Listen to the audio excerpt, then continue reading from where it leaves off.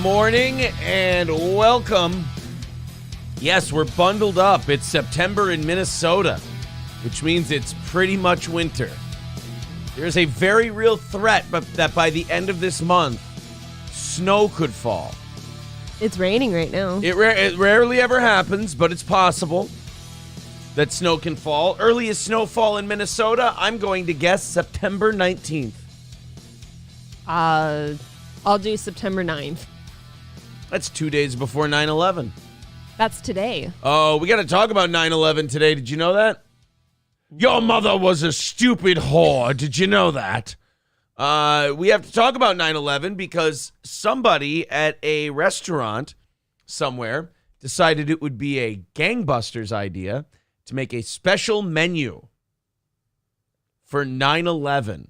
Come on. And I know that I'm supposed to be upset, and I know we're all supposed to be outraged, but A, it's been over 20 years, which I believe is the proper amount of time to wait to make a menu of a tragedy. And number two, I'm probably just going to be upset I didn't think of most of these food items on my own.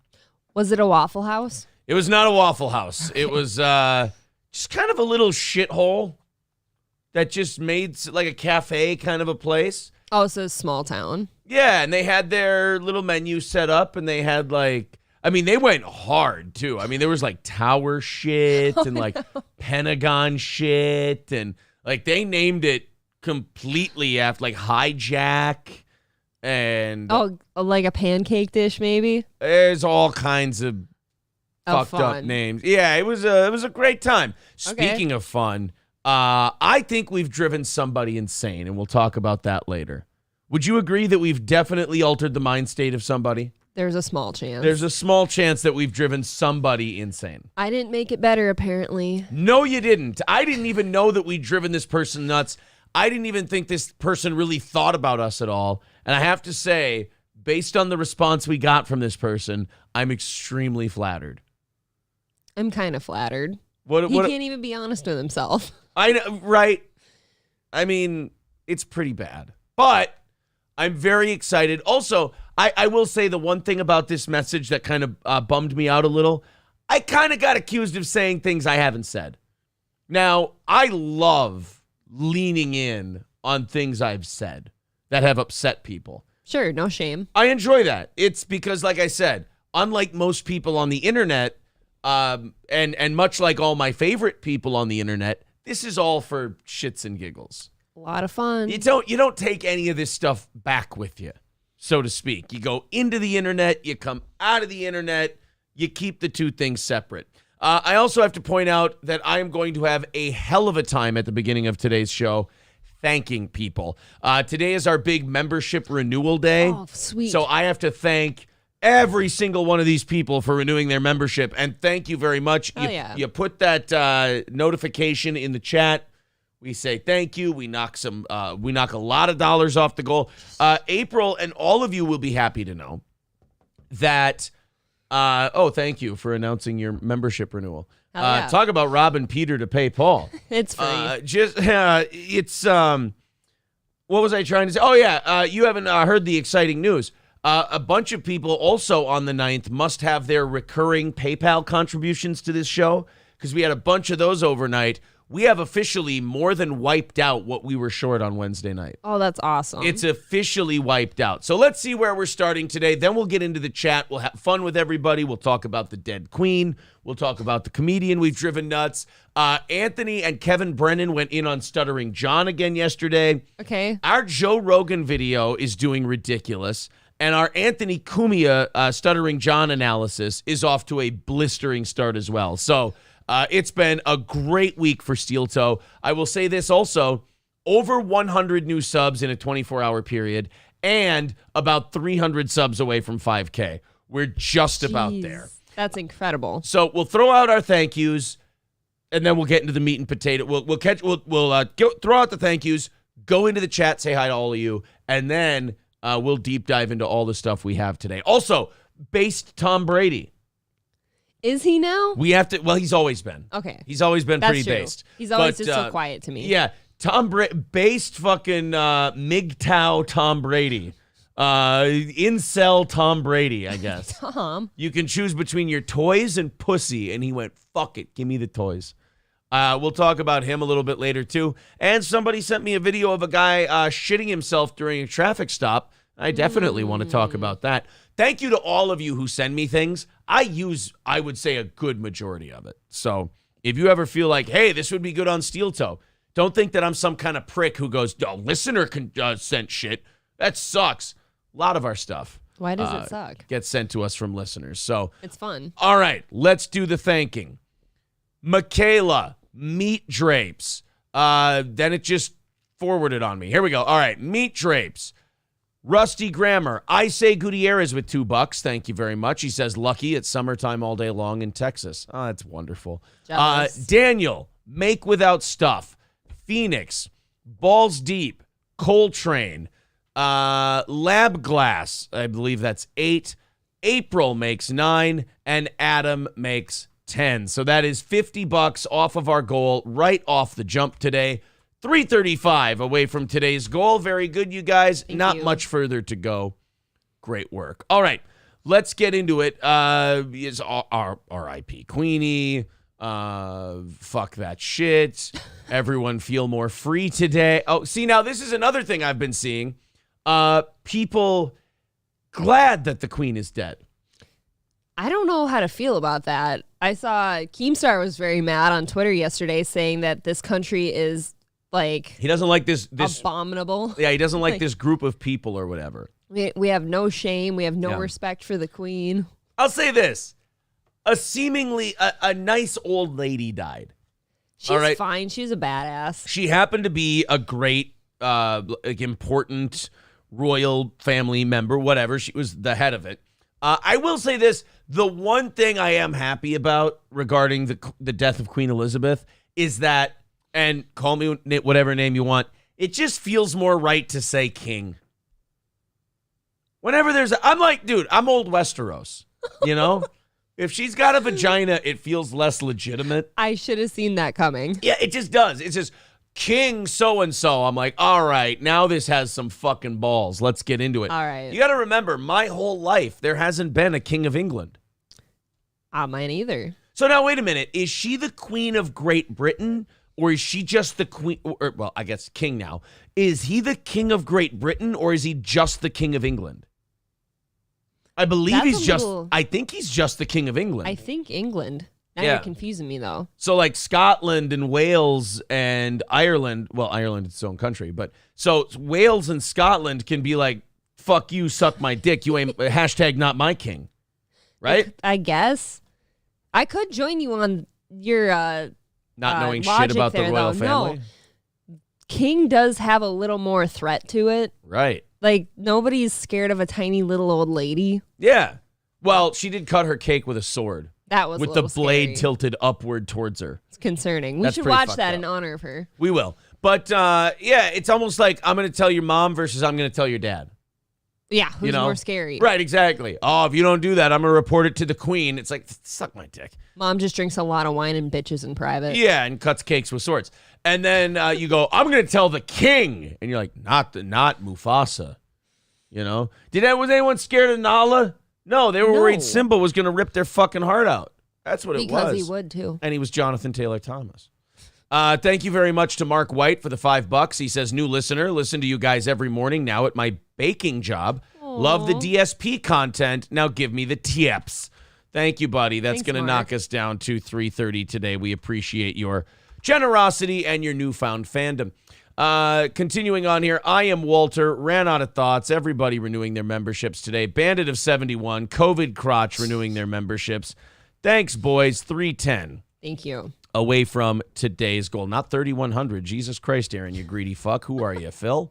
Another new membership coming in. Gray Duckling.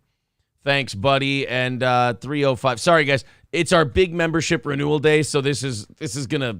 How much of our time will this take up? A couple of these are going to take up some time, but I have this thing. I have to thank everybody. When you're a show that lives because your audience supports it, you should thank everybody. It's just basic manners. Yes. Screw monarchies. Gray Duckling says, you're so progressive. When have I ever said I'm progressive? Me wanting a king instead of a queen is what they call on brand. I'm just glad I never got around to the story I was going to get to, like Tuesday, Wednesday, about Queen Elizabeth. Oh, then you really would have been the one. I would have looked like a fucking idiot because there was an article from like this weekend where they went, oh, look at the Queen's black hands or blue hands or whatever. There was a weird shade to her hands. Really? In a public appearance. And they were like, is there something wrong with the Queen? Is she not feeling well? And my whole take on the thing was going to be, oh, for Christ's sakes, guys. She's 96 years old. She's a fucking old broad. It's not like she's all of a sudden dying. She just has weird colored hands because her body's rotting because it's really, really old. And I was going to say on like Tuesday. She died on a Thursday, remember? I was going to say, my whole planned thing on this was, come on, it's not like she's going to drop dead tomorrow. You have been known, though, to name drop somebody on this show and they show up dead the next month. I think this is the control in the experiment that I have nothing to do with the death of these people. You were thinking it. But I didn't say it. I bit my tongue on Queen Elizabeth. And then she bit hers. Yeah. She bit the big one. So Queen Elizabeth is dead. Charles is the king now. He is. This was wild. I read this yesterday. It was like, it might have been more than this, but the words "God save the king" were said yesterday for the first time in 2/3 of the world's population's lifetime. That's insane. I'd actually like to hear it. I haven't heard it yet. Because that bitch be so old. She was how old again? 96. 96? 96. Yeah, that's pretty old. So you got Charles. I have always felt bad for Charles because he's like 70. So Charles is going to have like, what, 10, 15 years in there as king? Can you imagine you waited your whole life? And then you're just praying for your sister to pass away? And then William is the favorite son, so he's going to be king next. Not only because he's older, but because he's the only one they like anymore. Right. I'm excited for him. To me, Charles is a placeholder. William seems like a king. Yeah, Charles could die at any time. Charles just seems like a... Ugh. He's old. He's just kind of... It's always more fun to have like a young, spry person in, right? Yeah, also people were saying that King Charles has been a big proponent of, and just said it out loud, of the Great Reset. So they don't like him. Oh, boy. Good thing he has like literally no authority, huh? Yeah, pretty much. Just a figurehead. Carlos says there's actually a really famous news story in Canada where the Queen died mid-citizenship ceremony, so they're all wondering who they have to swear allegiance to. What? Huh? That's really confusing. Really? Dave Lee says, behind in the chat, 3:30, thought we were over 400. We were, but I know... like 5 or 6 recurring PayPal payments came in between yesterday and today. This is never underestimate the generosity and the enthusiasm of the Steel Toe audience. And then today is our big membership renewal day. So this goal's going to go quick. We're at 3:05. There's the PayPal link in the chat. You know what? I'm going to cock off a little. Not even pinning it today. Ooh. Not even pinning it today. I'm having a moment. Did I speak and say that Charles was her brother? I did definitely. Did you say her that? Son, and I saw a couple people calling me out for that. It's early, guy. Yeah, wow. Obviously You haven't had a fit aid like me. I have not, and I've only had a mere 2 sips of coffee. Oh, well then you're basically gay at this point. All right, so a lot of things going on, guys. We got plenty to talk about. Again, the Cumia stuff doing gangbusters. The Joe Rogan stuff doing gangbusters. Very excited. The amount of subs that have been coming in on this channel the last couple of days have been wild.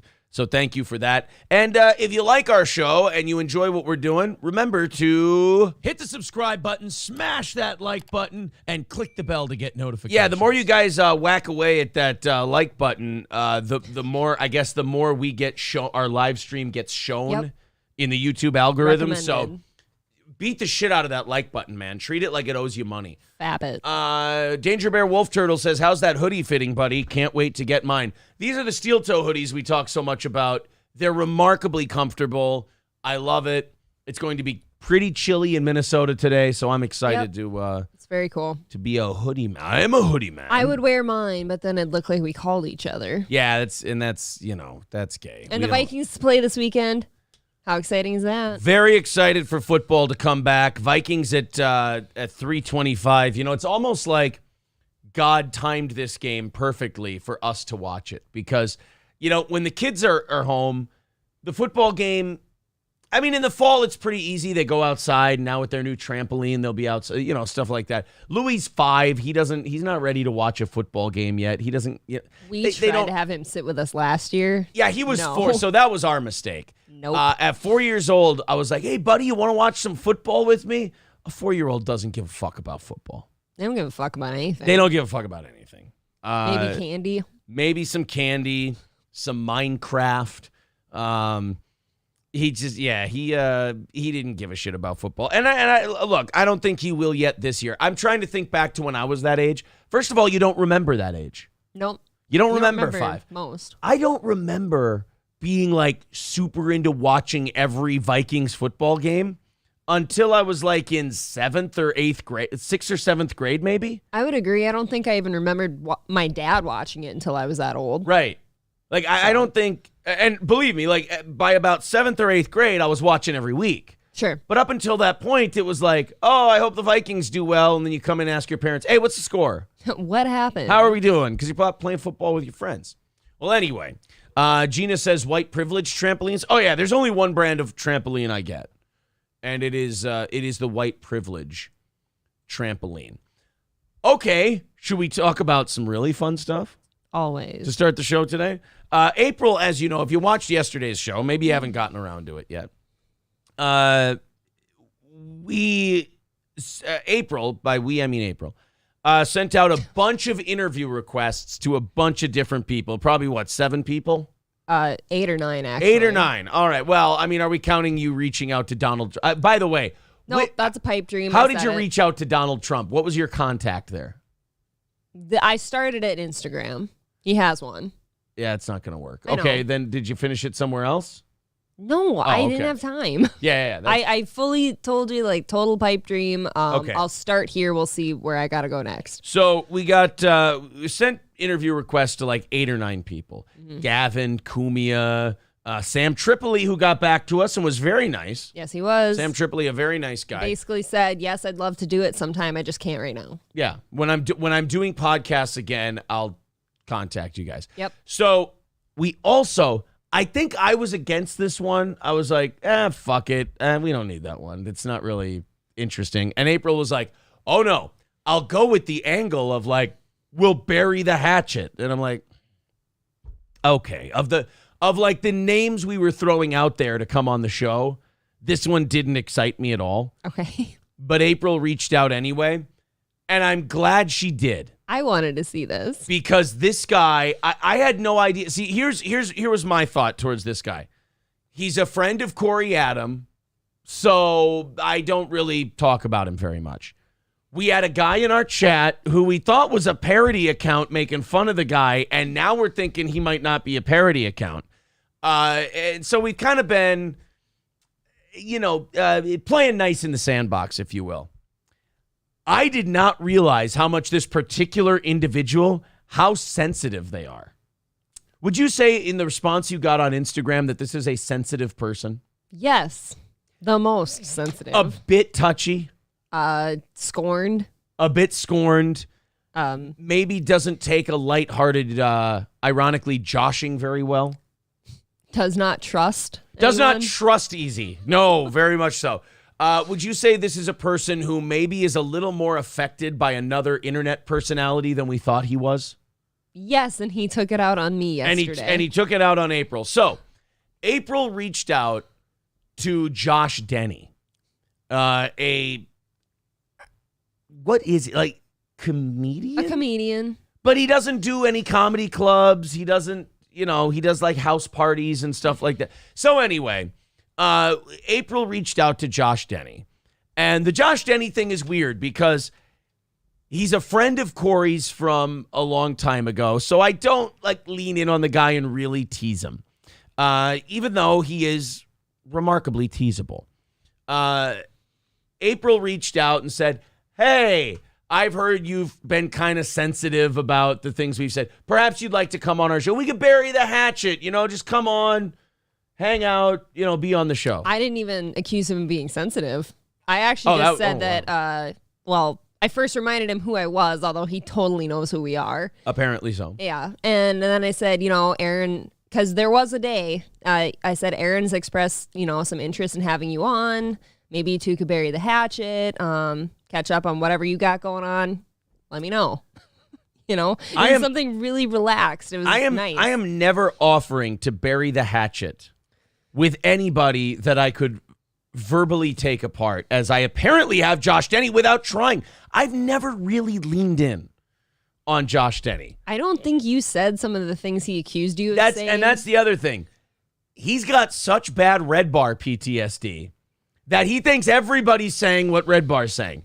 For the record, some of the stuff Red Bar says is so outlandish, it can't be true.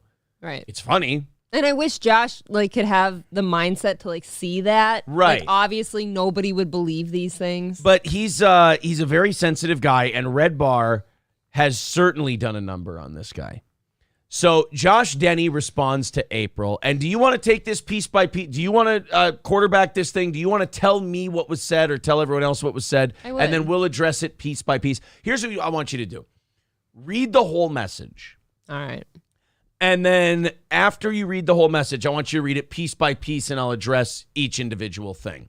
Citizen M says, I'm currently doing a video on why you shouldn't have Glenn Beck on your show. Look, Really? Guy's a legend. Wait, why? He just real. I mean, look, as Gazzo says in Rocky, some people, they just hate for no reason. Citizen M really fucking hates Glenn Beck. God, after that Lizzo thing, I'm all in. Thank you very much to Sand Bradford. As a Viking fan, we had a quarterback named Sam Bradford for a while, so I like that name. $300 even away from the goal today. Thank you. All right, so Josh Denny, a comedian he's kind of an angry, canceled guy. Mm-hmm. That's kind of his whole gimmick. He should thank God that Red Bar and the internet have gone after him and, done the cancellation thing. He wouldn't have a career. That's all he ever talks about. I've never really heard Josh Denny be a comedian. I've never really heard him go on people's shows and be a funny guy. I've only heard him bitch about cancel culture. I've only heard him bitch about being canceled. I've only heard he uses the term in today's culture more than any actual person who analyzes today's culture. Sure. It's a really weird deal. He's very insecure. He's very sensitive to criticism. And he believes everyone's out to get him. Because a lot of people do seem to be. I guess he's scorned by a few. In fairness to him, in case he is listening, he is doing some type of tour with Cumia and Gavin McInnes. Well, Gumia. That's a good way to combine them. Julia Gulia. Gavin and Anthony have a tour thing they're doing to meet and greet their fans. Mm-hmm. Josh Denny is emceeing it. Josh Denny is the guy who's going to bring Anthony and Gavin out. Sure. And he gets to do a few stand-up jokes. Yes. And I had to kind of let Corey know on this. I'm like, and Josh is going to be sensitive about this in a second here in this message. All I ever said about the Josh, Gavin, Anthony thing is that Josh ain't the draw. Well, Josh ain't selling tickets to that. And I didn't think that was controversial. Corey and I argued about that. Josh got apparently in this message, very sensitive about that. There's nothing wrong with that. You don't sell the tickets. Big fucking deal. When I performed with Steve-O, I wasn't there, and I was, by the way, one of the shows that promoted it and probably did sell a few tickets, but I also went, no, these are Steve-O tickets. Steve-O sold these tickets, no big deal. If someone would have shit on me by going, Aaron's performing on Steve-O's show, and he's not the A-side, he didn't sell those tickets, I'd go, very remarkably accurate. I will say, as a spectator, none of my group bought tickets to see Steel Toe. It was all for right. Steve-O. It was all to see Steve-O. Yeah. I was not delusional in any sense of the you're imagination. Self-aware. But you say that about him. First of all, he hears it. We shoot it out into the world, and he's got to listen to it. I don't know why he has to listen to people shit on him. It's crazy. So I that's what I said. I go, I never said he didn't know Gavin or he didn't know Anthony. I just said they needed like a comedian who would do this MC type gig. Nobody, I mean, they could get Josh Denny because Josh Denny is the canceled comedian, so he can angle himself that way. And also, he's got the dates open. Good for him. He should be excited about it. He gets to take Anthony and Gavin's coattails, which still exist. They still have some. They do. And he gets to have a gig because of it. I mean, that's pretty great. Yep. But instead, you get to go on tour with Kumia and Gavin. But instead, he's like upset that you point that part out. That part bugs him. Look, based on the response I got where he quite literally called me the ranks of Red Bar, basically. Right. I'll read it. He basically made an accusation of we're just Red Bar. Yes. I don't think this was coming strictly from things you've said. It was just lumped in with everything. This was just his Red Bar frustration coming out on us. Because we also have behaved like Red Bar on the topic of Josh. Look, well, all I know from Josh is Red Bar. And like somebody in the chat said, I've never heard of Josh before Red Bar. Josh and I have actually followed each other on Instagram for a really long time, and I don't know why. He's probably thirsty. Maybe it was the Food Network thing. He might be thirsty. I don't recall. Well, that's the other thing. Like, he'll never be as famous as he was for the Food Network thing. I think that was it. And he's very bitter about that. And he says, I'm canceled. Food Network was done with you long after the internet went, this guy just says the N-word and this and that.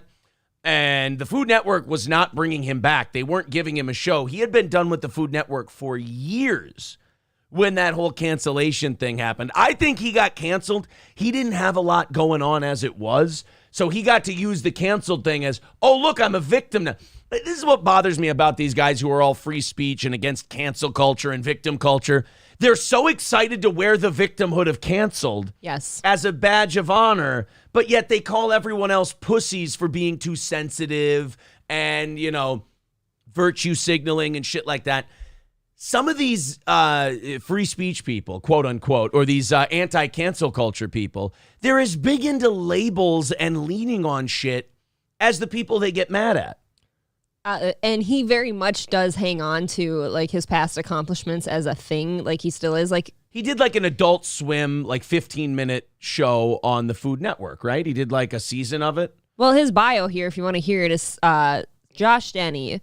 Canceled stand-up comedian, right? Podcaster, writer, actor, lover of food, host of #ginormousfood on Food Network. Which I believe has been gone for about 8 years now. Which, yeah, he's tagging Food Network in his own bio, too. I wonder why he would keep that.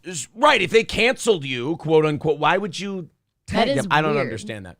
But, yeah, look at that. To me, putting canceled comedian in your bio is like putting your pronouns in your bio.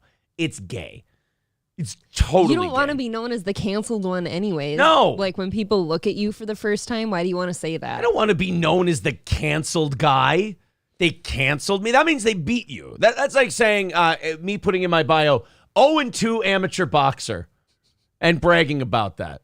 No thanks. You didn't put that in there? Yeah, and don't let him tell you it's a joke. It's not. He's proud of it. It's his whole thing. He didn't have any traction. He didn't have much of a career. I'll tell you this, Gavin and Kumia ain't giving this guy a second look unless there's like a cancellation story. It's how he sells himself. He sells himself as, I've been canceled, I'm dangerous. He reminds me of two people. Stuttering John Melendez, I'll tell you why. He's not funny. And number two, when he gets made fun of, he goes, he just like goes after it. He gets teased a little and he goes bananas like Stuttering John does. Like Stuttering John will just start, after a light ribbing, he'll start hammering someone and say over the top shit. You can see in Josh's sensitivity in this message, he's kind of the same way. And then also reminds me of, it was Stuttering John was the first one. And fuck, we just referenced him and now I can't remember. God damn it, cock. Oh, Gino Bisconte. All right. There's the other one he reminds me of. With the anchor? No. Gino does the same thing where he'll use the N-word and he'll think that's all you need to be edgy. Well, I say the N-word. That's why they don't want to work with me. No, you've said the N-word before, but you're also not funny. That's why places don't book you. If you want to drop the N-bomb and you want to say really wild shit, you got to be really funny to do that. You guys have used the N-word. You also used it in a way that was cringe and not funny. And that's why people go, I ain't going to fuck with this guy. He's a weird. Yeah, I'm not going to fuck with this idiot who's like 9 years old and thinks saying the N-word under the slide is, whoa, look out. How about pick up a pen, write some shit, do a good set. Don't lean on the shock shit. So, yeah, a very stuttering John, Gino Bisconte, baby. So, you reach out to Josh. You send him a message asking to be on the show. Tell me his, read his whole response, then we'll take it piece by piece. Okay, so you don't need to hear mine. No. Right out the gate, he says some things. No. Just read it. Just read it straight. All right. Hi, Jules. Thanks for reaching out. I would love to be of help, but I have to confess, I don't think I'd much be. As much as I pretend to be a successful comedian, I'm actually just a lowly Uber driver. I don't even know Anthony or Gavin. Our tour isn't even real.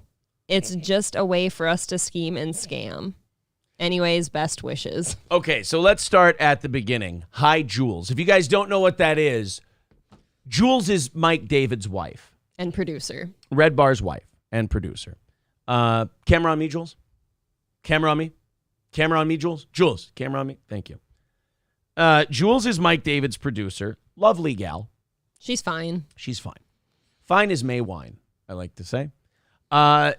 She kind of takes care of Mike, if you will, in a weird way. In every way. Automatically, we're getting an image, we're getting an X-ray into Josh Denny's head, an MRI, if you will, about how much he thinks about Red Bar. Mm-hmm. We're getting how much he thinks about Red Bar and how much it has affected him by calling you Jules. He's also calling me basically, oh, you're just a Red Bar guy, which is an easy hack dismissal. It's not even worth addressing. So, hi, Jules. Read and then get to the first little self-deprecating thing he does.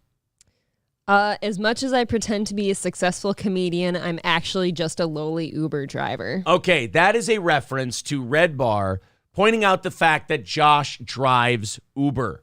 He does it to make ends meet. Let me say this. There is nothing wrong with driving Uber when you're when you're working on a comedy career. As a matter of fact, I think middling comedians who try to do only that full time are some of the dumbest. I equate them with homeless people. Terrible time management, awful with money, and delusional. I respect comedians who go out and get like a day job, like an Uber driver thing, and then on the weekends, they work really hard becoming a good comedian. Yep. And then they'll quit that Uber job when they get good enough at comedy, and they can do the comedy full time. It supplements you, right? It supplements you. There's nothing wrong with it. But these guys, like Stuttering John with his substitute teaching and Uber driving, they get so sensitive about the Uber driver accusation because in the back of their mind, if they caught someone else doing that, they'd consider that person a failure. So they see themselves as being accused of being a failure if you make the accusation that they're an Uber driver. Yep. Josh, just embrace that you drive for Uber, or you have been while you're trying to get something going. That's actually one of the few admirable qualities you have. Right. Is that you're willing to do whatever it takes to keep doing this comedy thing. That's actually something I would applaud, but you run from it and you deny it and you're ashamed of it and you're embarrassed.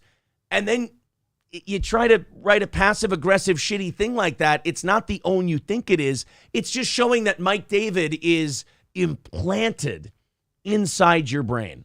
All right, the next one, the lowly Uber driver. All right. I don't even know Anthony and Gavin. Keep going. Our tour isn't even real. It's just a way for us to scheme and scam. Okay. Now, this is the part in the message where he's not even responding to you and I anymore.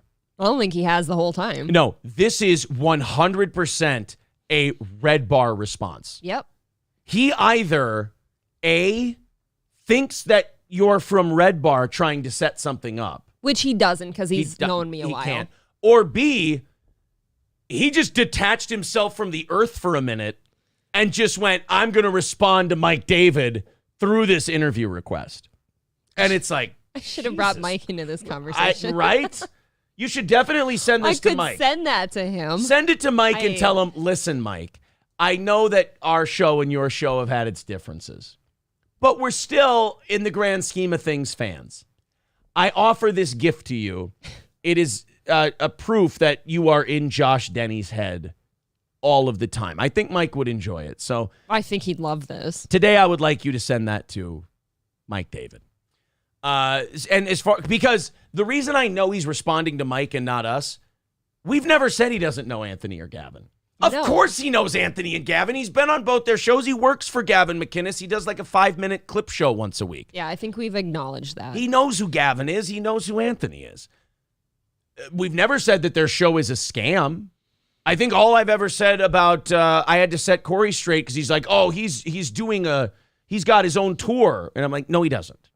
He's the host. He's the MC of Gavin and Anthony's like Hello World tour. He's helping with their tour. He's being the stand-up comedian host of their big event, which hey, you know what? Is great. That's wonderful. They're probably putting $500-600 in his pocket. We'd love to be in that position at each one of his shows. I'd love to perform with Anthony. It would be great. Yeah. Again, all of the things that are admirable about Josh, he will not admit what they are because he wants them to be bigger. He's a guy who's swinging for the fences but doesn't have home run power. He can't be happy with just a nice single up the middle or a nice double in the gap. He acts like those things are shameful. So when you say, hey, you're opening, you're emceeing for Gavin and Anthony, he's like, oh, yeah, I guess I don't even know him. I guess it shows just a way to scheme or scam money. Never said that. Actually, good for you getting a hosting gig with two guys with relative name value.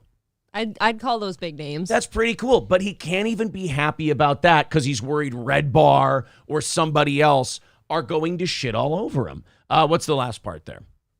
Anyways, best wishes. That was it. Oh, that was it. It was very much like this little message here when Aaron, and I could see through it and he was just being really shitty. Yeah. Like as soon as I read it, but I let Aaron read it and he's like, oh, this has to be a fake Josh Denny account. Right. I was like, this has to be somebody making fun of Josh Denny. I'm like, nope. I've been in touch with this one before. Because Josh, like when he tries to be sarcastic and dickish, he thinks it's like an own.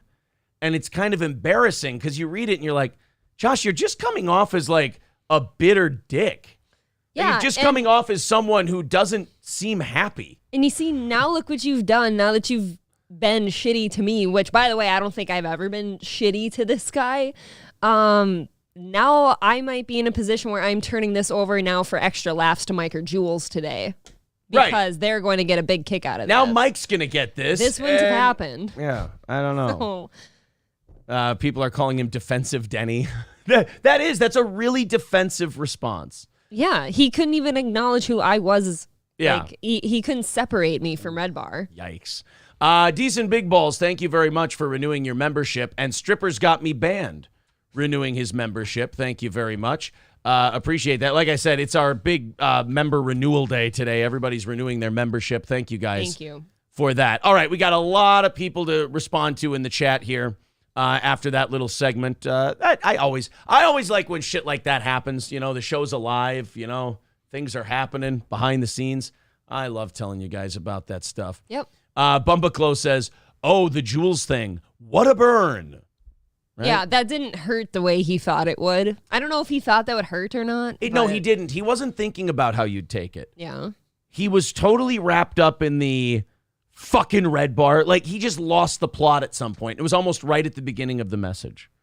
It was a very odd response, but it makes total sense if you consider the source and how he behaved. Oh, yeah. No, in my response to his response, part of it had said, look, I'm not Jules. I don't have anything to do with Red Bar, but I can certainly see how that guy probably fucked you up. Yeah, and that's exactly what it is. I told him that. You said something. We've criticized him before, and in his head, because Red Bar fucked him up so bad, in his head, any insult or any criticism of him, he's immediately going to get shitty and passive-aggressive and kind of girly because he doesn't want to be in another Red Bar situation. Right.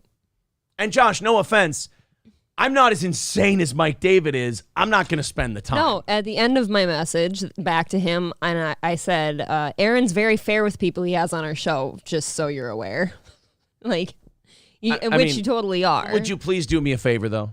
What? Rescind the invitation. I was a little skeptical of it at first anyway. I did a great job with my response. He saw it yesterday and had no response to my response. Ooh, boy, that's never good. I think we left it in a good spot. Rex says, and you meet weird people doing side gigs that you can turn into good bits. Exactly. Like, the Uber driver thing should not be something you're offended by.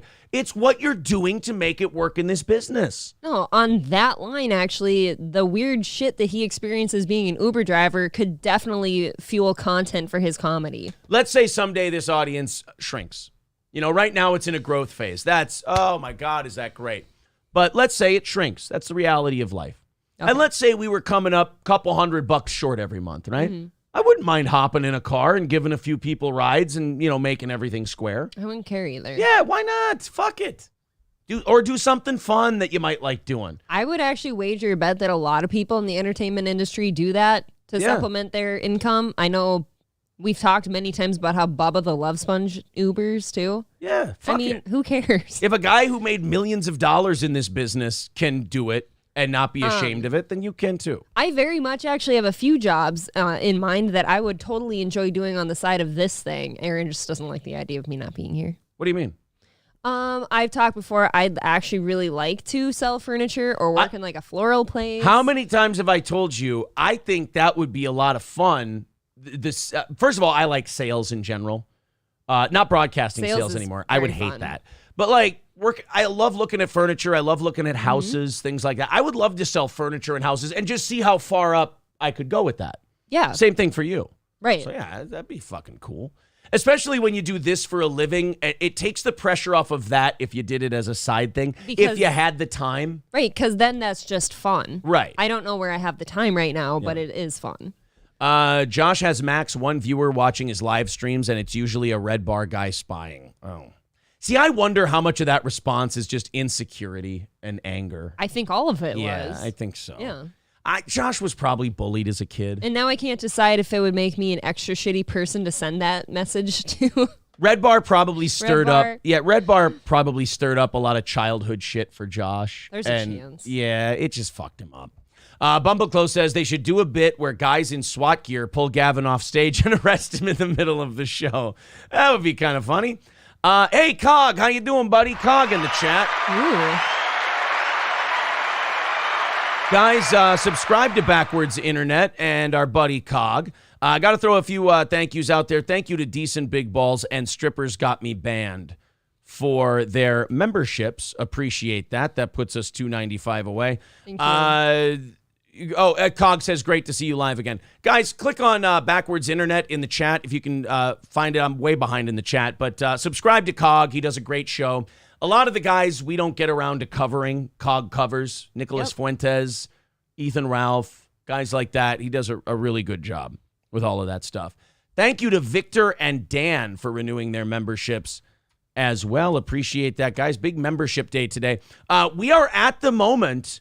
We are on the precipice of crossing over 300 members. In fact, we may have done it today. We may be over 300. I'm excited. That is a fun little milestone to get to. And we're really trucking our way to 5,000 subscribers, too. Yeah, we're less than, I think we're about 300 subs away. Oh, my God. That could be 3 days based on our, couple of days here. It's been going crazy. The Joe Rogan video, the Anthony Cumia Stuttering John coverage, it's all done great. Crazy. Joe says, sounds like something, the Josh Denny stuff sounds like something DSP would do. You know, Josh has a little more pride than DSP. Actually, Josh has too much pride. Foolish pride. Right. So I'm not really DSP. Cog says, I always say to Uber drivers to record their customer interaction. If they had a bad customer, it's gold content online. See Dustin is driving on YouTube as an example. Oh, there's plenty of people who use their delivery jobs as like streaming opportunities. I think that would be great. For sure. You could bartend at Stoney's, says Cheetos. There you go. See, you always have a job offer. Some bars do look fun to bartend at. Here's my only thing. I don't like the thought of super late at night. I feel like you deal with some shitty people. Well, Cheetos is there to beat the shit out of them. That's true. He'd keep me safe. There you go. Balls and Wieners informing you Sugar Daddy's is closed, April. Shit. Where's the next closest? Michael, I don't know how many times I have to tell you I can't say that word about your girlfriend and stay on stream. Jesus. I didn't know that one was still used. They have, look, they have a lovely relationship, those two. Oh, my God. And am I here to judge it? Absolutely not. If he wants her to call her the Asian G word, I'm not here to thought police people. I haven't heard that in forever. Gina says, how about Fat Jack's, April? There you go. See, you didn't mention stripping as one of the things you'd like to do. They just assumed it because of your blonde hair and slutty attitude. So that's You're right. I do ooze. Look, slutty. Their words, not mine. Fat Jack's is too far of a drive for me. That's all? That's all you have to say? They're accusing you of wanting to work at a strip club, and you're saying the commute is the problem? The commute is definitely a problem. You probably It is halfway to, like, which one? Mille Lacs or Hinckley? Hinckley, Mille right? Lacs. Mille Lacs? Okay. Probably both. But anyway, you would probably be the most attractive stripper at Fat Jack's. Look, I don't want to I don't want you doing it, but I'm just talk saying. down about the other ladies. I've never seen them, but maybe. Are you saying, Fat Jack's, we coming for you? Is that what you're saying? Maybe. Oh, okay. No. Would you come watch me? I wouldn't allow it. You wouldn't have a drink and watch me? I would be one of those Lifetime movie husbands who grabs you by the arm and pulls you off stage and whacks you in the mouth. Some ladies don't want to be saved, Aaron. Clearly. And you know what? I apologize. I'm the toxic one here. You are. Thank you very much. Patriarchy. It is very patriarchal in here. Big Earn becoming a member. Thank you very much. 280. Thanks. Away from our goal. Thank you, guys. Mr. Approachable says, I haven't heard that word since Johnny dropped it live on air. Yeah, he was trying to say, I guess the word was kook. Oh, yeah, kook. Kooky, kook. Kooky. And he was trying to call them a goofy little kook.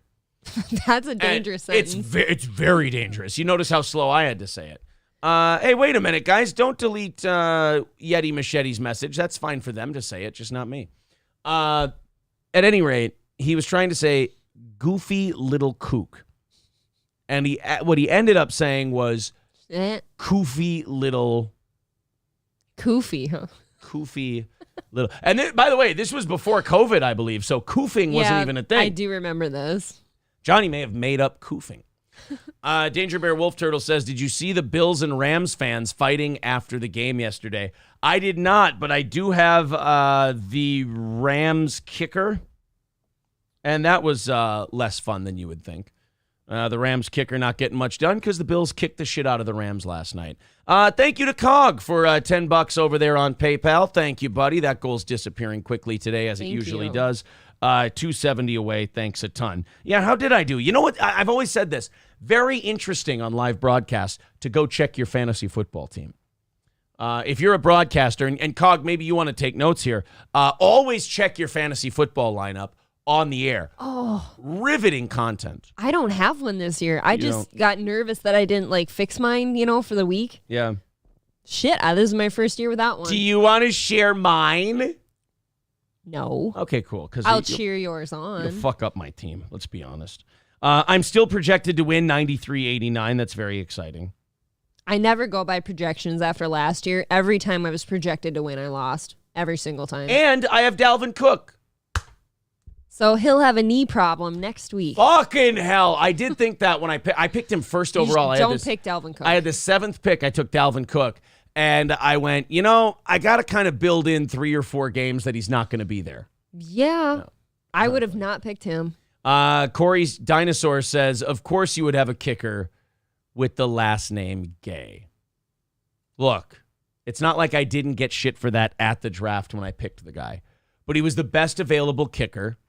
So I decided to get a little gay. What's his name? Matt Gay. Matt Gay. Matt Gay is his name. That's lovely. That's my kicker. And that's our fantasy football segment for today. No. Who's your quarterback? Patrick Mahomes. Okay. Yeah, fuck you. I mean, that's decent. Who'd you think it was going to be? Jared Goff, for some reason. Jared Goff's a backup fantasy quarterback. I had him, I think, in his heyday. Was it 4 or 5 years ago? Yeah, about. And he fucking killed it for me. Then I picked him the same next year, and he fucking shit the bed. I was going to be done with fantasy football and fucking We're shut the fuck done up because now. nobody cares about it. I agree with Michael B. Oh, Lord, no one cares about someone else's team. Precisely. Moving on. Good point. Alex Stein interviewed Gavin McInnes yesterday about the Owen Benjamin thing. Now, I find this Owen-Gavin thing fun. Not as fun as the Anthony Stuttering John thing, but I do find it interesting. I also didn't realize how hard Gavin is taking the criticism of this little stunt he tried to pull. I didn't think it was like the most egregious, most terrible thing anyone's ever done. I found it a little hacky, but Gavin kind of likes weird morning zoo shit, but he's going out of his way to defend it. So Gavin, before he went on vacation for Labor Day, pretended that his studio was interrupted by what he never said it, because you get in trouble, I think, if you say it. It was implied. It was implied that somebody raided his studios, came down, interrupted him, and was, they meant business. Yep. So to speak. And Gavin said things like, I'll call my lawyer and we'll set up a time. Now, that's not how an FBI or a police or a SWAT raid goes down. They go in, they flashbang your ass, and they tell you to get on the fucking ground. Yeah, and Gavin was a little too calm. Right. The whole time. So Owen Benjamin, to bring you up to speed on this, comedian / woods dweller Owen Benjamin, then texts Gavin, and he's like, I got a lot of people who are writing to me asking if I know anything, if you got arrested, if the FBI came and got you, anything like that. And Gavin tells Owen, it's a prank, don't tell. Now, everybody has that friend where you don't tell them secrets because you know they can't help themselves, and they'll tell everybody. Owen is one of these guys. Sure is. Big Owen, mouth. we did a bit on the Tuesday night show. Owen is one of those guys where you don't even tell him you're pregnant if you don't want anyone else to know, because he'll go, guys, I got to tell you that they're pregnant. They're scamming you, and they won't tell you because they're worried their baby will die. It's like, Owen, we're just trying to have some fun. Come on, man. Guys, they're throwing you a surprise party, and I didn't want their deception to live another day in the darkness. Right, he's the friend that tells the guy that it's his party right before he walks in. Right. By the way, there's a surprise in there. Look, my sense of decency and honor won't let you walk through here without knowing they're about to surprise you for your birthday. So I'm doing you a favor. So Owen spilled the beans, and the only reason he spilled the beans that it was a bit is because he said, well, when are you going to tell everyone that you're fucking around? And Gavin's like, oh, I'm not. And Owen's sense of duty and honor kicked in, and he had to rat Gavin out for that. Mm-hmm. So Gavin wasn't happy. I will say Gavin has played it off well. You know, he's been calmer than I thought he would about it. He's saying, oh, come on, it was performance art. It was a performance piece. And that's a little gay because it's not. It's a morning zoo stunt. Whenever someone screws up, it's always about the art and how we don't get it. Right. Gavin, I mean, it's okay to go. I just like it when people tell the truth. And I wish Gavin would just go, look, I wanted to fuck with people a little bit, and this guy blew up my spot. There's nothing wrong with that, be in your position on the deal. Just be mad at Owen. Yeah, instead he goes, people just didn't understand my art. Stop it. You stood up and went, huh? I don't like that coming from a Gavin. Yeah, your munch is the scream, I tell you what. But so Alex Stein spoke to Owen. And then Alex Stein, by the way, is kind of a little tattletale shithead in this one. He talks to Owen, gets Owen all fired up. Then he interviews Gavin, and he shows Gavin the Owen thing and goes, ooh, come on, what do you think about this? Okay, I'm just jealous that he got to do this back and forth with the two of them. All right, let's watch Alex Stein with Owen and then with Gav. Like, dude, just admit it was a bad prank. It was a joke in bad taste at the expense of your audience. And little Josh Denny is out there trying to sell his tickets saying, oh, Gavin, pray for Gavin, free Gavin. I'm like, no, I'm spilling these beans. Oh, wait a minute. Did Josh really try to run cover for the bit? I guess that doesn't surprise me at all. I didn't know that Josh was part of this. Oh, yeah, he got mad at Owen big time. Josh was like, Owen's irrelevant, and he's just trying to keep his name in there, and he's just, dude, this, that. I mean, he simped hard for Gavin. I mean, Denny simped hard for Gavin in a really embarrassing way. And again, Josh Denny, in the same way that I want Gavin to be honest, Josh Denny has to be honest and just say, look, I'm riding these fucking Gavin coattails until the wheels fall off because this is my last shot at making myself something here. This is my way out of the Uber driving business is by following Gavin McInnes. Right. So I'm going to simp hard for Gavin because I'm hitching all my wagons to the Gavin horse, which would have been fine. But instead he's making it look like, oh yeah, I'm really holding Owen accountable. I bet you if it were someone other than Gavin, here's a great example. If it were a lefty doing something like this, Josh Denny would be all over them. This is fucking stupid. What a dumb, hacky bit this is. He'd be making jokes, right, in there. And that's what I hate about right versus left in general, politics in general. Everyone has their code of ethics until they can get somebody. We're all a bunch of tattletale harpy bitches. This is why I respect the purity of an Owen Benjamin. Insane, sure. All right, that's baked into the cake. But the fun thing about Owen is that it doesn't matter, right, left, anything. If Owen sees in his mind a foul, he's going to call a foul. He's always the same guy. Yes. I mean, I don't know. How do you feel about that, Gav? It's a pussy move. Isn't he the guy who got like $100,000? He got all his followers to give him $400 to build Beartopia, and then he says it's going to have farming and shooting and all this cool shit, and then he goes, actually, no, you can't come on here. This was just a gift to me, and then now that's not the way it happened, but he's not totally wrong. Owen got a bunch of money and then was going to build this big Beartopia thing, and then found out because of permitting and legal reasons and PayPal or fundraising reasons, you can't do that. So he bought himself a nice big plot of land, and then he did, in fairness to Owen, he threw festivals and he held big fan events, and he did, as he said, he did spend that money on his fans, just not the thing he said he wanted to do. Right, he wasn't what allowed to do it. He promised. And also, let's stop with this. These are grown men in their 40s and 50s. Guys, let's stop doing the you called me out for a thing, so I'm going to bring up a thing you did. Let's not fight like wives here, okay? Let's not fight like a bunch of little fucking girls, all right? Owen called you out. I wish we could get Wonder Woman's lasso of truth here so Gavin could just go, I'm fucking pissed that this guy called me out. I was going to ride this bit for a while. Yep. I was going to pretend I was facing charges. My only problem with that is I worry about the Crowder effect when you do something like that, where you then try to raise money off of people based on this thing. I'm not saying Gavin would have done that. But it's an easy route to go down. Right. I'm saying when you take money from your audience, as we do, as Anthony, Gavin, everybody does, Owen, anytime you do something like that and you don't clue people in that's a bit that financially support you, that's a little sideways to me. And in fairness to Gavin, he probably doesn't even think about that because he's got $5-10 million in the bank. He's fine. He's fine.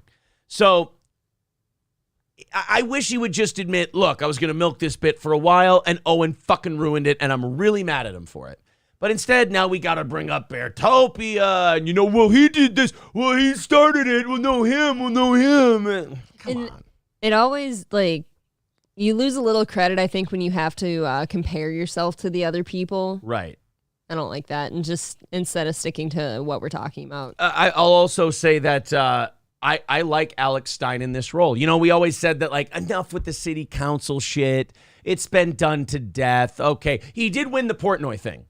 I do believe Portnoy looked like a bitch in that whole thing. And Alex Stein redeemed himself. I don't hate Alex Stein as shit-stirring drama talk show host. I think that's what we said he should stick to. Yeah, I think if Alex is looking for a new gimmick because the city council one thing has been figured out and played out, it's like Borat now where he can't go do it because people know what he's doing. If he wants to go this route, that would be kind of cool. Farming and shooting and all this cool shit. And then he goes, actually, no, you can't come on here. This was just a gift to me. And then they have a gathering recently he doesn't even go to. So I didn't know any of this before I realized that he's a dick, but now he's dead to me. Like, he doesn't exist in my mind. No, Gavin, do not be like this. Why can't we just, it's just a joke. And if Yeah, see, and Alex is the reasonable one here.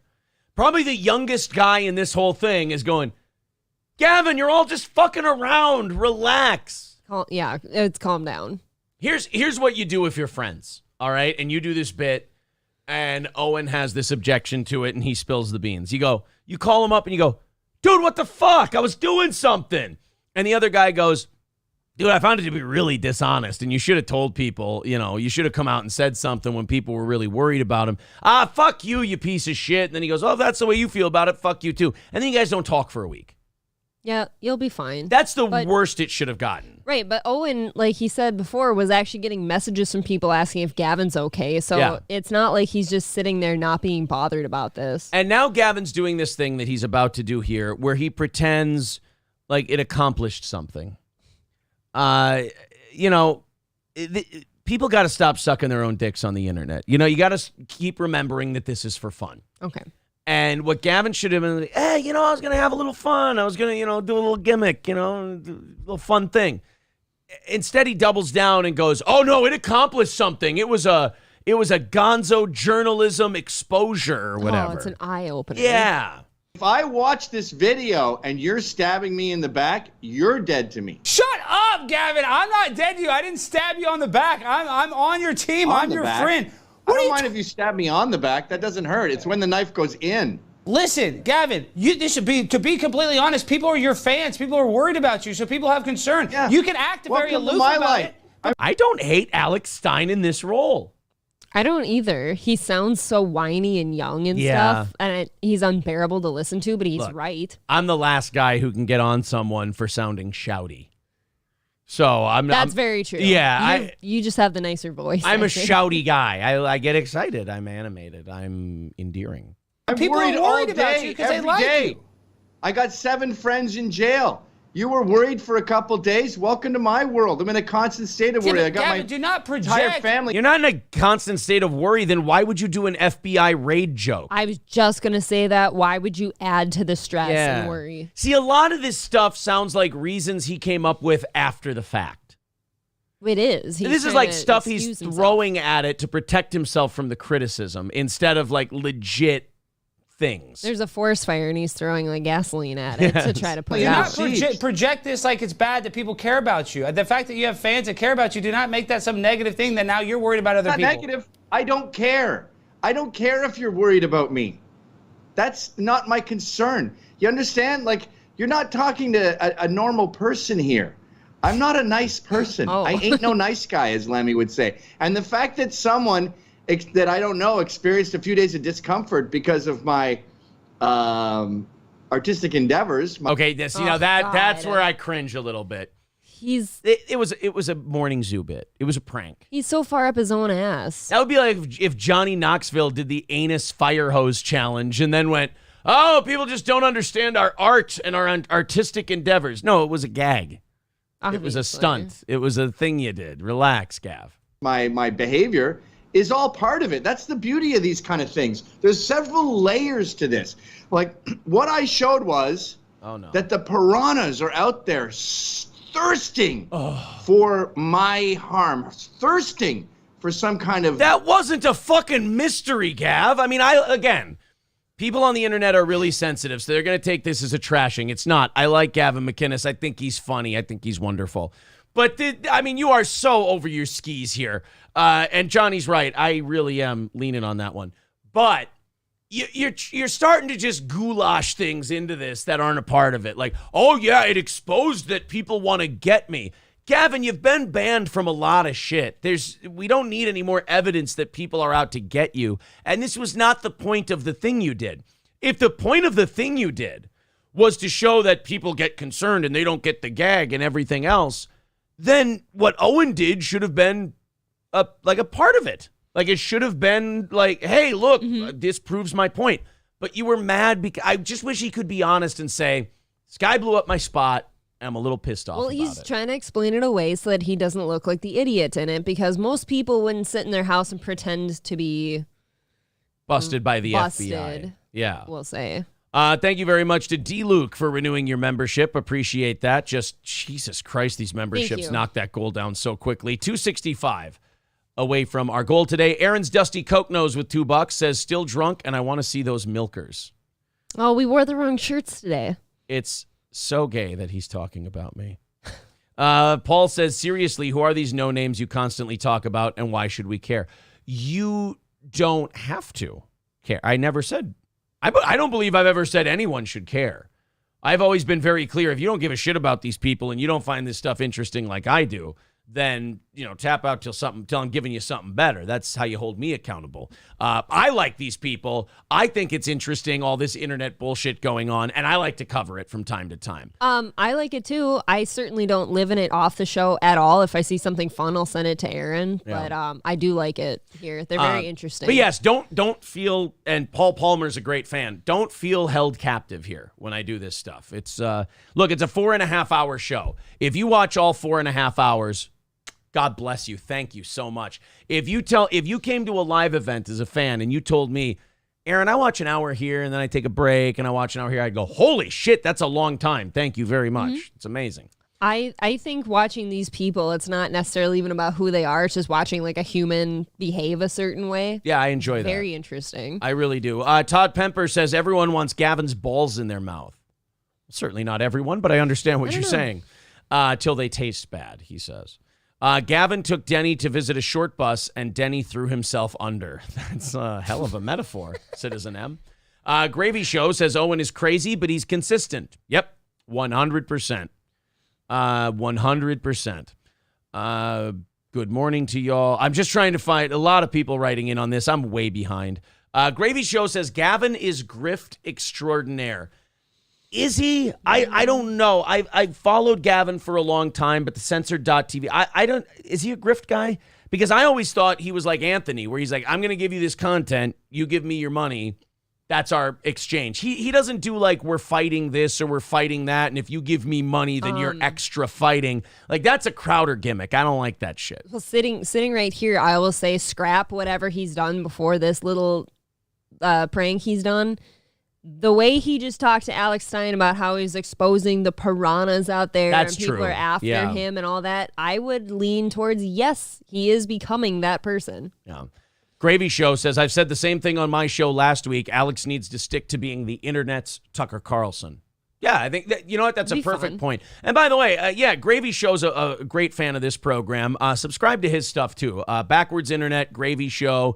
Anyone who has a show and likes this show, support their thing too. I think that's it's great to build, this I hate the word community. It's so gay, but let's have a community. I just like it when people like other stuff that supports us. Fuck. I just leaned in on the homosexuality on that one. That's all that was. I got a little gay. Citizen M says, I hate how individuals are fine publicly ignoring their friends' shitty behavior, but the second that relationship changes, they drag up past actions that have already been in the open for years. Yeah, I think bringing up the Bertaria thing now only because you got caught in shit is kind of a dirtbag move, because I've never heard him complain about the Bertaria thing before this. No, clearly you didn't have a problem with it. Yeah, that to me, that is a really shitty move, because then how long is that person beholden to this thing they thought was over too? Right. Never explain a joke, says Michael B. I agree. Yes. Hobo Flexible says, my hoax was okay because I was raising awareness.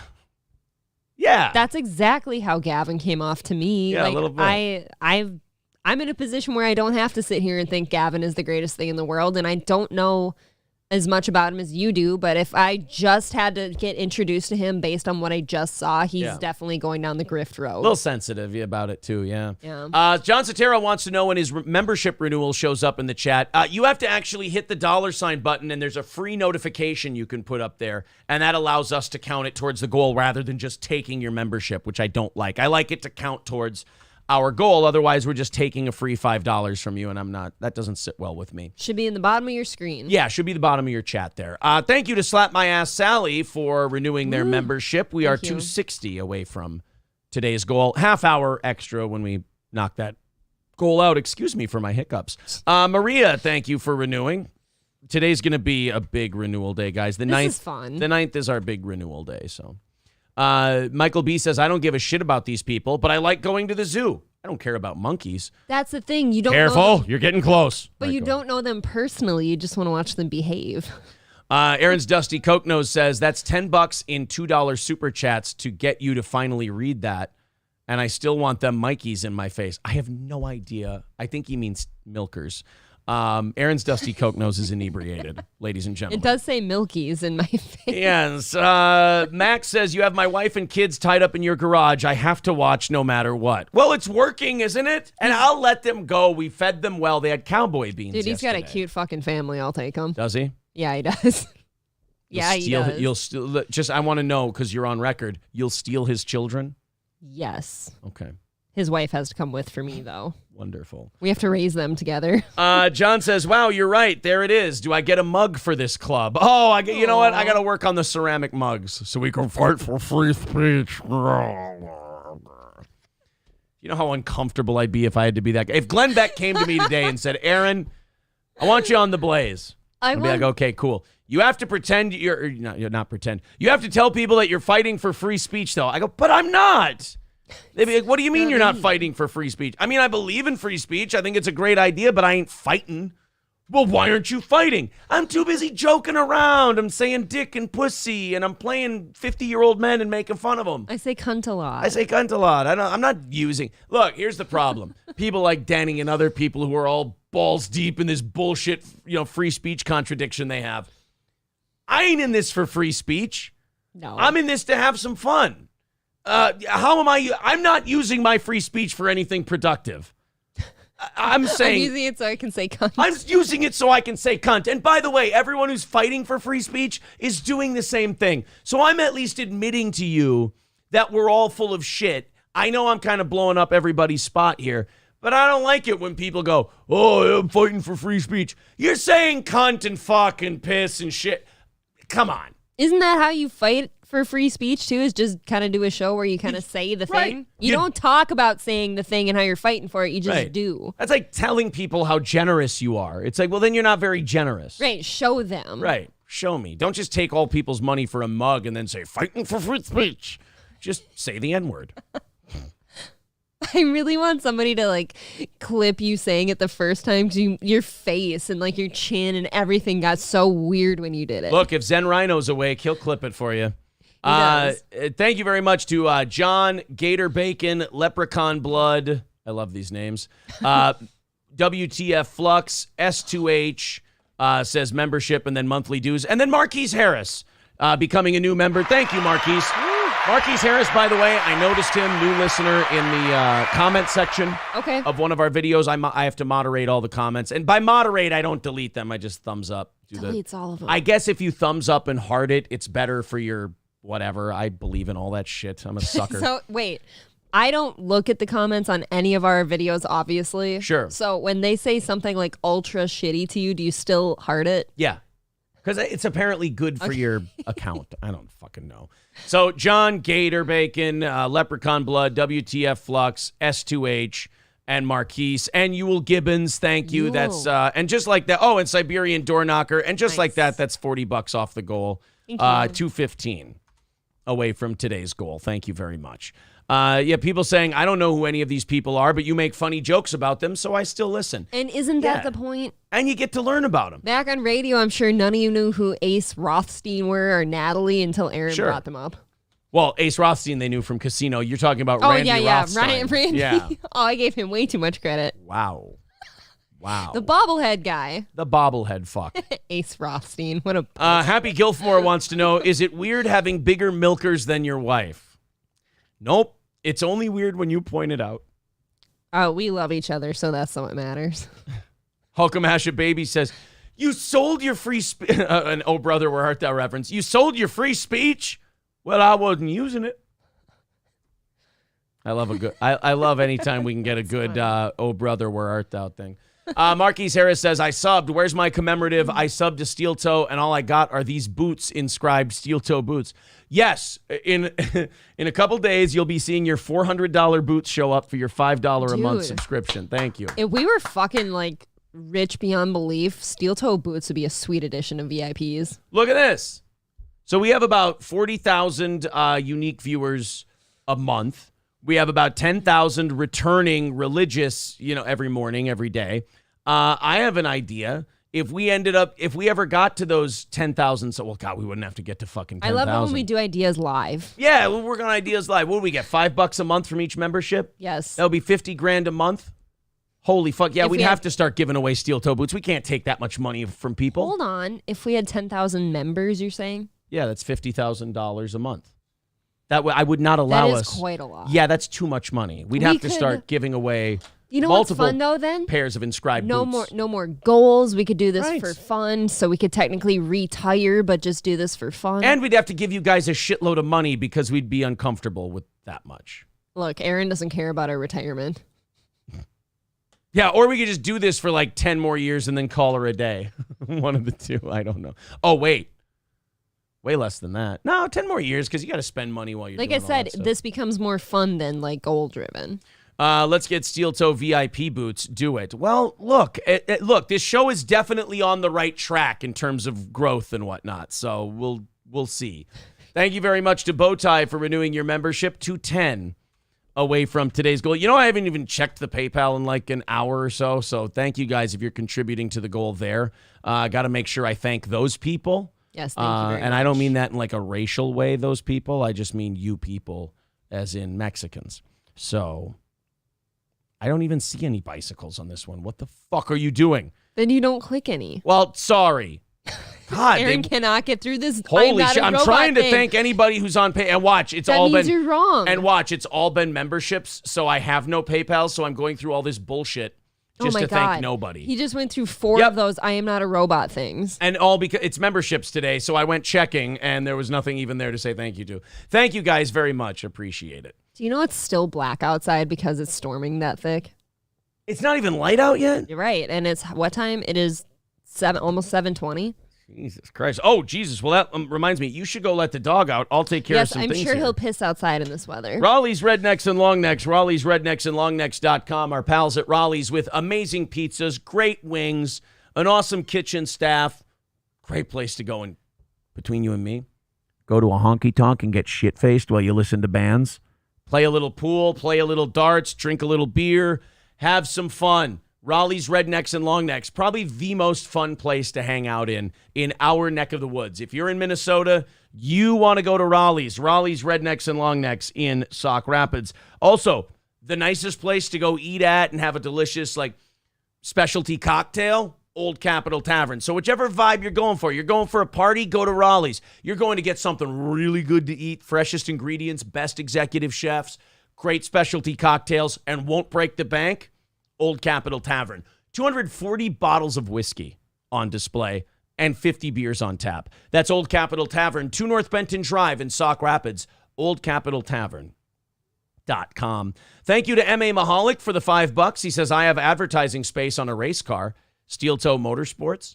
We've gotten that offer from a couple of people. We have one guy who just put a Steel Toe sticker on his Derby car and was winning Derby races this year. That was cool.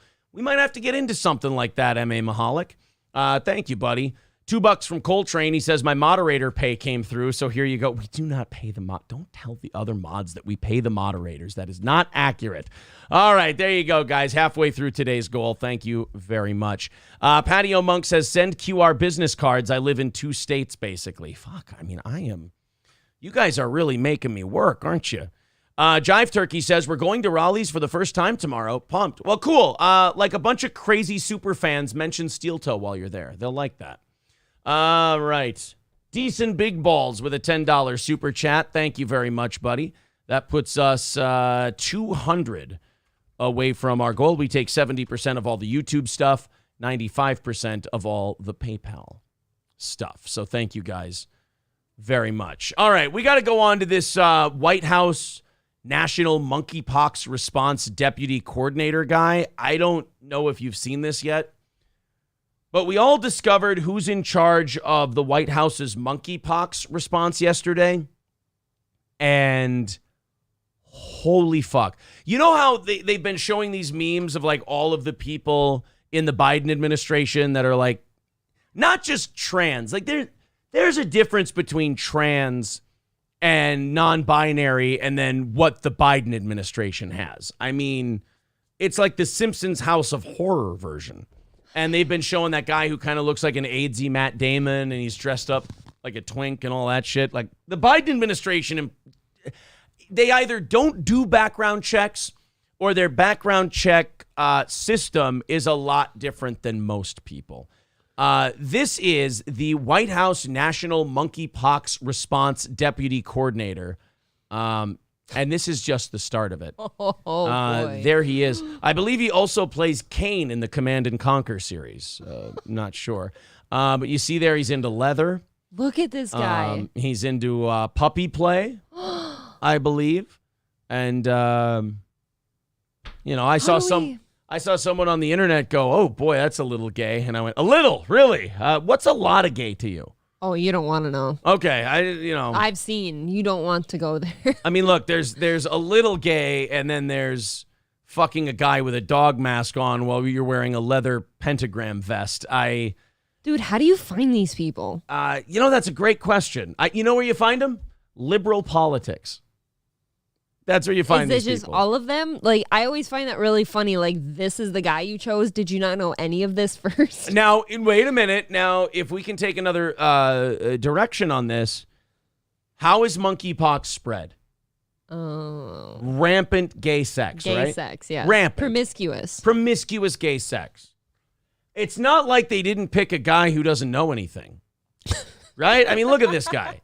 So you may sit there and you may go, "Oh, why did they pick this guy?" I mean, who do you want? Birdie from Mad Men leading the monkeypox response team? I want a guy who's in there on the ground, in the field, taking dicks. In the sheets. Doing the thing. I mean, this guy maybe has had monkeypox already. I don't fucking know. He certainly looks like he's at risk. Maybe if you have a beard, you can't see the monkeypox. And then you seem normal. It's smart to grow a beard in the ages of monkeypox. Yes. Oh my God. Absolutely. Well, you got me. His name is Dmitry Daskalakis. Can we change your name to Muhammad Ali or something easier to remember? Oh, he's into Satan shit. Oh too. my God. Dmitry was just appointed by Joe Biden to be the official White House National Monkeypox Response Deputy Coordinator. I mean, at this point, you might as well pick Nick Swartzen's character from Reno 911. To be the monkeypox response coordinator. Dude, what a long-ass title, by the way. Yeah. It's a little wordy, little mouthy. Dmitry, well, so is he. Dmitry proudly wears the official symbol of the Church of Satan, the pentagram. Joe Biden appointed a Satanist to the White House. They say, yeah, there he is. There's our guy in charge of the monkeypox response. It's this fella. Oh, at least he lifts, bro. Do we think Joe Biden's like aware of anything, or does he No. just kind of like draw straws out of a hat? He doesn't choose any of these people. This is all a staff thing. I don't even think they tell him that they've chosen. Are they just people playing like this. jokes on him at this point? What is this? I will say I would appreciate it if they were. That would be very funny if, like, after he is out of the presidency and they just say, "Oh yeah, we're absolutely fucking with him." Yeah, all the tell-all books come out and they're like, "Yeah, we just picked fucking lunatics to run amok in the White House because he never knew anything." That would be good. I mean, that would make me more comfortable, I think, than knowing that somebody actually just did this. Look, maybe I'm outside the box. I don't dislike this pick. It's pretty on brand. All right. I mean, think about it. He's gay. So he has an inside scoop. And by the way, I have not read that he's gay, and I am also in no fear of being sued for saying that. Why? I mean, I feel remarkably comfortable saying that this man is a homosexual. You're confident? Yes, I'm not saying allegedly.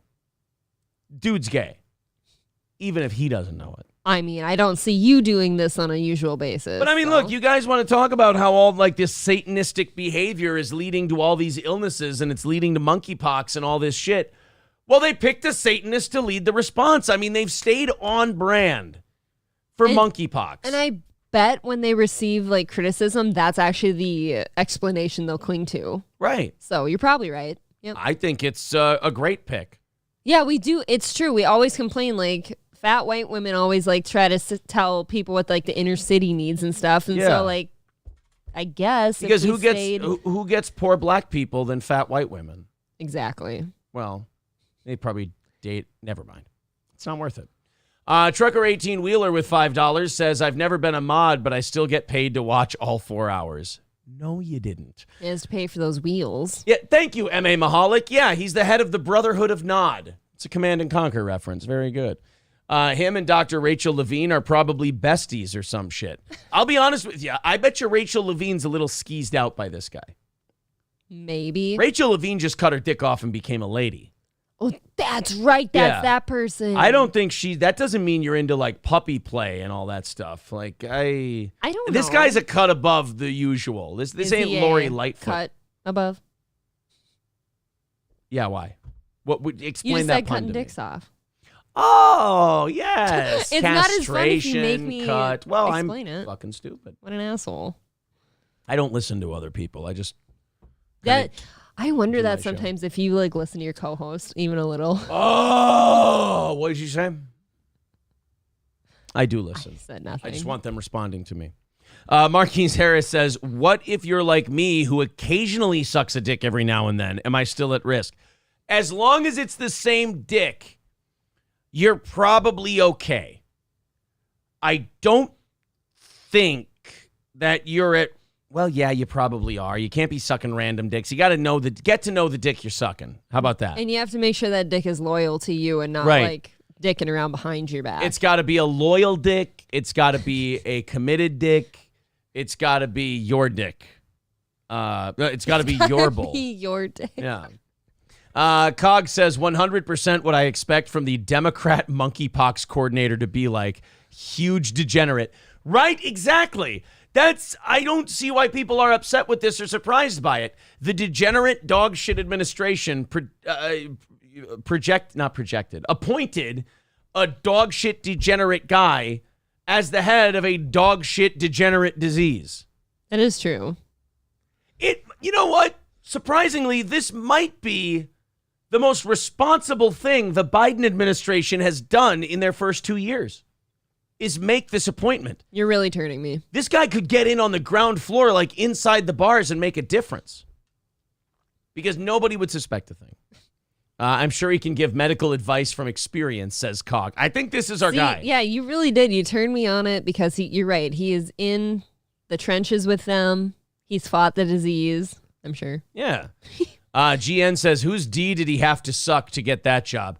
Wait, whose D did he have to suck? He didn't have to suck anybody's dick for that job, but he still might have. He got to suck it. He's doing what he loves. All right. Jeff says it's the whole Scarlett Johansson can't play the trans person part. No, I don't think it's that. It's more like, hey, I just feel like they've picked a guy who's on brand. That's all. Thank you very much to Brian M. for renewing his membership. Very cool, buddy. 190 away from today's goal. Making sure I thank everybody who renews their membership today because there's a fuckload of them. There's a lot of Hail Satans in the chat. Oh, no. Build back better, but With with sixes. sixes instead of B's. It would be like Lizzo talking about food deserts.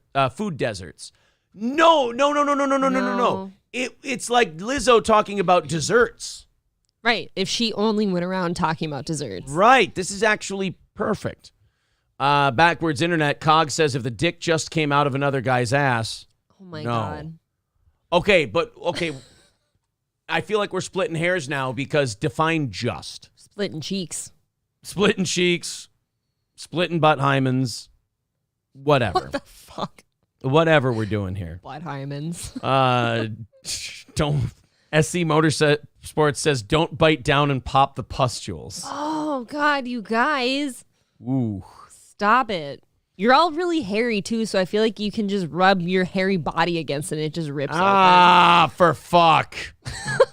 Ronnie D says just got here. That was a lot of dick in the first 30 seconds. That's what the Monkeypox coordination director said. It only took 30 seconds, though. Veldrain says, first night on the job, he sacrificed a lamb to his demon goat god and drank its blood. The lamb now has monkeypox. Well, maybe only a degenerate can lead other degenerates, like Moses, says Electric Shoots. See, that's kind of the vibe I'm getting from this whole thing. Well, yeah, you don't want to follow, like, the squeaky clean little wiener guy. Exactly. I want a big wiener guy when it comes to monkeypox. M.A. Mahalik with the Orthodox Christianity cross says, I refuse to bow to satanic rulers. Fair enough. Cog says, just if you watched it come out of another guy's ass and it still has poop on it. Stop. No, thank you for clarifying. No, I appreciate God that. Damn it. Did I not ask for clarification? You're And I got asking my all the answer. hard-hitting questions, yes. I am. I'm like the gay community's Geraldo. It's a visual I don't need, though. A lot of visuals I don't need kicking around up here. I just learned to file them, compartmentalize. Where do you file that one? Somewhere Where do you toward- file poopy dick? Somewhere towards the front. Because I need to access it a lot for the show we do. No. Yeah, I got to put that one right up here. Cerebral cortex. Is that in the front? Yeah, but what is the file called? Oh, no. I had two options here. Mm-hmm. I could have just thrown out something quickly, or I could have waited and let that moment marinate until I came up with the perfect one. Go ahead. Ask me again. What is the file called where you keep poopy dick?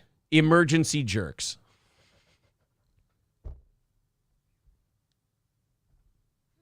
It's too much for me. Thank you. Thank you very much. I appreciate all of the support. Monkeypox, the gay version of popping bubble wrap, says Veldrin. Oh, no. all right. Oh, can you imagine if your skin was just like bubble wrap? But only around your penis? I'd never stop touching my dick. Can't use your lawnmower when you have pustules. No, you can't. You can't be shaving your pubes when you got pustules all over the place. Oh, it's another hairy pustule. Oh, wow. This is him all cleaned up talking about monkeypox. You guys want to watch? Yes. This is him all cleaned up talking about the monkeypox response. By the way, if I see one more guy up there with a chart talking about monkeypox and it doesn't start with pick one asshole and pick one dick and only fuck that for a month and we're done with monkeypox. I've come up with this solution multiple times. You can go to the bar, you can go to the club, you can have your drinks, you can get shit hammers, you can do poppers, you can do whatever you want. One butthole, one cock, 1 month. There's my branding behind it. One butthole, one dick, 1 month. Kill monkeypox. Your slogan could be one butthole, one cure. Yes. All one vision. A song also done by a gay man. Okay, let's watch Dr. Satanic here talk about butt sex and monkeypox. Sure. The confusion that exists, the misperceptions. Yeah, so I think, this virus transmits through very close skin-to-skin physical contact. I think you're wrong. He's not gay. I was just going to say, I want to apologize for insinuating that this man is a homosexual.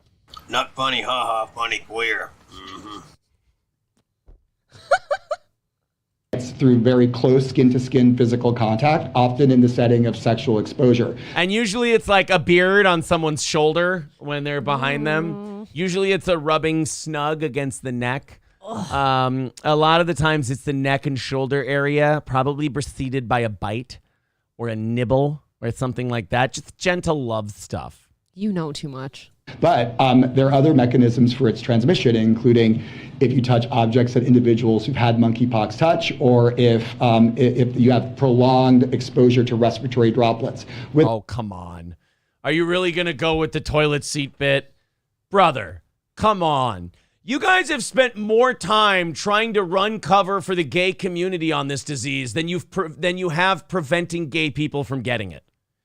You guys have spent more time being the PR wing of degenerate sex than you have actually stopping degenerates from getting this disease. And by the way, when I say degenerate sex, it's more the 7 buttholes than the gay part.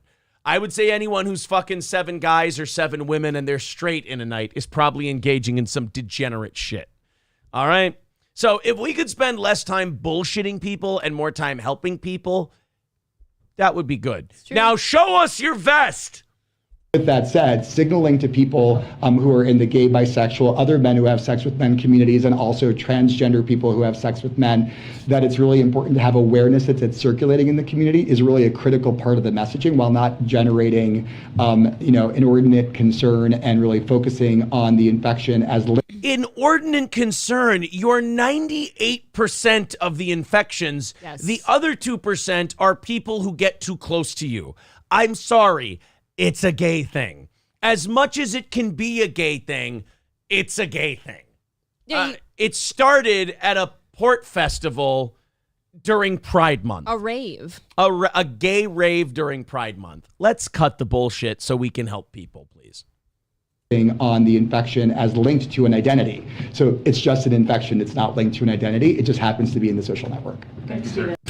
Oh my God.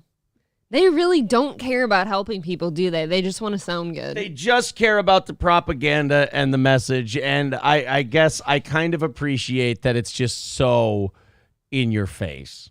But the whole, well, it's not an identity. Yes, we're not literally saying that just being a gay person gives you monkeypox. Stop being so fucking literal. I hate talking to people who are smart enough to know what something means, but they just refuse.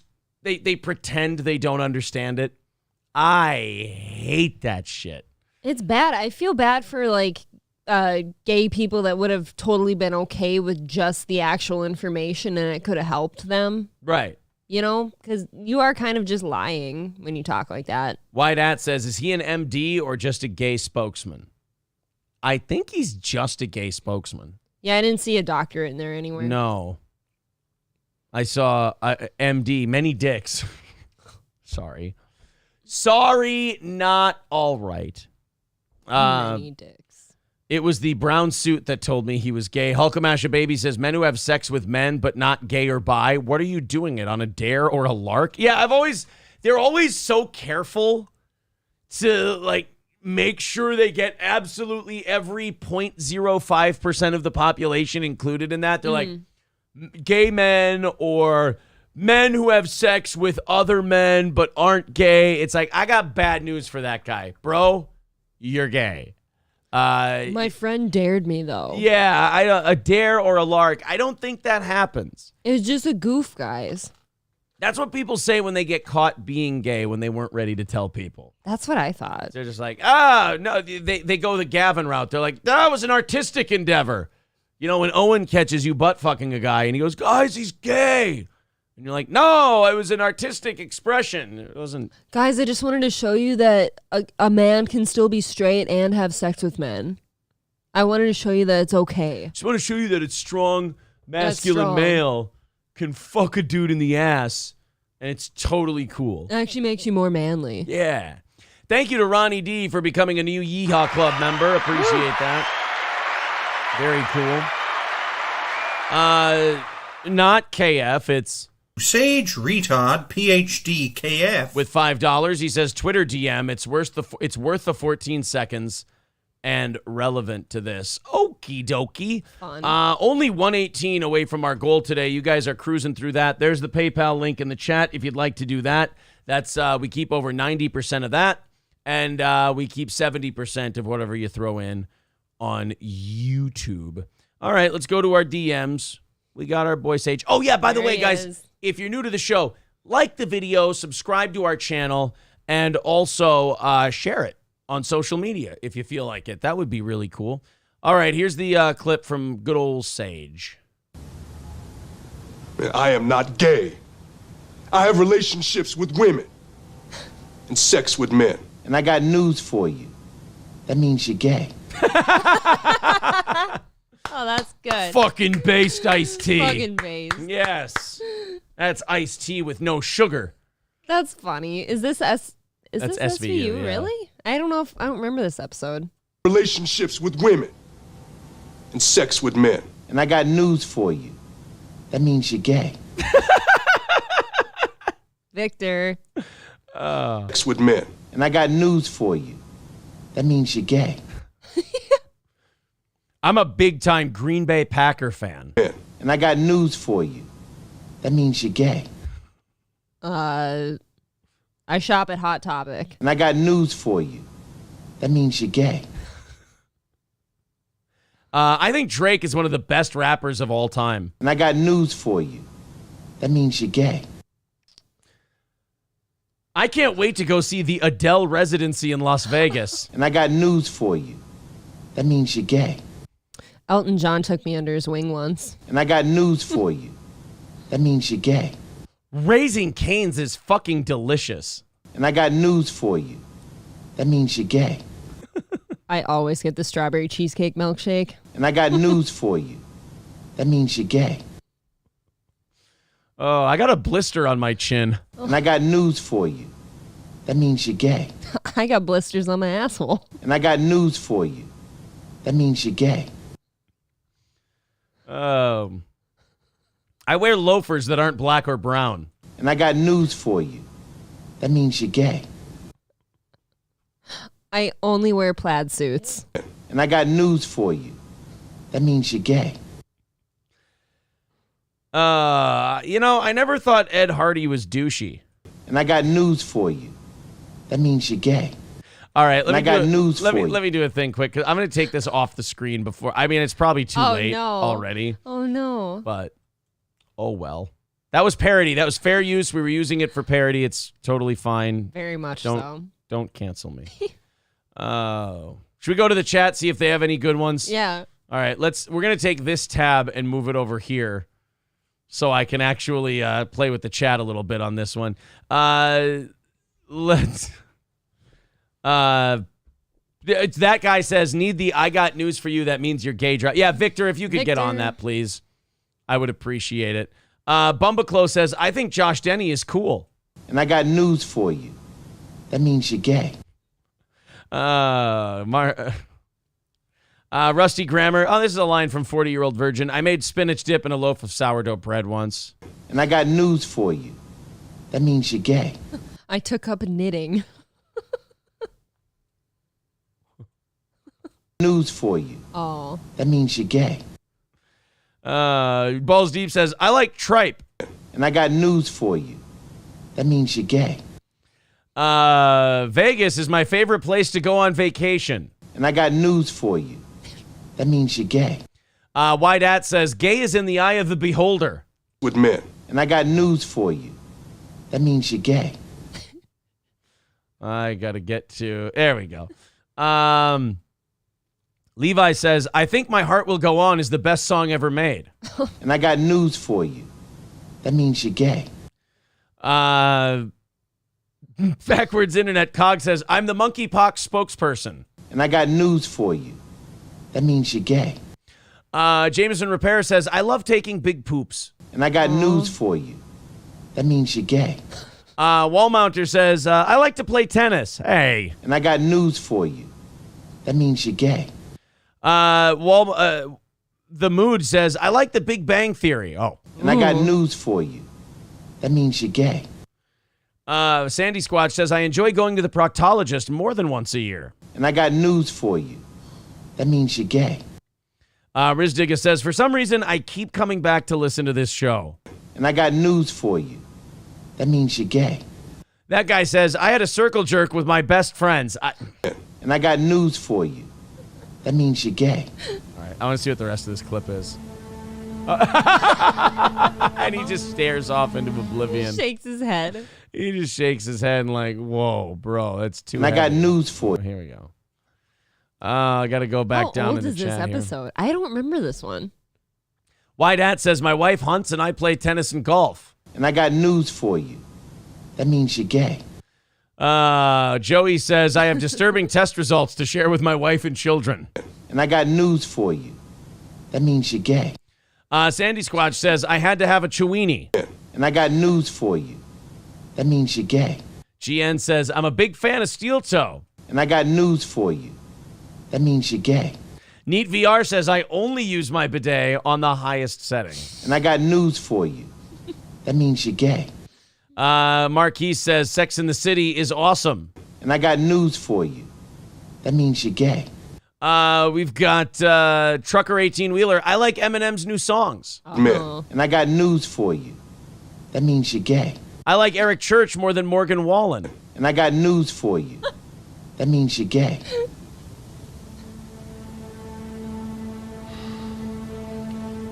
That guy says, I lasted 52 seconds in my first boxing match. And I got news for you. That means you're gay. The music. All right. I think, you know what? I'm going to go out on a limb here and say the bit's dead. Yes, Hassan Piker is awesome. Oh. I'm a VIP. My favorite pastime is knitting daddy stitches. I I only wear Teddy Fresh. Michael B says, keep it going. It'll turn funny again. History has shown us that is 1,000% true. 180 away from today's goal. Thank you guys very much for all the support, all the awesome stuff. We appreciate it. We're getting pretty close there, and we've still got over 2 hours of show left. So there's the PayPal link in the chat if you want to throw in. Go for it, I say. And if you're liking today's show, hit the like button. Subscribe to our channel. Have we, look, I don't want to jinx anything. Careful. But I am going to check something really quick, and then we'll go to Portland and check in with those fucks. Oh. Yeah, we're about 300 subs away from 5,000. God, this is going fast. Ooh, so much fun. All right. That means you're gay. Let's go to let's go check in with our friends in Portland. You know, last time we checked in on Portland, there was a suburban neighborhood that had been pretty progressive for years and years. And, you know, they loved being in Portland, and Portland was their utopia, and they absolutely loved it. And then, wouldn't you know it, a homeless encampment came by and decided to start squatting in their neighborhood. And then all of a sudden they hated it. It was bullshit. They're all going to move. They're going somewhere else. That's very interesting. You know, I'm noticing this about a lot of these large cities, is that a lot of these people who lived in $500,000 houses in the suburbs really seemed to like how progressive the city was, and it was great. I'm starting to think that none of these people, unbeknownst to them, were ever liberal or progressive in the first place. I think they just wanted all their trash far away from them, and then they got to virtue signal about how nice and decent and loving and accepting they were. Sounds smart to me, right? Yeah, because the minute this shit came to their doorstep, they became Nazis all of a sudden. You know, they're gonna roust everybody, and if you don't fucking take out these junkies, then I'm leaving, and this and that. I mean, boy, they went from progressive to Third Reich. Dude, in the posting of a Coleman tent. You've almost got to take like a flamethrower down the street to these tents, not the people, the tents. No, to get them out of you there. need a jackhammer, and you need to tear up all the sidewalk, and you need to re-pour the concrete. I mean, that butt juice and sweat and meth stink is burned into the rock at this point. It's fossilized. It's like a Triceratops skeleton. It's like the mosquito in Amber in Jurassic Park. All of that homeless goo and juice is just locked into the sidewalk. Someday, hundreds of years from now, somebody's going to find a piece of amber with just a hypodermic needle stuck in it. A baggie just sitting in there. A crack rock. A crack rock just sitting in there. April and I were actually having this discussion yesterday. It was my opinion, and April didn't really go one way or the other on this. It was my opinion that crack was worse for people than meth, that crack took a bigger toll on people than meth has. Like crack in its heyday took a bigger toll on people than meth. I didn't know what you guys thought about that. Maybe you agree, maybe you disagree. But when it came down to it and it was crack versus meth, I said, I think crack. I think crack would be the worst. And your reasoning was because it is like an instant effect, but I thought meth was too. I don't know. We'll see. You know what? I need the chat for this one. It would be good to go to the chat because there's people from all over in here. Right. And they've all done crack and they've all done meth. Yep. And I think that's very helpful. All of them. Buddy Travis says, I think meth is worse. Okay. Well, meth has so much shit in it. Yeah. Well, and sometimes just literal shit. Yes. There's just poop in it. Helps with the high. I mean, look, Michael B's right. Nothing's worse than the fentanyl, but still, crack is pretty rough. Fentanyl, when you take, like, let's say the proper dose of it, just really brings you down, right? That's not an upper. I believe that Fent is like a super insanely strong painkiller, and I don't know if it gets administered to people outside of hospitals. It doesn't. It's only in hospitals. It's for things like super bad, like, because it's like surgery pain and stuff like that. Take a bump of fentanyl off your fingertip and you're fucking dead. You can't take a bump. Yeah, you need like less than a pinhead. Michael Pitt says, isn't meth still in its heyday? Meth Great is point. rampant right now. Lip Ripper's already named the movie where we find the hypodermic needle in the amber. Jurassic Junkies. Oh my God. I think it's perfect. Crack is for the big cities. Meth is rural, says QG. Okay, so we'll call it a tie. It's regional. There we go. It's regional. Well, hey, let's check in with Portland, shall we? I mean, are they still progressive? Are they still thinking everything's working out fine and we're all just panicking and ringing the alarm bells? I gots to know. So let's see what's up with Portland. A group of Portlanders is suing the city of Portland over its policies on homeless camping. So not good. It's not going well. It's not a positive start. No, the apparently the people of Portland are, how do you say this? They've fucking had enough. And they're suing the city to make them do something. They can't even. You know, this is wonderful because we've always been hearing about how Texas and Florida, they're so bad, they're so shitty, and, you know, they're not as cultured and they're rednecks, and they're not as good and cultured as these progressive utopias that are so wonderful. You're not inclusive. Right, and now all these people in these liberal utopias are like, somebody fucking steamroll these dickbags. It's like, we knew you'd get here. And by the way, I have no sympathy for the media. I have no sympathy for these people living there. I have no sympathy. These people have made their bed 100%. They can fucking sleep in it for all I care. They voted for it and rooted for it. Not only that, I'll raise you one. They're going to vote for it again this year. Yes, they will. They draw no connection between the leadership they've chosen and the results they're seeing. They think it's a mistake. They think it's an anomaly. They think it's in defiance of their leadership, not because of it. Right. It's a fluke. They happen to think that if they vote for the other side, it'll get even worse than this. Well, I got bad news. For those of you who want the city to roust these homeless the fuck out of there, the law and order Republicans, and look, I'm no Republican, but you got to admit one side's worse than the other sometimes. Yeah. The law and order Republicans, they want to do the same shit you want to do. So I don't care how progressive you think you are. When it comes down to the real world, the things you want and the things they want are simpatico, my friend. They are in lockstep. Because if the law and order Republicans had it their way, they'd be like, they're so fucking high on meth, they're not going to feel it when we break their legs and throw them in the paddy wagon anyway. Oh, my God. That's their take on the whole thing. And they'll go, hey, I've seen it before. Coleman tents burn. They do. Like, we can set this shit on fire and we don't even need to take it anywhere. I dropped a cigarette. You could put Warden Norton in charge of it. He'd say, we'll have a big bonfire on the sidewalk. We'll throw all those tents away. We'll dance around the flames like wild Injuns. I liked your idea. Remove the sidewalk, then they can't camp there. There's no sidewalk. And just fill it with pits of vipers. I want moats with alligators. There you go. That's a good one. And sharks. That'll keep me out of it for sure. Yeah. 10 Portlanders with disabilities say the city is violating federal law by not making sure its sidewalks are accessible. Fox 12's Simon Gutierrez. Now, do you think they're actually worried about the disabled people? Or did they just look through the code and go, oh, here's how we can get those fuckers out of here? I'm going with that one. Yeah, I think it was that one. Gutierrez spoke with some of the plaintiffs today about their experiences trying to navigate the city's sidewalks, which in many places are blocked by tents. The lawsuit, which is about 50 pages thick, is asking a federal judge to order the city to clear its sidewalks of tents and campers. Now, it would be, to me, it would be shitty if this was happening like in one sidewalk of the downtown of a big city. Mm-hmm.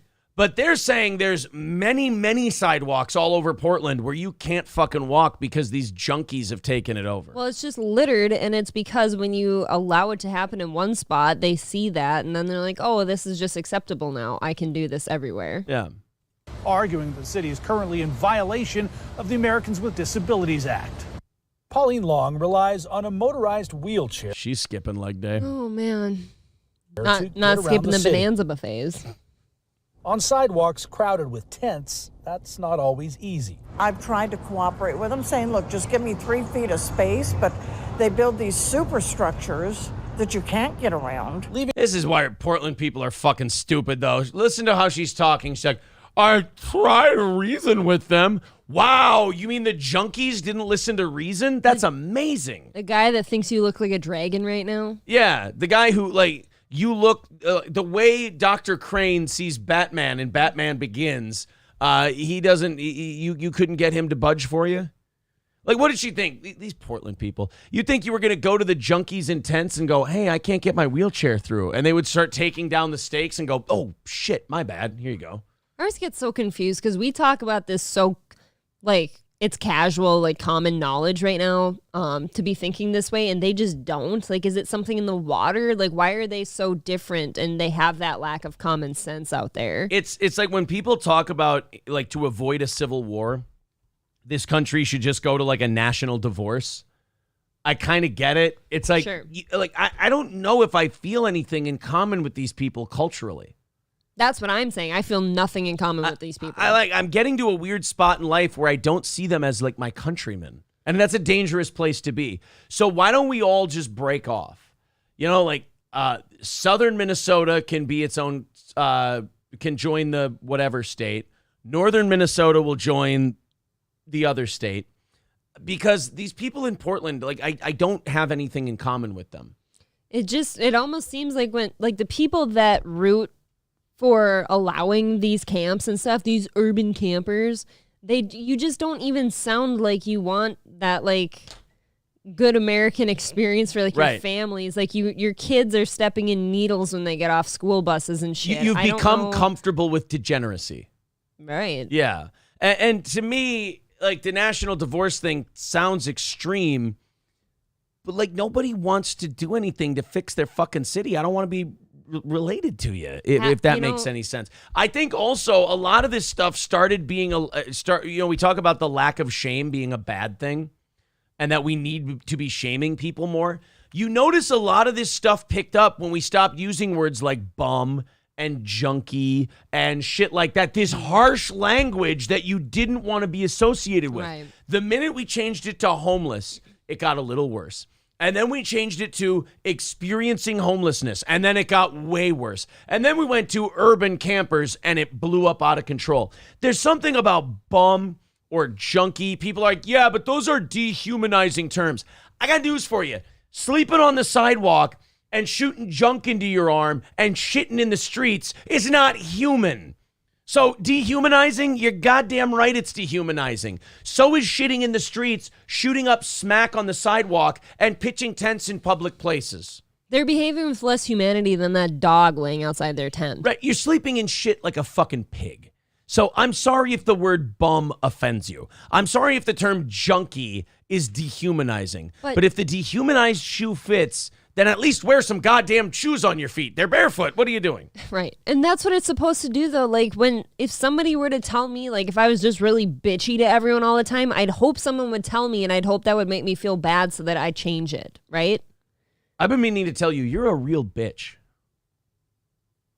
I'm sorry. Now she'll change. See that? It's called abuse.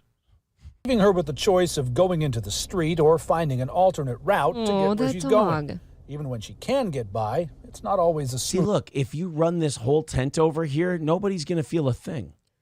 These people just are not say you thought it was. contributing. Just say you thought it was a sleeping bag. Yes, but they're not contributing to anything except, like, disease and eyesores. Look, they're doing less than contributing.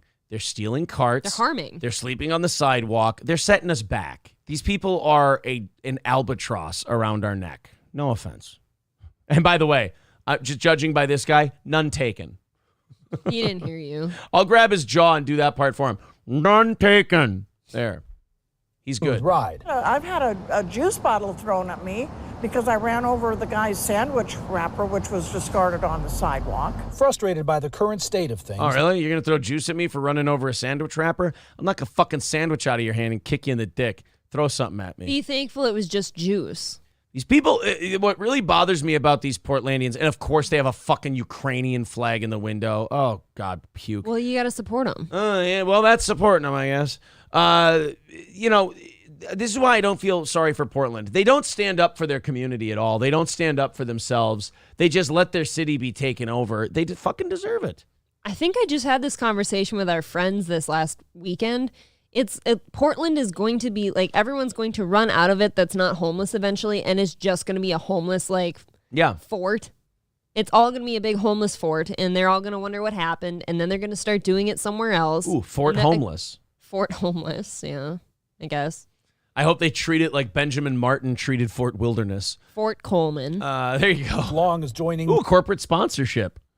9 other Portlanders Their tent with sales have never disabilities gone in up a class like action wild. lawsuit against the city for not ensuring its sidewalks are accessible. Steve Jackson, who lives in the Woodlawn neighborhood, is legally blind and walks from his bus stop to work. Often there's... The guy who can't fucking see knows that this looks like shit. Dude, he can't get to where he needs to because there's fucking tents in the way. The legally blind guy looks around and goes, guys, this looks shitty. We got to stop doing this. It's making our city look like garbage. And like, you can't even see. I know, that's how obvious it is. Can you imagine the smell? His sense of smell is heightened too, by the way. Oh, that's kind of racist. What? Tents block. I don't think that's true. No, that is absolutely Is that a real true. thing? That when you don't have a sense, your other ones are stronger. Oh. Why is that racist? So do blind people get like super big erections then? Or is that not a sense? They are really good at fucking. Okay. Let me tell you. All the blind people. Oh, I hope just, the white ones. Wait, what? I have a fetish. Oh, no. Walking the entire sidewalk where I don't see them because they weren't there the day before, and I hit their tent, and then people are mad at me, and they might think I'm attacking them, but really I don't see them. So These fucking lunatics that are taking over your city threaten to beat the shit out of blind people for bumping into their sidewalk tent. I'm sorry, guys. How much do you need to hear before you realize they gots to go? They're threatening blind people.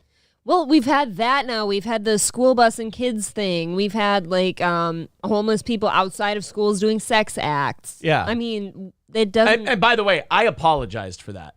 I didn't know. I got lost. We're going to rehabilitate you. I was in a fugue state. Did you hear what I said there? We can rehabilitate them, all of them. That's what everyone thinks. Oh, boy. you have to go into the street to get around them, and then I'm in traffic. The lawsuit filed in federal court on Tuesday. Can we take him asking home? That makes Stop me adopting so sad. everybody. I'm not adopting everybody. A court order to clear all city sidewalks blocked by tent campers with a 10-foot buffer on either side to provide access for those with mobility issues. The plaintiffs are also asking a judge to order the city to keep those sidewalks clear and to build emergency shelters for people to safely sleep and rest inside. Of course, we got to build them shelters. We got to spend more tax dollars. How about this? Let all the people who do weed and coke out of jail, all right, until they do something violent. Then you got to arrest them and lock them up and throw away the fucking key. But let's let all the nonviolent drug offenders out, and let's move all the homeless people in. Right? Problem solved. It's done. You won't add a dime to the budget. I bet you we got a lot more people in jail for weed than we do homeless people sleeping out on the street. Weed, that shouldn't even be a problem anymore. So let's let people drive drunk to a certain degree. Let's raise the drunk driving limit to 0.14. Let's not put people in jail for nonviolent drug offenses. And then let's use that jail space we clear to roust the homeless and lock them up. I would argue that the homeless are causing a lot more problems than the people you're talking about. Big time. At least people who smoke marijuana and are nonviolent shit in a toilet. Most people that smoke marijuana are also very happy and probably, I was going to say they keep themselves clean, and all of it's just kind of falling apart now. But they don't hurt anybody. They're Born harmless. and raised in Portland. I'm 66. I've never seen Portland as bad as it is today. Long is hoping the lawsuit forces the city into action and hoping the city she calls home starts to feel like home again. You guys could change the way you vote. That's why I don't feel any sympathy for these people. They take no responsibility for what's going on. I just got there too. In my mind, she sits there and she hopes for change and stuff. It's right. That word. She hopes for it. She's not doing anything. Yeah. They don't change their habits and stuff. I won't tell her to get off her ass. She's handicapped, but you get the idea. It's to the point where a lifelong Portlander is starting to think maybe I want to move out of Portland. Maybe? What do you need for a push? I'm just wondering. I don't want to do that. I want my city back. We reached out to the mayor's office asking for a comment about either the lawsuit or the current situation with the city's sidewalks. A spokesperson for the mayor said he is waiting to consult with his colleagues and the city attorney before issuing such a statement. He's like the mayor in The Dark Knight Returns, the comic book, where he's like, we're still taking considerations. We're still taking considerations. We're doing some polling on this, and I'm talking with my advisors, Mr. No Leadership. So this has to come to a head at some point, right? Like, it has to. There's got to be a time where either everyone just fucking bails out of Portland and it's homeless people and that's it, and all the homeless flock to Portland because that's their mecca now. Their mecca. All the homeless people kneel 5 times a day, and they go towards Portland. They pray to Portland. To me, though, it's got to be one or the other. It's going to someday just be a homeless fort, like I said, or they've got to kick them out. How does that happen, and which one's it going to be? How do they eventually do that? I don't know. I mean, well, I know how you fix it. I guess what I'm trying to say is I don't know if they've got the stomach to do it. I don't know if that city. How do you do it? I don't know. Well, no, you mean how? I think that's how a lot of people are. You mean like how do you like? We know how to do it. You get the cops out there and you fucking crack skulls and you take people to jail and you burn down all the tents and all the bullshit. You just do it. Will you they do do what that? they did in New York when Giuliani had a baton up every squeegee man's asshole? Just fucking do it. Clean it up. And if you're not going to be a part of society, either get on the fucking bus or get the fuck out. I am afraid that they're going to hesitate on that so long that it'll be too late. It's going to be too much of a mess, and it's over. No, I have no confidence that Portland's going to do what they know needs to be done. Michael B says, I'm full of ideas. GN says, I blame Reagan for taking away the nut houses. I do too, to an extent. I think taking away the state-funded mental hospitals. Asylums? Where we just locked people the fuck up. You know, they do this revisionist history on those, and they're like, well, they took people and they, like, lobotomized them, and they locked them in there and they couldn't get out. And I'm like, did you fucking see these people? You know who they did that to? Adam Lanzas. That's who they did it to. Fucking school shooters. Nick Cruz. Bad That's people. who they did that to. They went, oh, look, here's an irredeemable fuck. Let's just chop out part of his brain. And then we'll be good. It's kind of like the people that feel sorry for people who got divorces. Like, these people aren't in there for good reasons. Like, they're in there because they're a pile of shit. Like, the marriage ended because the marriage is bad. They're in there because they're bad. Like, no healthy, sane people are going in these insane asylums. Okay? Yeah, and Michael B says we replaced the nut houses with SSRIs. Which also I don't recommend. Like, I've seen those go so far downhill. It's bad. Thank you very much to Scott Richard Staska for a $4.99 super chat. Appreciate that. 175 away from our goal today. There's the PayPal link in the chat. Super chats and memberships count towards our goal as well. If you want to chip in, go ahead and chip in. We're only halfway through today's show, and we're only 175 away from that goal. If we hit it, we do 30 minutes of overtime for you. So thank you. Great Curator says, don't forget to hit that like button. Helps so much. But he wrote it in autistic screeching. That hurts my feelings. But you know what? Fuck you. Hit the subscribe button, smash that like button, and click the bell to get notifications. He's supporting from Ireland. Yeah, Great Curator. Hit the like button. That helps us a ton. And subscribe to our channel because we're very close to 5,000, and that's very exciting. I thought this would freak April out a little bit. And also, I kind of got the idea that you guys would think this thing kind of looks like a stretched out dick. So I just decided to do this story for fun. Here you go. I tried to convince my dad to keep it in a plastic bag, but he wasn't really in on that idea. I think it's because, like... What? Come on. Show me a fucking worm. Don't really enjoy... Fuck this kid. I don't care. Here we go. A 9-year-old boy has had one of the best days of his life when he discovered a giant earthworm in his backyard. He's from Christchurch, New Zealand. His name is Barnaby Domigan. Ew. That sounds like a name I'd make up for the internet. Sounds like a porn name, kind of. Barnaby Domigan. While his mom considered the earthworm the stuff of nightmares, Barnaby was delighted. The boy said he likes learning about weird animals and described the worm as feeling cold and squishy.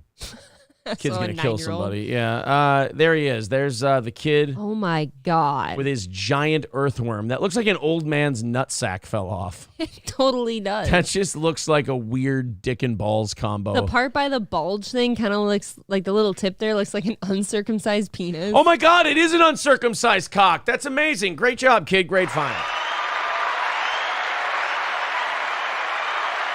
Oh, my God. He's got like a little ball sack right He has there. a nodule. And he's got an uncircumcised peener.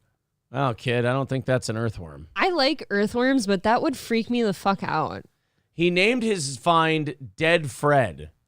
Ew. I want to keep an eye on this kid. I'm just saying. He's a problem. He likes things that are cold and squishy. He loves weird animals, and he named his worm Dead Fred. And his name is Barnaby. Yeah. April, how long do you think you could fish on that worm? Oh my God. I could You know those meat slicer things? Yeah. I could slice it into like fillets and keep them like, I could freeze dry them almost. I could fish on that thing all summer, baby. You got to keep an eye on this one, too. She's going to fucking kill somebody someday. No, I'm not. After his dad took his photo with the worm, Barnaby and his family put it back in the garden. I tried to convince my dad to keep it in a plastic bag. See, I told you, the kid's a fucking lunatic. He's trying to suffocate the worm. Right, you're going to kill it in the bag.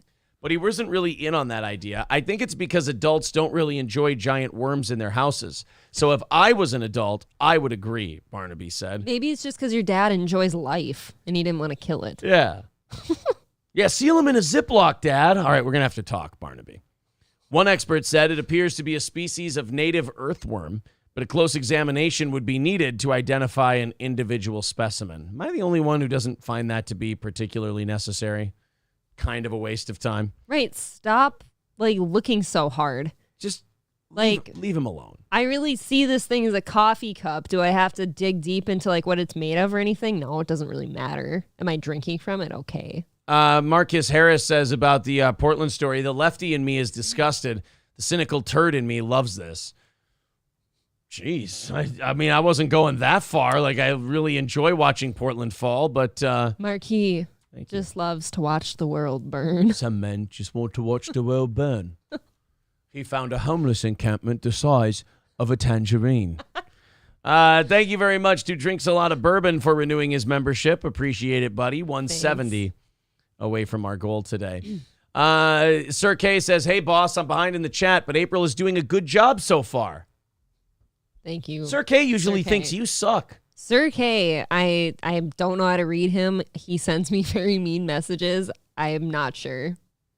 I'm pretty sure he hates me. John J says, YouTube is shadow banning Steel Toe Morning Show just after my subscription was renewed. Interesting. How are they shadow banning us? What happened?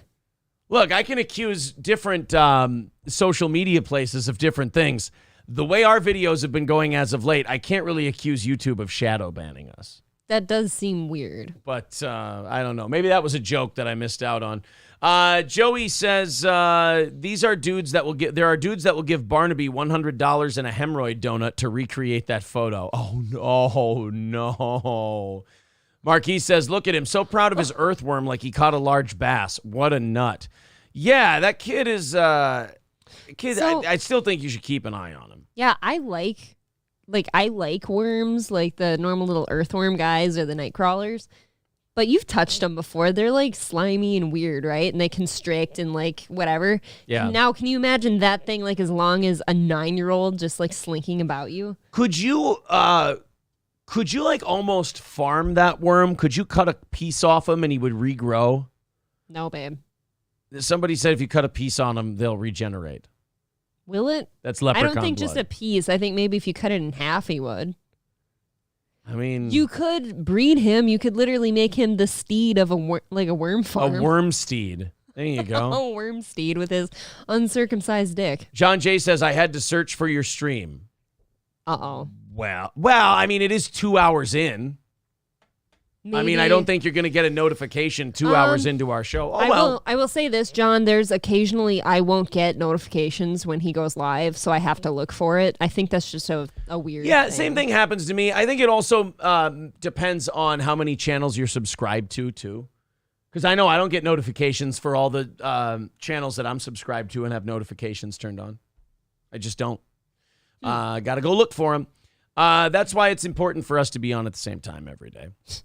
Joey says mom killed the giant worm, smothered it to death, stuffed in a Magnum. Holy shit. How do you stuff that worm in a Magnum? You know what I mean? You can't do things with it. It's too pliable. K-Fall in the Great says, Aaron, did you get punched in the face? You seem puffy today. Look at me dead on. Like, turn your head. No. You seem fine. Did you get hit in the face last night? No, I didn't get to spar because I haven't been in boxing for a while now. Thank you. You seem fine. Yeah. I'm proving that you're okay. I am 220. Look, the fair and the vacation and everything. And then, this last weekend of drinking. Yeah, it's... You know what? It takes a while for that to come off. I'm gonna make a nice batch of chili with you on Sunday, and you're gonna shit everything out of your body. I'll shit it all out. There's going to be shit all over the Imholt There's going to be shit all over the place. Baby. Oh, thank you. might have pooped on the floor. Well, who cares? Sean Rass with $10 says, April, I smoke weed daily and run a business and shower twice a day. Well, there you go. See, that's good. There's those weed smokers, and then there's the ones that are sad and don't shower. Ghislaine says, no, you are definitely shadow banned. I don't know. QG says, I watch pretty much every day and still need to look for your live videos. Oh, well, that sucks. I mean, we're doing okay, so I guess could we be doing better with the... Oh, I don't like thinking of that. Whatever. It's fine. Just, hey, like the video, subscribe to the channel. I don't know. Al says, it's not worth thinking about because it's nothing you can do about it anyway. True. K Fallen the Great says, I had no trouble finding your tits this morning. See, some people do, some people don't. Great Curator with a $5 super sticker. Thank you very much, buddy. Just $160. Thank you. Away from our goal today. Thank you. You be fat as fuck, dude, says QG. Thank you. Wow. K Fallen the Great says, it's water weight. I'm 5 pounds over. What are you going to do? Would you like a diuretic? No. Do you know what happened today? What? It's because you and I got back in that gym yesterday. Do you remember? Puffing? We're puffing. Because you always tell me that because my weight always goes up when I go to the gym. Start working out again? Yeah.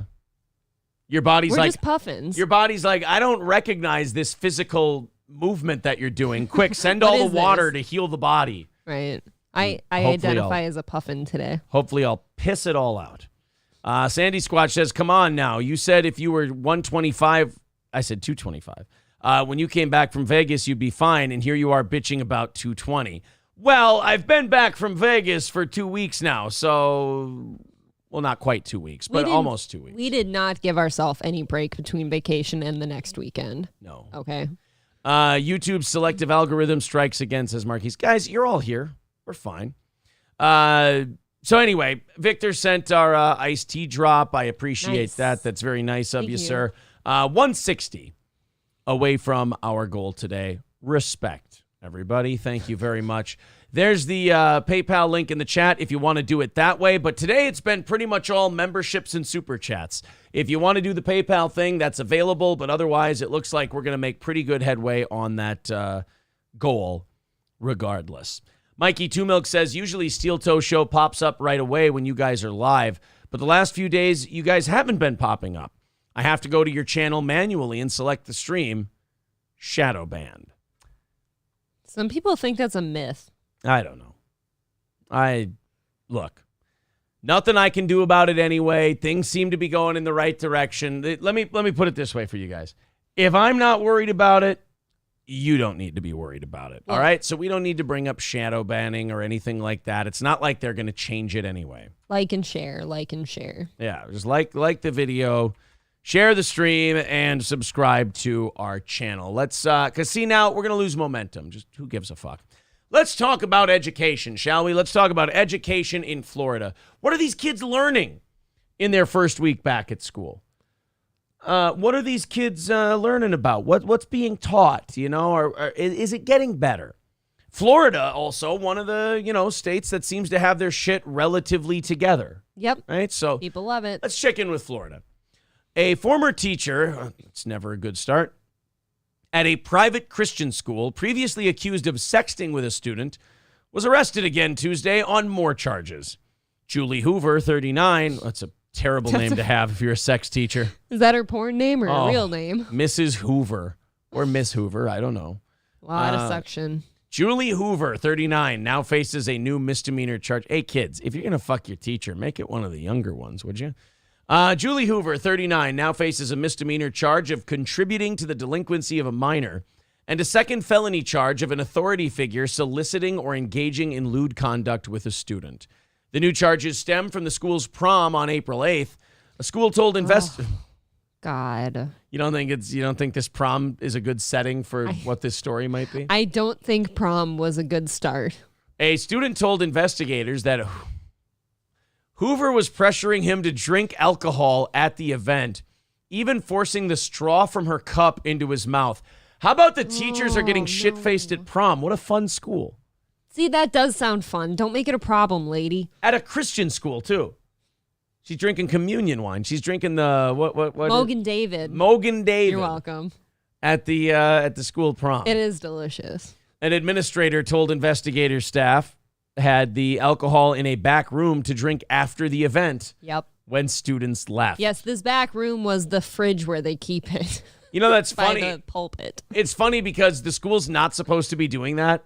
But even when they did get caught doing something they're not supposed to, they went, no, it was for after. We totally weren't trying to take the edge off how boring prom would be by getting shit hammered. Just say you were doing communion after prom. Yeah, we were taking a little communion because we watched all the sinful grinding that was going on. Oh, no. Just dicks rubbing against butt cracks. Stop it. I don't like thinking about high schoolers like doing that. And it's because that was us, and that is so cringy. Think about it. We all just rubbed dicks on girls' butt cracks. And then the girls rubbed their butt cracks on the dicks. Yeah, we did. Did you girls ever talk, like, if you dance with a guy, you ever be like, so-and-so's got some dick on him? No. No, really? I don't think we ever talked like that. It was more so just like, oh, did you get the one you wanted? Oh, the dick you wanted. Right. Did you guys ever dance and be like, ooh, ain't got no dick, That's homie? uncomfortable. Oh, really? Yeah. You wanted to feel you girls wanted to feel some dick? It's never a good surprise when it's like, God, I've been looking at this guy for forever, since 5th grade. And then you find out he's got no dick. It's really sad.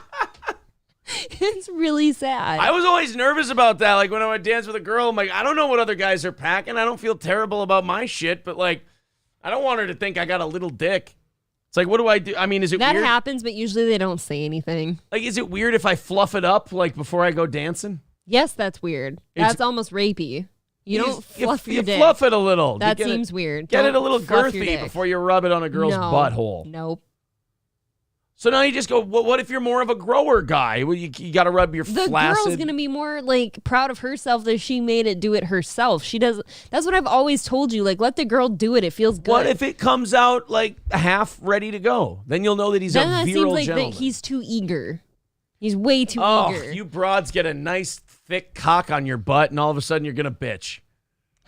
God, you whores. Like, what are you saying? You about to splooge in your pants? No, like, I'm just saying a little chubbing, a little fluffing. Not full-on boner. Gay, man. I don't want you walking up with a tent in your pants and then just going, you know.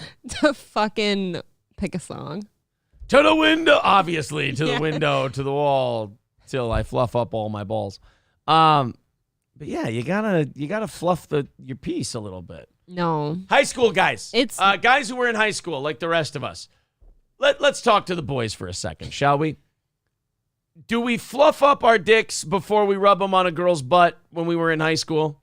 Well, okay, while you or do you stay away from the girl until you're fluffed a little or until you're chubbing a little because you're worried about how she perceives the dick? While you're asking that, I would like to go on record and say, like, as a female, it makes you feel really good about yourself and what you're doing with that guy if you were the one who did that to him. Can't even give you a little pull start, can we, you fucking egotistical bitches, you sociopaths, you? Wow, says the egotist. Sir Case, but I'm being honest about it. Oh, so am I. Sir K says, did you ever talk about the sweaty ass crack you grind on? Oh, God, we talk about the girls that were like, oh, my God, her fucking butthole was so fantastic. She had such a deep crack. No, I don't know. K Fallen the Great says, a girl's really disappointed when she goes to grind on a pelvis and feels nothing but bone. Well, get your ass in the right place. God, is that his belt buckle or is that nub the start of a dick? What is that? K Fallen the Great says, April, oops.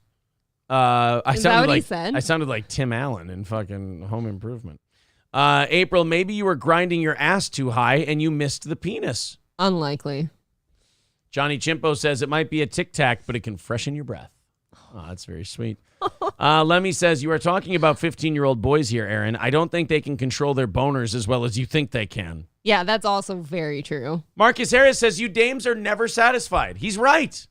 That is not what was said. It's a lot hotter if the girl's like, oh, I just turned him on, instead of you just run up with a half But then chub. you have our anxiety of starting small and then getting big, and it's like, what if we only got 5 seconds and we get hard at 7? Dude, if you've only got 5 seconds with the girl, she wasn't impressed anyways. No, I'm saying we got 5 seconds like before you move on because you're a size queen. But it takes us 7 seconds to get a nice rock hard rager going. Are you going to feel the smaller flaccid penis and be like, oh, I'm fucking out of here? So we fluff a little to get it started. So there's a little. I don't like that you call it fluffing. It sounds gay. It's like when you got somebody to come buy your car from you. You're going to wash it, and you're going to clean the tires. I hope you wash it. You're going to put the tire dressing on it. That's not how the car always looks. But you want it to look great for the person who's coming to buy it. He did. He cleaned his minivan for me. Exactly. He had it detailed. Bob says, but it's okay to wear bras, perking up your tits. Oh, my God. There you go. Camo Girl says, April, where did you get your sweatshirt? We're not changing the subject. Although Happy Gilfmore does say my fluffing idea is definitely rapey. I actually got this sweatshirt from like a secondhand store, but I'm guessing you could order it online. Fallen the Great says, I never fluffed my dick. It was just there. Yeah, real men don't need to fluff it, Aaron. John Causey says, gotta fluff. Gotta chub it up a little. I don't like that you're men and you're saying you're fluffing your dicks. That sounds weird and feminine. Give it a little brush. Just a little whoosh. Nobody will even know. A little brush. So you're turning your cell phone? What are you doing? I got to be honest. I don't remember what I did in high school. I could be talking shit. That is the point. Like Lemmy said, 15-year-old boys can't control their shit, and nor do they remember. You're probably right. We probably just always had boners. That's my experience, yes. So, all right, skank. Sir That's Case, not me being a skank. Sir K says, I believe you just come on their ass, right? I mean, you try. You try. But it doesn't always work that way, you guys. It doesn't always work that way. I don't like talking about high schoolers in this manner. Silverwolf says, I don't fucking know. It had nothing to do with D&D, so I have no clue. Oh, Silverwolf. Marquis says, I grow, I don't show. Wall Mounter says, no fluffing. I agree with that guy. Some of us have a bulge without fluffing it up, Aaron. I'm not saying there's no bulge. I'm saying you want to get a head start. It's a performance enhancer. Look, Mark McGwire could hit home runs before he did steroids, but he wanted a little extra something on those warning track balls. That's all. I'm just picturing Mikey like yelling at you with like a gang of men behind him, like, we don't fluff, Aaron. Quit fluffing your dick. Quit staring at my dick, you weirdo. Stop thinking so hard about your 15-year-old dick. Joey says, always do a little credit. Yeah, see? Raven says, in high school, it wasn't needed. So much hormones that looking at a hot chick was enough. That's probably accurate. That's what I think. Labglass says, you fluff. That way she thinks you're packing. Right. She thinks, oh, my God, this is him soft. And meanwhile, you're half chubbing. Do you see how that also kind of sounds like a girl that would stuff her bra, which is then a lie? You wouldn't like to find out that some girl stuffed her bra, would you? Oh, no. Men shouldn't lie to get laid. That would be terrible. Oh, my God. I just love you so much. Will you have sex with me? Do you know what one of the most common things is 1 year into a relationship to hear is, how come you don't do this anymore? Because I was lying to fuck you. I thought we had. Why do you get in the relationship then? Why don't you just have sex and then dip? I thought we had an understanding that I don't buy flowers every week. Jesus Christ, what am I, a fucking lunatic? Aaron used to drop off groceries on the hood of my car when I was sick. Because you wouldn't let me in. I was sick. Fucking whore. I remember what this was when fucking bitch you were. Fucking hate you. I'm just kidding. Oh, this is a fun segment. We haven't even gotten to the fucking story yet. April just wants the man to at least have a dick as big as hers, says Sir K. Yeah, yes, okay. Sir K and I are back to good. That's fair. That's back to good to you. We're okay, good. Great. Aaron, why are you dancing with 15-year-old girls? No, I'm a 15-year-old in this scenario. Why are you dancing with 15-year-old girls? I was 15 when I'm talking about this. I probably didn't fluff back then. There was no I don't like the fluffing thought back of you then. fluffing. That's just uncomfortable and weird. I always stuffed a cardboard paper towel roll in my pants before the dance, says Jameson Repair. See, now this is how we do it. Just go into the bathroom and take all the toilet paper off a roll. Yeah, baby. Actually, I just always left the toilet paper on. You've got just the biggest chode of anyone ever. Oh, no, I always put it in the back. I wanted everyone at the dance to think I should.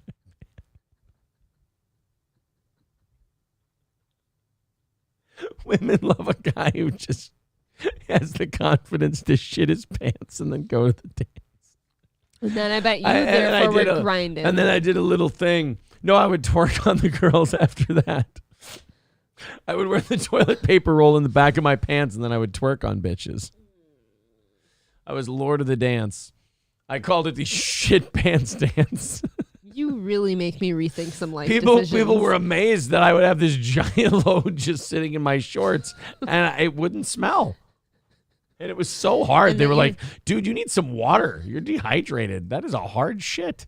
You're just shameless about your constipation shit. It doesn't squish. It never squishes. I don't know what to tell you. But how's your butthole after that kind of shit? Reasonably taut after such an experience.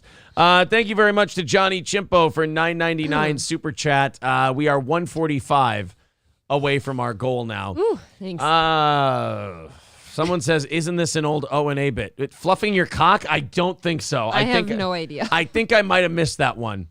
Guy, you can point me in the right direction maybe.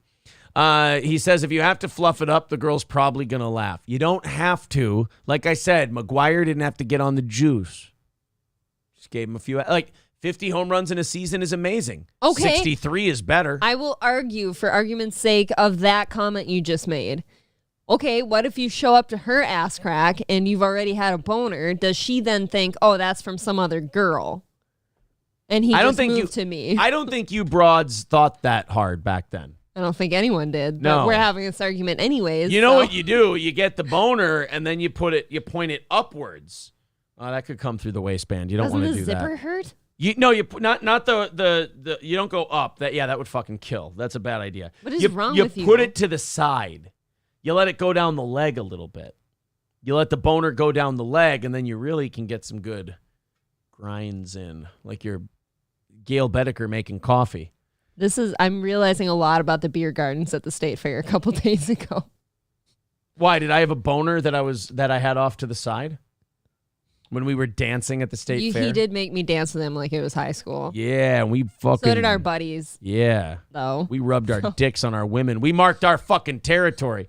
We didn't want Orange Crush to get at our bitches. Orange Crush was killing it. There was this fat autistic kid who was dancing to Yeah by Usher, and he was fucking destroying. He was awesome. He could have smashed so much puss, but the girls weren't there. Nope, those girls were not right. Need Trump says, Aaron, women think of hard all of the time. Right, all right. Nobody's disagreeing, right? What does Trump think about this? Pizza Roll says, I think Boy George had a song called Fluff Your Cock. Maybe he did. K Fallen the Great says, help the show and help me gangbang this goal. 11 more people give $10 and we're there. I don't think that's how it works. I believe we're 145 away, but thank you very much for the suggestion. Bukkake goal. I like that. We're going to bukkake the goal. Mad Max Mardigan says, Aaron, I'm not sure your industrial AA dick can make it to your leg when hard. That's hurtful, sir. That actually hurts my fucking feelings. AA dick. That is, that's a mean-spirited thing to say. I at least need a C over here, okay? I give her a 9-volt.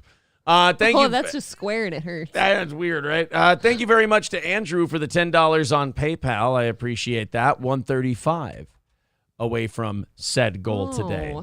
Will you sing that line for all of us? Do you really want to squirt me?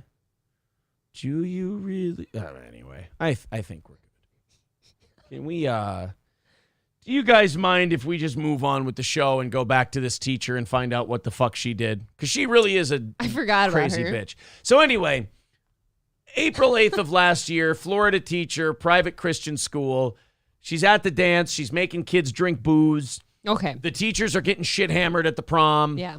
The new charges stem from the April 8th incident. The student also said when he was on or near the dance floor, Mrs. Hoover was twerking on him, making him uncomfortable. To making him uncomfortable? What are you, fucking gay? That's what I'm wondering. You've got your teacher sitting there and she is just bouncing her ass on your cock and you're sitting here. Dude, that's a kid who's not ready for prime time. He's 8, by the way. He's in a Christian school. He doesn't know better. He was an 18-year-old senior, by the way. So this isn't like, I mean, it's weird, but it's not legal weird. Although if you're a teacher, it's legal whether he's of age or not. It's a legal problem. But like to the rest of us, Aaron was one of those people that draws lines. If you're an 18-year-old student and your 39-year-old teacher is just fucking getting it on your dick and you're going, I feel uncomfortable, that should be assigned to you. Now, at least 2 other people corroborated the story and told investigators they got in between Hoover and the student several times, trying to get the teacher to stop. How do you not kick her the fuck out of the dance? Because you can't control that ass. Hoover was first arrested in June after deputies said she was sexting with an 18-year-old senior at the school. Records show the mother of the student contacted the sheriff's office on June 2nd. Oh, mom fucked it up. I don't like this. Mom found the phone and then ruined it for the kid. I kind of don't like that. Now this is going to get hairy on me here. I don't like that the student was sexting with like the teacher too. Like when you're sexting with someone, that's not usually a one-way street, right? Right. That's usually a consensual deal. It almost always. Yeah. And so because otherwise it would be called like sending inappropriate messages to the student, right? They were sexting. So and this 18-year-old's probably not in trouble for anything. Well, the mother also told deputies Hoover was arranging for the student to sneak into Hoover's room while her husband was at work, according to court documents. An official with the school who asked not to be identified issued a statement saying Mrs. Hoover is a former teacher with Point of Grace Christian School. We will not provide further information on her employment or departure from the school. You guys want to see what this kid was, what he was chasing? Yeah, I have to see why he would be uncomfortable. People are calling this kid a beta. What a bitch. Yeah. Hey man, your teacher was twerking on you and you told on her. Beta male. God, like if you're the teacher and you work at a Christian school, do you not just ask for forgiveness because then their hands are tied? Aren't you supposed to forgive? Yeah, God's everyone? supposed to forgive when Ask you and you shall receive. Grind on the children. All right, here she is. There's Mrs. Hoover. Not the best teacher I've ever seen go after the kids. Okay, but I bet you she's got some assets, you know. Should we see? This might be an unfair pick. Mugshots are never. She's got definitely some crazy eyes, but she looks like she's like a hotter, heavier chick. Let's see. Could that be her? Is that the same chick? No, just the 3rd and 4th pick's the same one.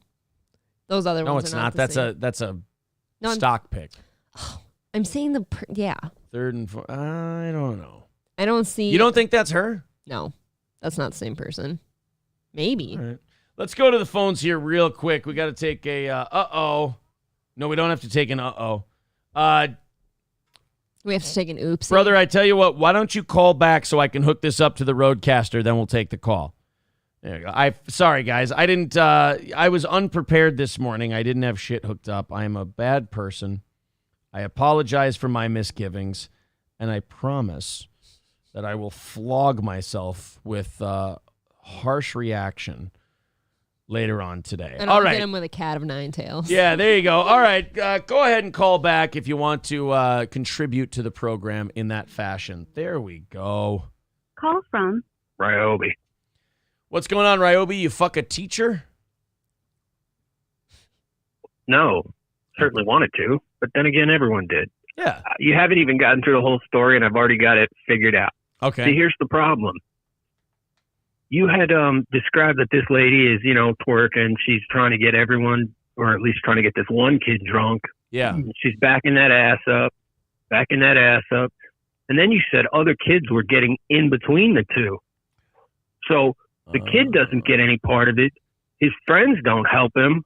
Nobody in this school is ready for prime time. They're all a bunch of they're not even real Florida men. Bunch of weird. It's just bad all around. They're just a bunch of weird Christian kids.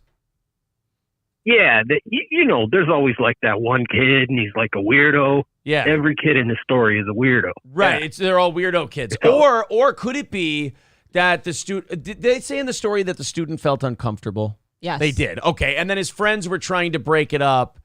So were his friends cock blocking, or are they also weirdos? They're weirdos too. Okay, yeah, I think you're right. By the way, they're definitely weirdos. What a wonderful, useful word that is. Cock block or weirdo? Weirdo. Weirdo's so perfect. Yeah, they're definitely weirdos because this one's in the bag. She's a repeat offender, also known as a good time. She was a sure thing. Yeah, she was a sure thing. You were going to fuck her. But absolutely. Yeah. All right. Well, Ryobi, thank you very much for the call and the perspective from Florida.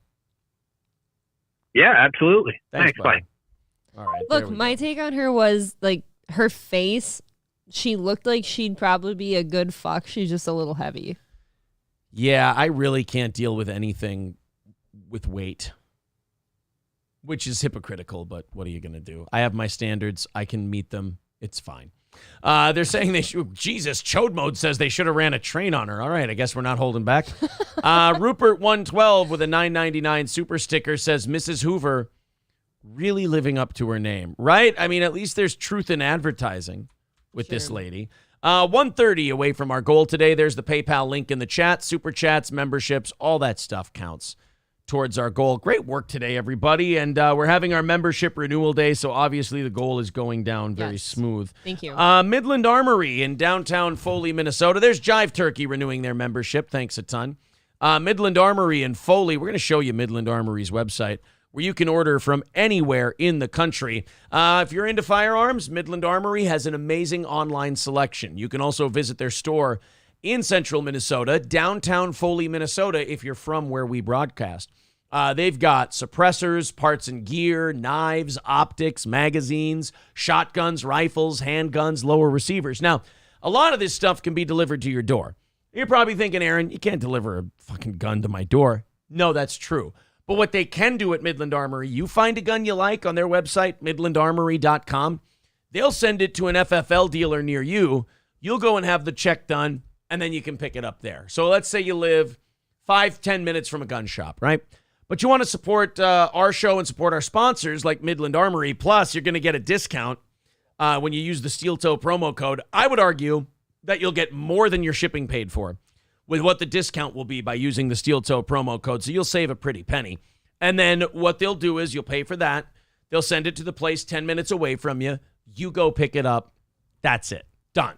That's Midland Armory in Foley. And a lot of this stuff can be delivered right to your door as well. midlandarmory.com. And of course, we have football returning this weekend. So if I'm you and you like sports betting, I would go with betus.com. You know, I hear a lot of people using different betting sites, being sponsored by different betting places. And, I get it. Everybody's got their favorite. But my favorite, the one I use for fights, for football, and for blackjack is betus.com. That's betus.com. Use the promo code SteelToe when you make your first deposit. And we get a little kickback from that for our advertising, and you get a 125% sign-up bonus. So let's say you just put $100, $200 in. Well, for example, if you put $200 in, you're going to get $250 in free play money. And that free play money you get to use one time. So you use 50, it goes down to 200. You get the idea. But if you win the bet, that free play money, the winnings go into your cash account, and you get to start ahead. So you can technically make that promo code free play money last a hell of a long time. Plus, with betus.com, once you reach a certain betting threshold, you don't have to hit a winnings threshold to withdraw. Hit your betting threshold, you just start taking money out. That's it. betus.com. That's betus.com. Promo code SteelToe. The link is in the chat. Again, here's the betus.com link. Carlos pointing out Canelo versus Triple G 3 is next weekend, too. Yeah, you and I are going to have to talk about this hunting thing. If you can promise me that we'll be back for Canelo versus Triple G, then that's doable. I didn't know you were coming. I also would like to see the fight. I always go when it's decent out. I get it in early, like September to early October, because once mid-October hits, I'm like, fuck this shit. We're going to have to see what the weather is. Right now, it's supposed to rain all day. Oh, well, suck a dick, right? Maybe just go Sunday. But yes, Canelo versus Triple G 3. I don't know what to think, man. I don't know what's going to happen. I mean, Triple G. People say Triple G, he's 41 or 42 or whatever he is. Got it. But he hasn't shown signs of slowing down. Plus, I think they're doing this at 168 for his Canelo's 168-pound titles. So Triple G could move his legacy further by beating Canelo. He'd also have a clear victory, the first clear victory of this rivalry, over his biggest rival. I would say, look, I think Canelo won the first fight. I think Triple G won the... Or no, I'm sorry, I fucked that up. Triple G won the first fight. Canelo won the second fight. The third one... God, I have no idea. I'm going Triple G. If Canelo would have beaten Dimitri Bivol, I would have said, nobody's stopping Canelo. He's going to fucking roll through him. But... We just saw him get beat. Dimitri Bivol not only beat Canelo, I feel like exposed him. Mm-hmm. I feel like, oh God, who gave Canelo more of a beating, Mayweather or Bivol? God, that's a tough one. And guys, we're all, if you hate our boxing talk, I'm going to do this for 30 more seconds and then I'm done. It's just for BetUS. BetUS.com, promo code SteelToe. Oh God, this is tough. I think Dimitri Bivol put a harder punching beating on Canelo. I think Mayweather gave a more dominant performance over Canelo. God, my immediate knee-jerk reaction is just to say Canelo's going to beat him. He's younger. He's better than they were before. He's going to overpower him. I will just... Triple G is such a come-forward, strong jab, hard-hitting monster that... Well, this could be fun for us then because we could be a house rooting for two different people and keep it interesting. Mick Marshall says Triple G is 1,000 years old. Triple G was 1,000 years old the last time they fought 3 or 4 years. Like, he was 39, I believe, when they fought last. So...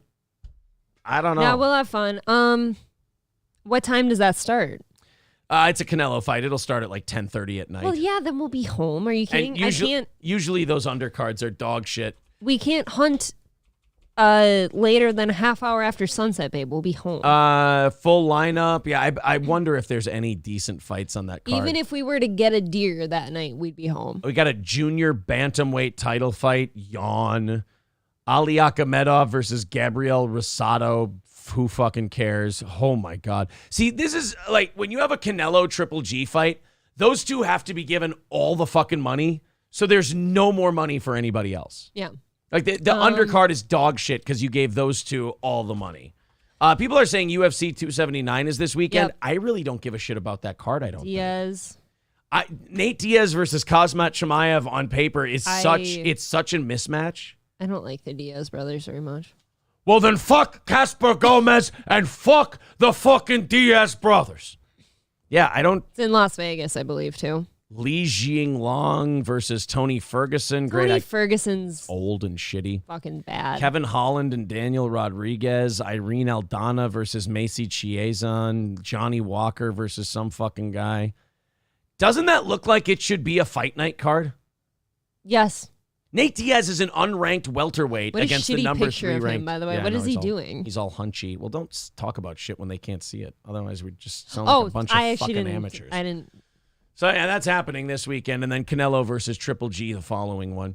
Oh, my God. Gordy says they want $90 for the Triple G fight. Ew. Well, it looks like all we're doing is grocery shopping and watching that fight that weekend. Could we get to, would any bars have it on? Locally here, probably, but Buffalo I hate Wild Wings fucking watching them in bars. Ultimate. I hate. I'd rather buy them at home. Just buy a couple beers instead of spending $90. I'd rather watch them at home. I like to score them. You can't score a fight when you're sitting in a bar. Too. I was coming up with options. Need Trump says, Aaron, is this the same guy that's in the ring, the Scottish guy that says he's going to somebody's house to kill them? Sam Hyde is not Scottish, sir. Sam Hyde is American. He just was doing an Irish character called the Candyman. I'm coming to kill you! In Los Angeles, at your house! Or in the ring? No, in real life. Matt Melt says, your thoughts on Paddy Pimblett. Haven't watched a lot of him, but I know there's a lot of hype surrounding him, so I'm immediately skeptical. Anytime there's just a lot of hype surrounding a dude, I don't really know. Sam Hyde called iDubbbz recently.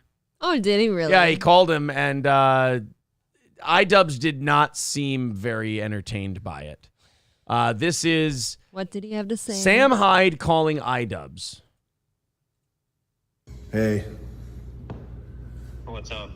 I wanted to... Well, first of all, I wanted to just apologize, and I'm sorry for everything.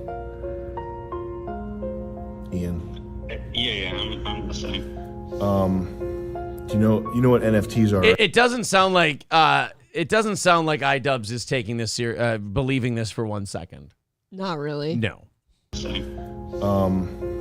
know what NFTs are, right? Yeah.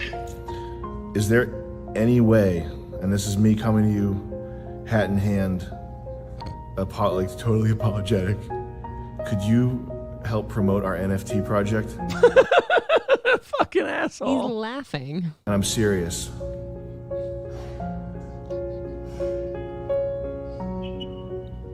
And I'm sorry for everything.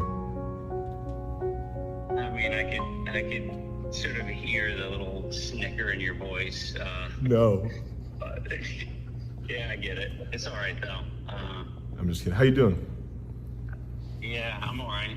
At You the good? gym right now. I gotta get back to squatting.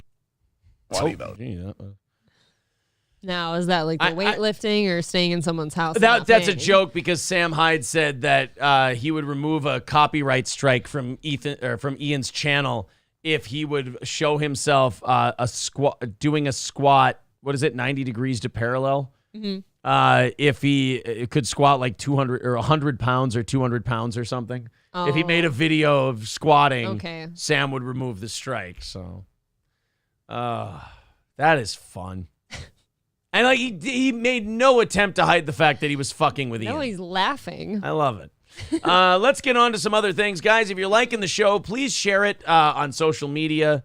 Hit that like button, subscribe to the channel, what have you. Smash it. Yeah, as the kids say, smash it, if you will. Where are we at? I think we're like 120, 125 away from today's goal.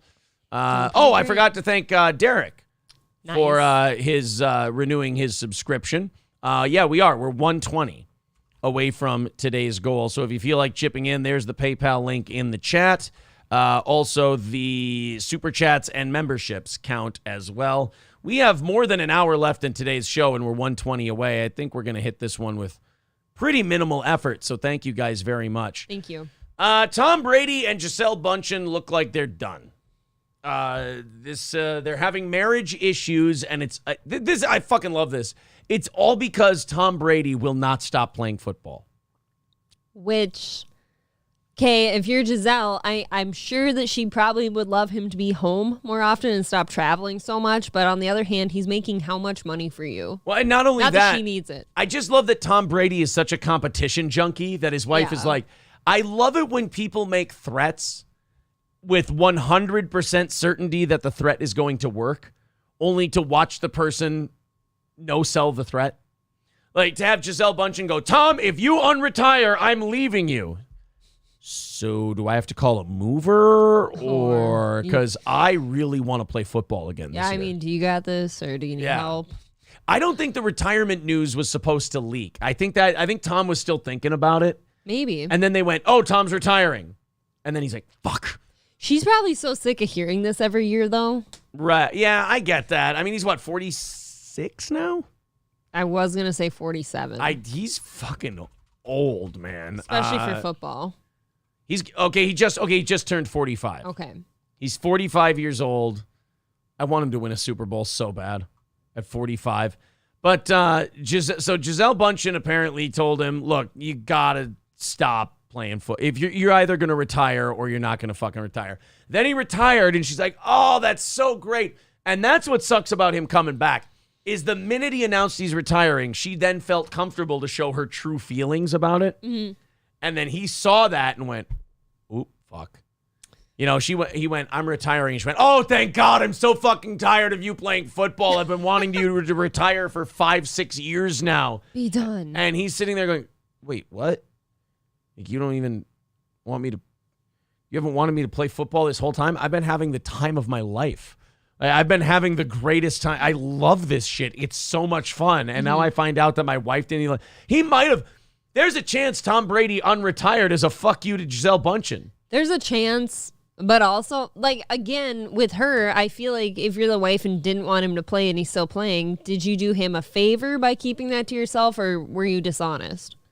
Which one is it? Like, is she being kind and letting him do the thing or is she being dishonest? Dude, I can only reference this through like my own limited athletic experience of high school sports, slow pitch softball, and boxing. Mm-hmm. I'll say this about boxing. It's a lot of fun. I love it. We have a show coming up, our gym does in November. I really would like to box. I don't think I want to go through all the other shit.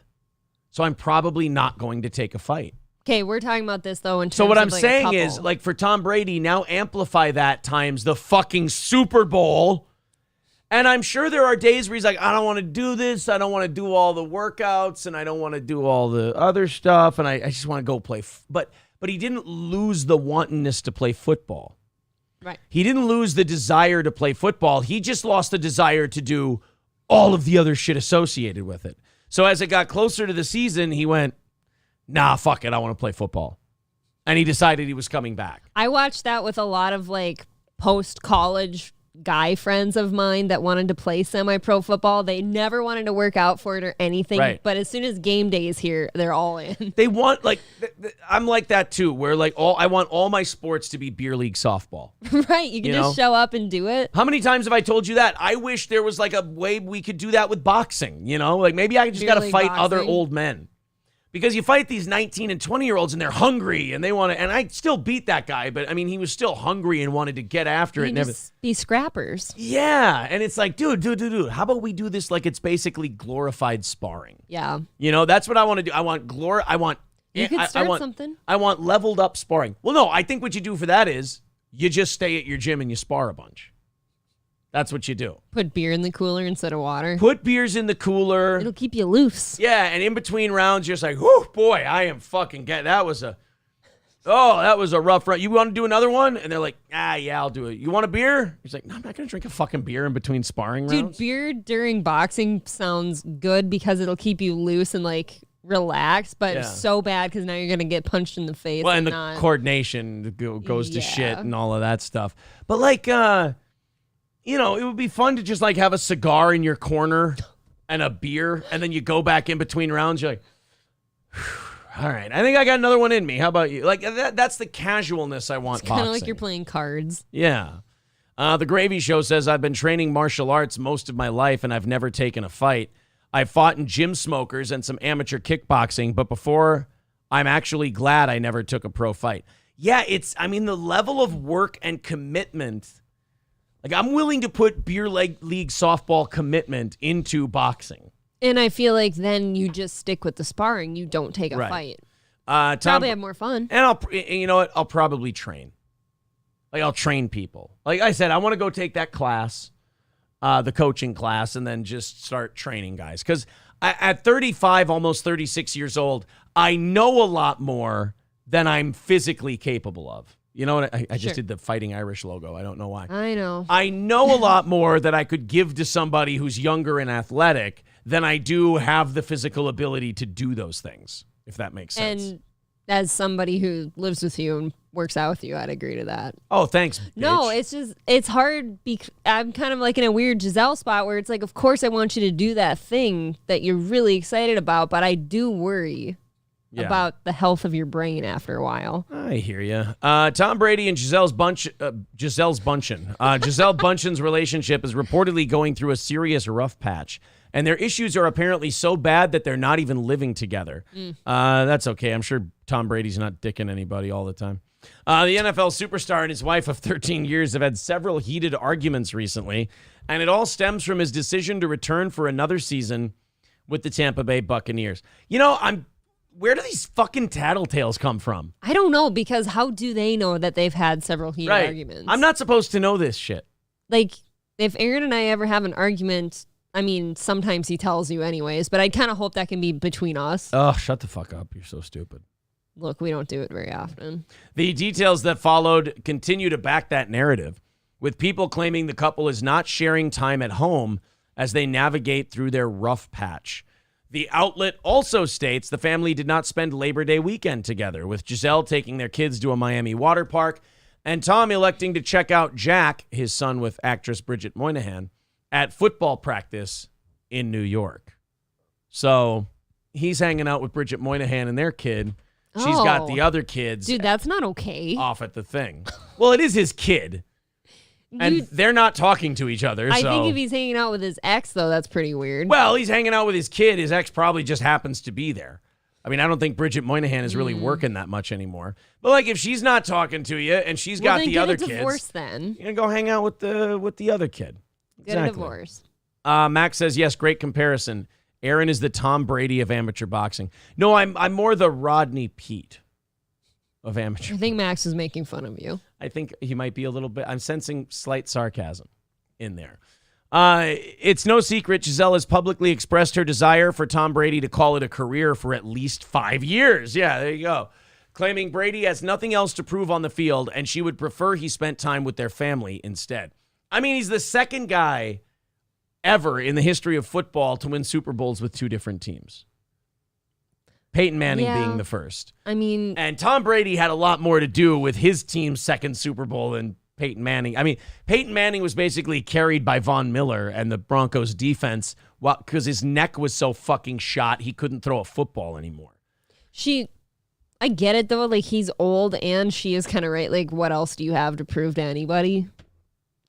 Like, think of all the traveling you do with football, and you're never home. For him, I don't think it's about proving anything. I think he just really fucking enjoys it. I think he really just likes playing football that much.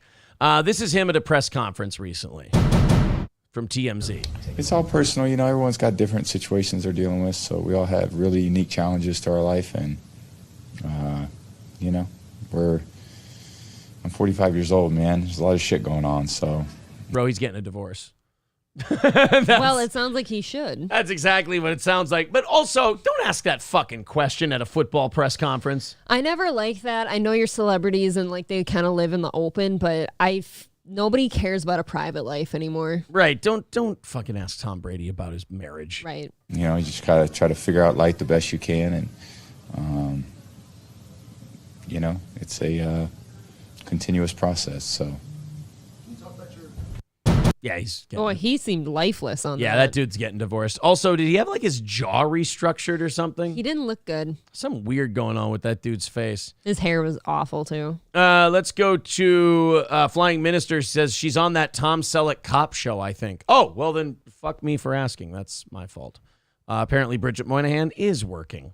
Marquise Harris says, please divorce her, Tom. Yeah, maybe he'll go the Ben Affleck route and he'll just go back to the other actress that he used to be married to. You know, Ben Affleck went back to Jennifer Lopez. I feel like that's the biggest insult is if, like, you're, like, Tom in that situation or, like, you're saying Ben Affleck went back to J-Lo and stuff. Right. Anyone that they were with, like, after the first split up and then they go back to the ex, I feel like now that whole thing was just a lie. No, basically what they're saying is, I thought I was in a terrible situation before. You're so fucking bad, you make me want the one I was out of. I mean... That's kind of the message I'm getting from the whole deal. Marble Arm says Jim Carrey is looking fit. I know he didn't look good really, to me. Really bad. Shane says we're going to get that disheveled Tom Brady where he does a 2-minute drill with a cigarette. That'd be kind of fun. Grunge Tom Brady. Yeah, isn't Gronk coming back? I don't know. I thought Cher's on. Yes, because he kind of skipped. You and I talked about that. He skipped training camp and all that shit, right? Apparently that has not been confirmed yet. Oh. Robert Gronkowski, he's not here. Tom Brady shares honest reaction to Rob Gronkowski's retirement. I might also just say about like Tom not wanting to give up football and stuff. Maybe his home life is just that shitty. Maybe he absolutely hates spending time with his kids and his wife. So football takes away from that. Yeah, Tom Brady's going through a lot right now when asked about Gronk and his NFL future. I swear to God, I saw a thing on the news yesterday that said Gronk was thinking about coming back. I thought we talked about it. I thought we did too, but oh well, maybe he did. Maybe he is, maybe he isn't. Keep us all in suspense, Gronk. That's what I say. All right, let's continue on with today's program. $120 away from our goal. There's the PayPal link in the chat. Let's open up the 7 o'clock hour stories. I do have a big 30-minute video of the cops pulling a guy over and him shitting his pants. We can play like the first minute of it. I don't think I want to like peck and hunt through this entire thing. Okay. But let's just play a little bit of this. before we move on to the 7 o'clock hour stuff. I also have, if you guys are interested, Anthony Cumia going in for round 2 on Stuttering John yesterday. I'm always interested. All right, let's so if we can get there. Let's watch the cop pull over first. All right, hey, I gotta ask you just a non-criminal question. Did you poop your pants? How old are you? Why are we shitting our pants, sir? Why are we doing that? You're too grown for that. You can smell I poop my pants. It's seeping through. I might have another go at it. As in, what? No, don't poop more. Well, I think I gotta poop again. I had to check if this was real. Oh It turns out, I'm guessing, I couldn't find anything on the internet that told me this was fake. That just doesn't seem like something people do, though. He's right? shitting his pants. The cop says it's leaking through. He goes, I think I have to go again. He's just got to be fucked up out of his mind then. You'd have to be because, like, as a sober person, you hold that shit as long as you can, Right. literally. Please don't poop. I'm begging you. We're almost there. Don't poop. So now, Real World Police, original stories, exclusive footage. I'm torn on if I think this is a work or not. I think this might be a reenactment. That whole thing, original stories, exclusive footage. I feel like these are reenactments of things that might have actually happened. Maybe. I don't buy this for a second. I don't think that this is like real as it happened. I mean, but then again, there's cop cars over here. Hello, you okay? There's a fire truck. I mean, Yeah, how do you set all of this up? this looks like a shoot. This looks legit so Yeah. far. Okay, all right, why don't you come on out and then just stand back here on the sidewalk, okay? Hello, are you okay? Hello? You all right? Oh, he's wearing shorts. All right, well, if you want to step on a Oh, here we go. Fast forward a little. All right, hold on. Let me lock your cuffs. Oh. Hey, Mr. Rick, while we're here, I'm just going to read your rights quick, okay? Okay. All right, let's go in front of my car over there, okay? There we go. Yep, it's this bright car. So they're gonna right walk there. him over Car to right the- behind us with the all cop emergency car. lights on. Yes, please. All right, Mr. Rick, you have the right to remain silent. Anything that can be used against you in a court of law, you have the right to time. Yeah, this is real. I mean, you got Yeah. firefighters. You'd have to hire way too many extras for this to be fake. The lawyer and have been present with you while you've been questioned. You cannot afford to hire a lawyer. One will be appointed to represent you before questioning if you wish. You can decide any time to exercise these rights and not answer any questions or make any statements. Do you understand each of these rights I've explained to you? Yes or no, sir? Was your wallet in your pocket? Yeah, that was your wallet. He was putting it back in your pocket. Yeah. Yes? No? Yeah, okay. Okay. All right, hey, I gotta ask you just a non-criminal question. Did you poop your pants? Yes or no? Well, I'm getting ready to. No. Oh, dude. Sir, did you poop your pants? Well, I'm getting ready. I'm fixing to. I'm fixing to poop my pants. I'm finna shit my pants, hunted. on God. No cap on God, for real, Fam. Straight busting in my pants. Oh, I think you ready literally. to. Yeah, I think you did. We were past 10. Oh, shit my life, literally.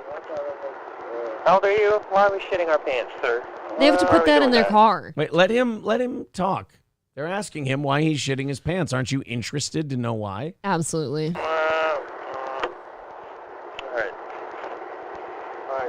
I might do it again then if I already did already. Well, I'll do it again then. That guy is beyond fucked up. That guy is too fucked up. Okay, thank you. No, unless you wanna. No. Yeah. Me neither. We cannot be pooping our pants. We're too grown. That's not my. You're too grown for that. Well, no. Yeah, you know, you gotta poop your pants. What? Well, you well, know. no, you gotta poop your pants. What is this guy? The lack of shame of shitting ourselves is remarkable here. Wouldn't that be so uncomfortable? You would think. No, that's not how this works. Wait a minute. Because you get older doesn't mean you can poop your pants. Well. Okay. Oh, God. Well, you make a reasonable argument there, I guess. I got no comeback to that. Do you have like an emergency blanket? You guys like a hazmat bag? Yeah. You can smell I poop my pants. It's seeping through. Really? Yeah, it's actually quite gross. His face. I'm sorry. I'm sorry. I thought I was shitting my pants subtly. Did you see his face? It's hard for the glare, though, but he's looking at the officer like, can you smell I pooped my pants? He's like, oh, really? I was subtly shitting myself, I thought. I'm sorry for being so subtle about not being as subtle as I thought about my pants shitting. I want him to tell the officer to never trust a fart. Never. It's all right. I appreciate the. Yeah, it's seeping through your white shorts. It's I might have another go at it.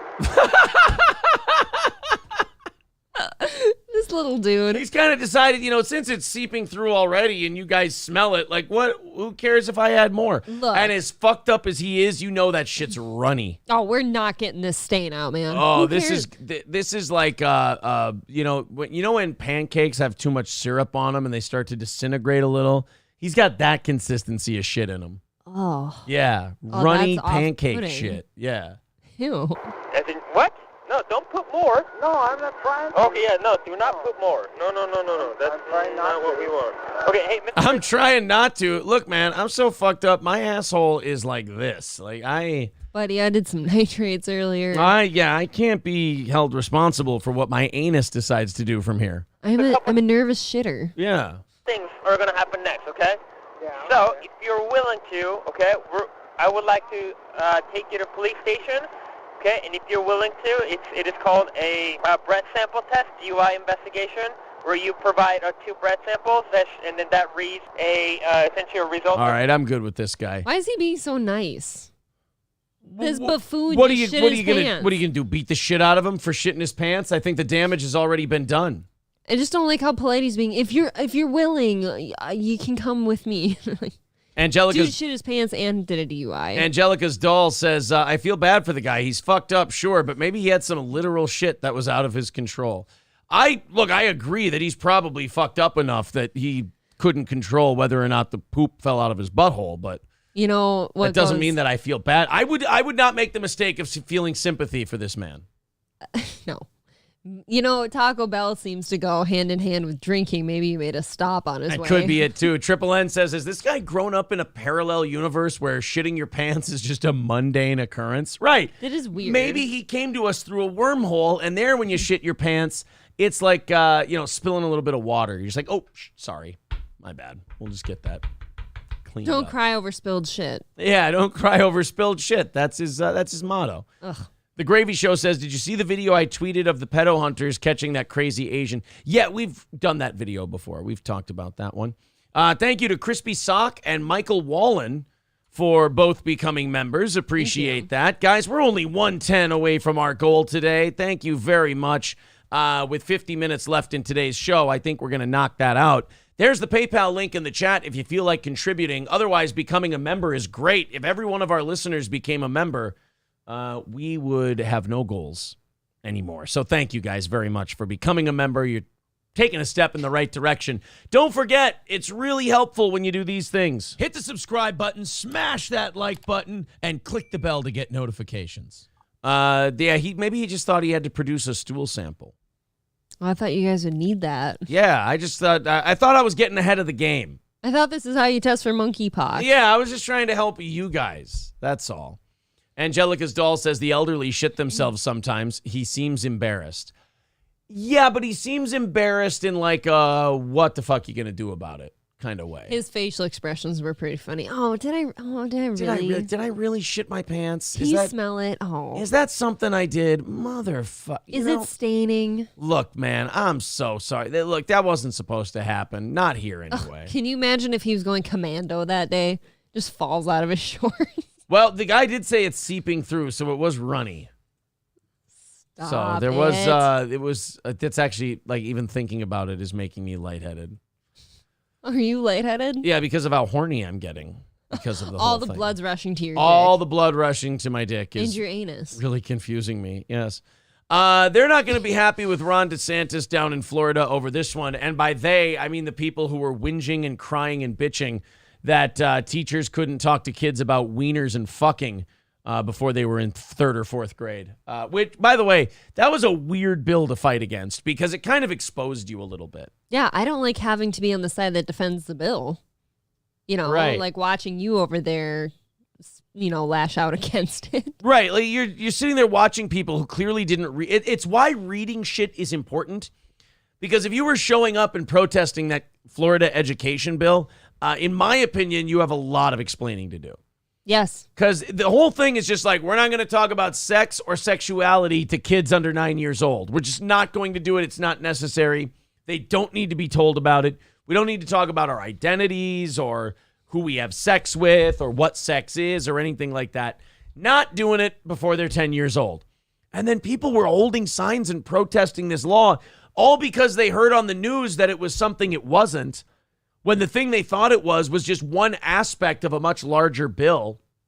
It really is. They started protesting it, and you're like, guys. Look, I don't like you. I think you guys are awful, but still, like, you might want to let this one go. Well, yeah, take time to read, first of all. Like, don't just assume the thing you heard is correct. Right. And second, when you hear what the bill's about, your reaction should be like, don't have to tell me twice, man. That's totally fine, respectable. I don't want to talk about that shit with kids. Yeah. Ever. Well, Triple N says, LOL, if I can't teach butt sex to kids, I don't want to teach. Right? That was kind of the vibe they were giving off. It was. Well, the Miami-Dade County Public School Board has voted against a proposal to observe October as LGBTQ History Month, following the state's recently enacted parental rights in education law that prohibited K through third grade teachers giving lessons on sexual orientation or gender identity. The measure, which critics and others frequently refer to as the Don't Say Gay bill, which again is a name you just gave to it. You pulled that name out of your ass and then went, oh, some are calling it this. It sounded catchy, so you ran with it. Yeah. And then they're saying, well, it bans teachers from giving lessons on sexual orientation or gender identity. That's kind of misleading as well. Yeah. It bans you from talking about all kinds of different sex shit. You just picked those two out because it's the most divisive. The board voted 8-1 on Wednesday to have schools not observe the History Month. The only vote in support of the proposal came from sponsor Lucia Baez-Geller.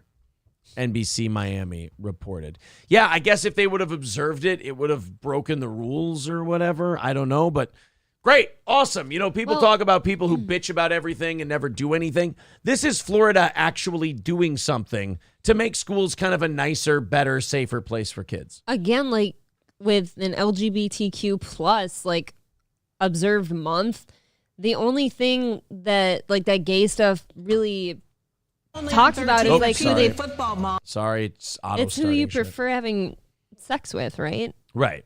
I mean, that just doesn't need to be talked about in that manner. Yeah, so you've got that going on. If there's a kid struggling, go to a counselor. Right. So, and also, let's not forget, if you let the schools celebrate LGBTQ History Month, you know you're going to have gay teachers and trans teachers and non-binary teachers who are going to take it upon themselves to make the entire fucking month about them and give them carte blanche to talk about all their shit that the kids, quite frankly, don't need to know about because it's time to learn. It turns into open season, like anything goes. Exactly. So I'm glad Florida did this. I'm glad that these schools feel like, look, of course we'd like to recognize this, but it's probably against that fucking law they made. And so they just vote against it. I love that defeatism in them. So I don't know why, like, when did we stop keeping adult things from kids? Like, it used to be weird and taboo to bring your kid in a bar, for God's sakes, as people were smoking and having drinks. Not in Wisconsin. It was never weird and taboo in Wisconsin. Oh, fuck Wisconsin. They always thought it was fine to you know what I mean, put the kids in the bar. 110 away from our goal today. There's the PayPal link in the chat. Super Chats, memberships, and PayPal. All taken as contributions to the goal. If you want to chip in, we're very close. And once we hit that goal, we do a half hour of overtime. And I think that would be a good time to play Kumia Stuttering John Round 2. I agree. Would be for overtime today to wrap up the show. Also, share the show, like the show, subscribe to the channel. We do appreciate that. Let's do this story next. You know, some parents, they get 13 fucking hell, guys. Can we just... There we Whoa. go. I mean, this story wants to start on me. I mean, it just doesn't want to sit back for a second. A lot of parents take their kids' sports way too seriously. I mean, for God's sake, you see parents getting kicked out of kids' Little League games. Yep. This mom, I think she overdid just a little. Let's watch this. Pee-wee football mom banned from the sidelines permanently, accused of chasing and threatening a 12-year-old child. when that's the headline, it's hard to respond with, wait till you hear my side of the story. Right. You know, whenever the accusation is, hey, I heard you chased and threatened a 12-year-old boy at a football game. All right, well, you haven't heard my side of the story. Dude, you don't live that down either. Ever, right? That doesn't go away. Yeah. Well, witnesses say that child played for the other team and had just tackled the woman's son during a game. ABC 13. Yeah, that's kind of the point of the game, lady. I'm sorry, but your kid gets the ball. The other team does have to tackle him. Otherwise, they're going to lose. Well, it's Mama from Waterboy. Oh, yeah, it really is. It's the black Kathy Bates from Waterboy. It's perfect. Daniela Hurtado has more of the incident caught on camera, Daniela. Eric, Gina, we got I hate that guy's put-on accent. Either the accent he's doing the news in is fake, or what he just did there with Daniela Esquerra. It always seems a bit sus when you take one word and put an accent on it. Which one is the fake voice? to speak to not only the 12-year-old child, but also his mother. They filed a police report with the Houston Police Department, and HPD says they are looking into the situation.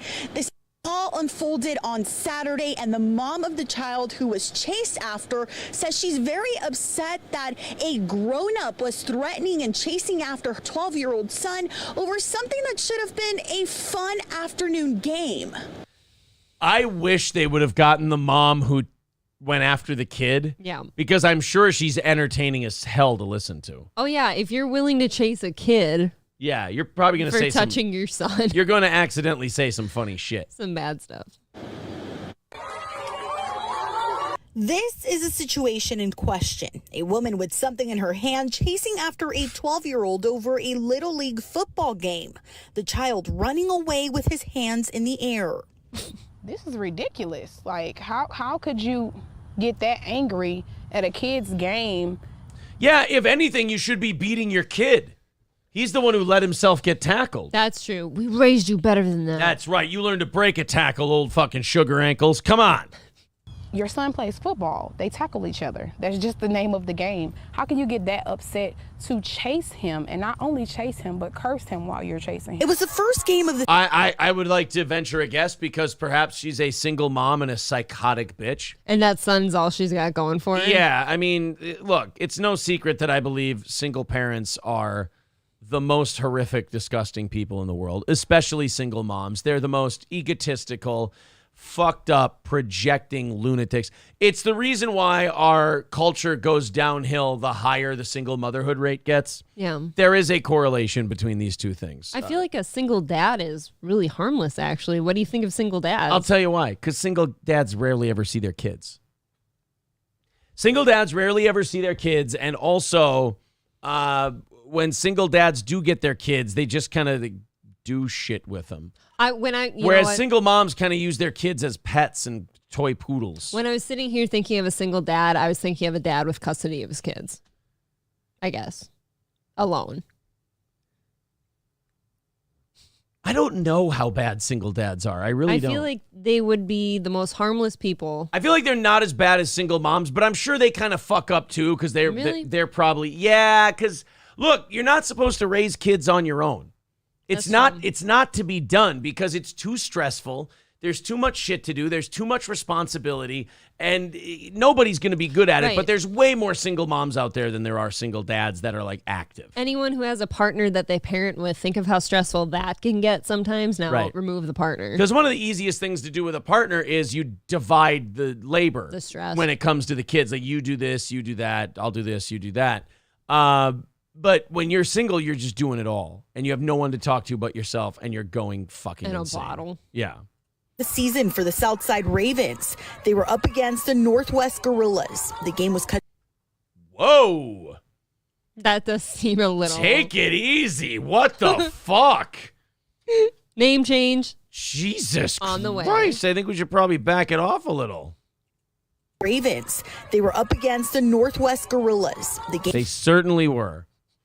Wait, what? Toughest fight of their life. The game was cut short after just a few minutes of starting. Yeah, he was okay. Like before every game, they go, "Who are we?" And they all go, "The Gorillas." And some white guy in the stand goes, "See, I fucking told you." Why is it bad when I say it? How come it's bad when I say it? Because you say it about all the black people. You don't say it about the football team. Yeah, this is just a team, buddy. But he found a loophole. It's now his favorite team because he can call them that. He's like, hey, great job, Gorilla. That was a great run. Man, you're the fastest gorilla on this team. It's like, okay, this guy's taking liberties. Hey, I picked him up and everything, and he was actually trying to shake my hand after the play until I guess his mom started chasing me. It was that psycho bitch mom of his that made everything all fun. Wouldn't have been nothing if it weren't for that king shit mom. All I wanted to do was make a tackle, sir, but she kept pushing. Stop it, Mama. You're embarrassing me. Incident report by the Youth Football and Cheerleading League uncovers the parent in question was found in violation of multiple code of conduct policies. The YFF calling the woman a substantial threat to the environment. Wow. Imagine that. You're at a Little League game or a football game. They're like, you can't come in. Why? We've deemed you a substantial threat to the environment. And by the way, when they tell her that at the next game, I'm sure she's going to take that just fine. I'm sure she'll see it as understandable why they would have said that. Yeah, she won't make a scene. No. Hey, if you cannot control your emotions that much that you get that upset, then you don't need to be around kids. But no, nobody has said anything to me. She has since been banned from all events. First of all, I'm not convinced that chick wouldn't run out on the field and tackle somebody. This sounds really bad, but I'm not putting it past most moms to do that. Like if they saw something bad happen to their kid. You gotta let that shit happen. It's more embarrassing when you go out there than it is to just let it happen. It's part of the kid's learning experience. Yeah. Come on. Events and activities permanently, and so have the rest of her family and children. I hate that her son has to suffer. I hate that team has to suffer because we don't hate them. We do this for fun. The woman will need to pay a $200 fine, and so will her son's former team, the Northwest Gorillas, for $500 for not controlling the sideline. So the Gorillas are going to get fined because they weren't policing their sideline well enough, and then these other two, I guess, are going to be in trouble as well. I think it's just a learning lesson for everybody. For our team included, that you just can't take this to that level. While we weren't able to get a hold. You needed this learning experience to know that you can't go onto the field and attack 12-year-old boys playing football? All right, well, some people learn differently than others. We all learn differently. I suppose. Of the woman in question, the Northwest Gorillas did make a statement on social media apologizing. It said in part, we have since removed both the parent and child from the Northwest Gorillas. Why now, the child? Yeah, I feel bad for that. Well, because the kid probably can't get to the game now, and they don't want the mom coming to the game. So they had to ban him too. Here's the thing. She can drop the kid off at the school. He can get to the game. Right, but I think they're thinking that she won't just do that. That is so unfortunate. Look what you just did for your son. Oh, no, it's shitty. It's really bad.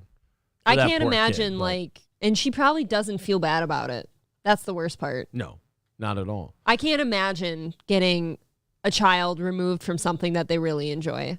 Angelica's doll says maybe they're crazier because they are parenting alone unexpectedly after the other parent chose to leave them. Maybe vet your sperm donors a little bit better. That'd be good. Shane F says a $200 fine. You mean deducts $200 from next month's EBT? Oh, let me tell you something. let me fucking tell you something. I became. I don't like taking sides in politics because I think once you start defending one side, you start missing all the fucked up shit they do. But I will say, I saw something yesterday that made me sprint towards Republicans for a little bit. Oh boy! I was at I hit some balls at the range yesterday. Oh, that's right, you did. I did, and I went to Quick Trip afterwards to get myself a little something. And as I'm going up to my lane to go check out, there's a woman in front of me, and I swear to God, she weighs 300 pounds, if not 270, 275. I mean, this is a big bitch. And she's got a little baby in a carrier. Oh, no. And she's got, sodas on top of him. She's got another little kid putting greasy, fatty chips up on the counter. She's got, sugary lemonade drinks and other shit, just all kinds of shit. All right, I'm like, oh, that's not going to be good for those kids. I don't see any waters or any decent snacks in there, but whatever, none of my business. Where it became my business is she takes out a card, and I went, of fucking course you are. Of goddamn course you're using that particular card. Then this wildebeest starts swiping the card. And then they go, oh, could you try that again?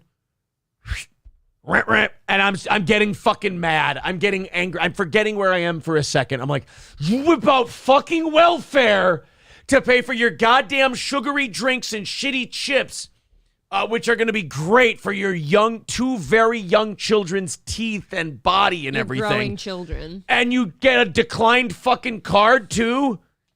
And she's sitting there. She's done it 4 times by the time I go up. And I'm glad that it's my turn to go up because it takes my mind off it. Because I'm getting irrationally angry. I'm ready to just go, you fucking pig. You monster. You piece of shit. You do too. You kind of like lose where you're at sometimes. Boy, do I ever. So it's going again. And then I hear this woman say something that made me go, oh my God, this is just like you didn't go through bad luck. You didn't have a bad time. That's not what happened to you. You are just going to be this person. This is just, you're here for a reason, and it's your own behavior. After she swiped it like the 4th or 5th time, she goes, oh, there must be something wrong with your machine. No, they didn't. And what happened? And they're like, ma'am, we can't process this unless you can give us a card that works. She goes, oh, well, I guess this is like the 2nd or 3rd time this has happened today. Where her fucking card, you mean you've used this fucking welfare card that all of us pay for to buy dog shit chips, sugary beverages, and everything else, and you knew the fucking card didn't have any money on it, and you still came here to use it? You fucking waste of space. And then you try to blame it on the machine, or you try to wait for someone else with too much of a bleeding heart to be like, oh my God, let me get that for you. Oh, and she was fat. She was that kind of fat where she had the stretchy pants on, like the yoga kind of pants on. The ones I think have them and the bussin'. Giant fucking ass in the back. And you're just like, oh God. You just look like, she had like a shower cap kind of thing on. I don't know what the fuck it was. But some kind of hat thing, head thing. No, it wasn't a Muslim. I was trying not to point that part out. I didn't think it was useful to the story. Well, you did say shower cap. You piece of shit. Well, it was like some kind of... They just got out of the shower. I don't know. Naturally, because they probably keep themselves really clean. So anyway, this is going on. I'm paying for my shit. I'm gritting my teeth. I don't need this shit. So people are going, Aaron, what ended up happening to her? I don't know. She was there a minute before I got up to line. She was still there when I got out of line and left. I walked out. I rarely ever do. This never happens to me. I'm walking out of the fucking Quick Trip angry, like hostile angry. Yeah. I'm sitting there going, motherfucker. And I just kept thinking to myself, I'm like, we're just going downhill. And this is a big part of it. Like, I was taking that incident as like a microcosm of our country. I'm like, it's over. I just this realization washed over me where I'm like, it's over. We're done. We had we did our best. We've had our great moments. They're behind it. Whatever we've contributed, whatever verse we've contributed to the song of history, it's been done. And now this is just the crowd heading for the exits at the end of the opera. The song has been sung. The song has been sung. It's fucking over. It was the lack of accountability. That really bothered me. Like, if someone, buying the dog shit food with a welfare card is one thing. Having it be expired is another level of being a dog shit person. But then the blaming other people, and then the knowing that it wasn't working at other places and still coming here. Well, and then not only that, but how many kids did she have with her? 2. And those kids are she's feeding these poor kids that shit so they turn exactly into her. I left the store and I'm like, people are like, what happened? I'm like, yeah. Did I want to find out how that ended itself? Yeah, but I was too mad. I was just too upset. And unfortunately, while that might be one of your only experiences with that happens, it's happening right now somewhere. It's happening all over the place. It's not a new item. That lack of personal accountability and responsibility is like a society killer. Matt Melt says, you're literally making my blood boil. Sorry. Just imagine how I It's felt. everyone else's money. I'm not answering that question. Not answering that question. Doesn't matter. Doesn't matter. Doesn't matter. Nick Stevens says, I'm a few hours behind the show, so sorry if I'm late with this breaking news, but Casey has introduced a new beer cheese breakfast pizza. I know. I saw it, and if it wasn't Busch Light, I'd be more excited about it, but it's who the fuck cares? fucking Busch Light. Can you really tell what kind of beer is in your Casey's cheese sauce? Why don't we go to Casey's today, and we'll find out. I put breakfast on my list. I was like, what are we doing for breakfast? So we have to go shopping today before we pick up the kids. Yes. We could go to Casey's and then go to the grocery store. We could eat our I ain't pizza. gonna fight ya. We could eat our pizza in the car like romantics. However, what? if that Fucking goddamn Casey's does not have breakfast pizza at the time we get there, like the other day, I'm going to be upset. Why don't we go to the St. Joe one and maybe they'll have it? Their kitchen's back open again. We could try that. And we could go to that Coburn's afterwards. Okay. What is wrong with Casey's, by the way, with being really inconsistent with their kitchen times? Can I say this? It's probably part of the not being able to find help thing. It's a staffing issue for sure. Okay, not only that, but like Casey's and Kimball told me the other day, like, oh, we make breakfast pizza until 2 p.m, then we're done. And then you go to Sartell, and they're done at like 10 a.m. Now, which one makes it until 2? The St. Kimball. Joe? Oh, Kimball. Okay. Right. All right. Well, I'm not going that far. But anyway. There you go, guys. 110 away from our goal. We are about 20 minutes away from passing around the offering plate at the end of the show to see if we hit our goal today. We're only 110 away from breaking even on our goal this week, which means the show breaks even and we're in good shape. So if you feel like chipping in, there's the PayPal link in the chat. Super chats, memberships, they both count. Make sure if your membership is renewed today, you put the little notice in the chat. That way we can count it. Otherwise, we have no fucking clue if you've updated your membership or not. Derek says, I grew up in Minneapolis in the 80s and 90s. I could tell you stories for days. I bet you could. Dalen says you could pre-order on the Casey's app. Can you pre-order like a slice, or do we have to get like a small pizza? You'd have to get a pizza, I think. We could just get a small one, right? No, dude, I'm already. Okay, then no, we're not doing pizza. Let's save the pizza. No, a slice. I want a slice. Hold on. No, I want a slice. Okay, we're getting a slice. Thank you. Am I the only one, like, when I go hunting and I've got to drive to get to my stand, like, it's a good hour away from me, I like stopping at somewhere like a Casey's and getting a shitty breakfast and a coffee on my way there. Everybody loves Casey's pizza. Yeah, Don't but I kind of saved the, like, Casey days for my upcoming fatty mornings. Now, Electric Shoes says our Casey's has had the kitchen closed forever in St. Joe. I thought that last time I went, it was open again. Well, then we can't. Thank you, Electric Shoes. We cannot go to that Electric Shoes, let us know if Casey's is the kitchen is open, because if we do overtime today, we got less than an hour before we go and check it out. I wonder what happened. Now, Tigger next door says had a Casey's breakfast pizza yesterday and it was terrible. Now, look, I am more of a sausage pizza guy at Casey's, but I understand. I love their breakfast pizza. I actually don't like getting their pizza unless it's breakfast pizza. Oh, what a snobby broad you are. Huh? I lied. They do have a couple good flavors. I just don't know what they're called. Let's go ahead. I'm going to pin the goal message to the top of the chat there as we're very close and we're getting shorter on time today. I'm pretty confident we're going to knock it out, but if you feel like chipping in, please do. Only 110 away. And then we do an extra half hour. Otherwise, we got 23 minutes left. Oregon's Swastika Mountain is getting a new name. The mountain was originally named before the swastika became a Nazi symbol. Oh, that's right. It was Swastika Mountain. So Swastika Mountain is getting a new name. You'll be really happy to hear that they picked one that's probably a little less offensive. I thought that's where we're going on vacation, though. Not anymore, but they do have a new name. Do you care to tell us what the new name is? It's actually called Jew Hater Hill. Oh. They thought that would be a little less on the Somehow nose. that's a little more on the nose. Well, see, now that's what I thought too, but they disagreed. So, I mean, it's their world. You know, they get to name it however they want. Let's go ahead and oh boy, the gassy knoll.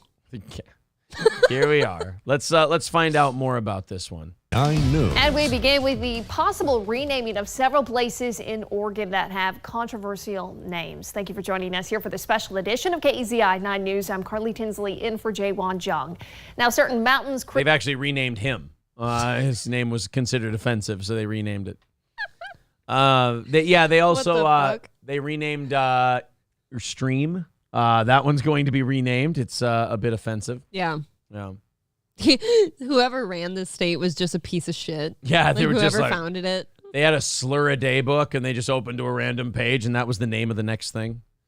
Freaks in geographical areas across the state are now in the spotlight. A petition has even gained hundreds of signatures for officials to take action. We start with KEZI 9 News reporter Grace Smith, who attended the meeting. If you're Portland, that's what you should really be focused on right now, is changing the name of Offensive Hills. I mean, there's nothing else really that's an emergency in Portland right now that should be getting taken care of. I think renaming mountains is a great use of your guys' time. I'm glad you said it, because I started to think like, wait, shouldn't we be addressing the homeless issue and, Hey guys, don't worry. There's no more Swastika Park. However, there is shit juice and heroin all over the streets, and there's tents all over your sidewalks. But Swastika Park is no more, or Swastika Mountain, so congratulations. Maybe we should actually name everything like scary things and scare them all out. Yeah.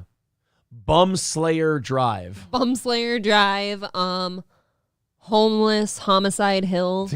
I don't know. Has more on the new names we could be seeing on Oregon maps. We're actually going to now name it Himmler Mountain. It's going to be great. Yeah, we've toned it down a little. Okay. All those in favor of moving this forward? I thought, well, this can't be right, and I'm going to do something about it. Eugene resident Joyce McLean is one of the people behind the proposal to rename Swastika Mountain in Lane County. I submitted the paperwork, and I've been talking with the U.S. Geological Department. Please, fingers crossed, tell me they have somebody defending the name of the mountain, and he's just going to make an ass out of himself. I hope so. And the state. McLean says this all started back in January when one day she was reading the paper and saw... Anybody else, I got to admit something I just did. Anybody else hear her last name and a little surprised? I did it too. Because she's like, she wants to get in there and change the name of the mountain. And I got in there and I wrote a letter and I did all this. And then I heard McLean and I was like, whoa. That doesn't add up. Didn't really see that coming. That 2 hikers were lost in the area of Swastika Mountain. I read about it in the paper, these people who had to be rescued off the mountain of Mount Swastika. It's funnier when you say Mount. It's Mount Swastika. It's funny watching her little old lips say it too, swastika. She doesn't struggle that much to say the N-word, but she does to say swastika. That's very strange. She chokes on that one. Yeah, she chokes on that one, but boy, that other one just kind of flies out of there, especially between 2008 and 2016. It was really just kind of... Am I the only one who sits back and thinks, though, it's been named that for as long as it's existed and it's not hurt anybody? Who gives a shit? It's not going to make a difference anyway. Yeah, what does it matter? It kind of goes back to we got bigger problems. I think they've got much bigger problems. Yeah. And if 8 people die mountain climbing, Mount Smiley Face versus Mount Swastika, is it any less tragic? Probably not. Probably not. Oh. You just don't have to go through the agony of reading such a name. Yeah. I couldn't believe what I was reading. McLean sat in the back where she watched as members of the Oregon Geographic Names Board gave the green light to further discuss changing Swastika Mountain to Mount Hollow. Which refers to a chief of the Calapuyas many years ago. That's the name that is now being forwarded. Carrie Timchuk is the executive director of the Oregon Historical Society and says now the name goes through the second round of approval. We have to circulate the names with the local Nazi party. They have to agree to it, and once they agree to it, then we're home free. We can just call it whatever we want. Dude, how do they have time to think about this, though? I know, your whole fucking city's falling apart. To me, I would think that her as an old person, you know how old people behave and how they hate seeing their towns fall apart. Yeah. I just don't understand how she could have time to think about this. So far, though, nobody standing up for Mount Swastika. The local Indian nations, with the county governments, other interested landowners. They'll have 60 days to let us know what they think about that name. And that's good. We took all your land. Hey, but we're going to name something after you. That's pretty cool. And then the board will meet again in December, and in the hopes that if there is no objections that have come to our way since then, that name will be moved to the U.S. Geographic Names Board. He says the mountain was... Wow, it's good that government isn't slow-moving and lackadaisical and way too bureaucratic. Yeah, I like that we need 60 days on a name. All this to change a fucking name of a hill. Named in the early 20th century before the word was tied to Nazi Germany. Swastika was some sort of spiritual shape, and a farmer rancher here in Lane County used it as a brand on his cattle or livestock, which is Oh, fun. You just watch cows running around with swastikas. That's awesome. You just go, like people say, what would you do with a time machine? I'm going back to this fucking place in the early 20th century and just going, holy shit, dude. And then just show him documentaries from the future. Like, dude, you might want to switch that I up. don't believe you. Just turn it into a cube. led to the name of the mountain. But he says he understands why some people are upset with the name and pushing to change it. And Swastika Mountain isn't the only name on the meeting's agenda. What else you got? A total of 8 places. Big Squaw Mountain, Negro Creek. Holy shit. You weren't off. I was not that far off. Oh, my God. I said N-word stream. But they do have a Negro Creek. Negro Creek. Yeah. What kind of fish is in it? Big black bass. Big black cod. There you go. You got big black cod in Negro Creek. Oh, Big Squaw Mountain. You get to the top and you sit cross-legged. I'm confused. Look at their name change ideas for that one.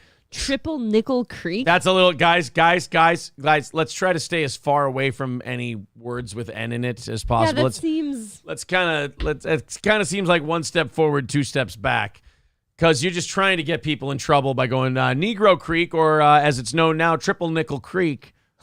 That's Malvin Brown Creek. Freedom Creek. How about Freedom Creek? How can you change it to a ridge? It's a creek. I don't know. Fuck it. Ask the people who named it Negro Creek. Negro Creek. Why do you think they named it that back then? Because they didn't really care about black people. They actually renamed the mountain Bergen-Belsen, actually, from what I understand. That's it's very interesting. Shane F. says, in Negro Creek, you catch river chicken.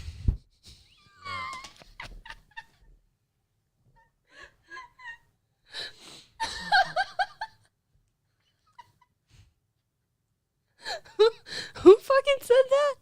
That was from Shane F. Oh, my God. River chicken in Negro Creek. Silverwolf saying, definitely no whitefish in Negro Creek. Yes. I don't think there are any whitefish. Oh, Shane, that was the funniest fucking thing. Ryan, thank you very much for the $10 on PayPal. We're an even $100 away from that goal, you guys. If you want to chip in, oh boy, we got 10 minutes before we pass the offering plate around and see if we can knock that goal out within regulation time. You guys have just been consistently knocking it down today with your renewed memberships and all that, so thank you very much.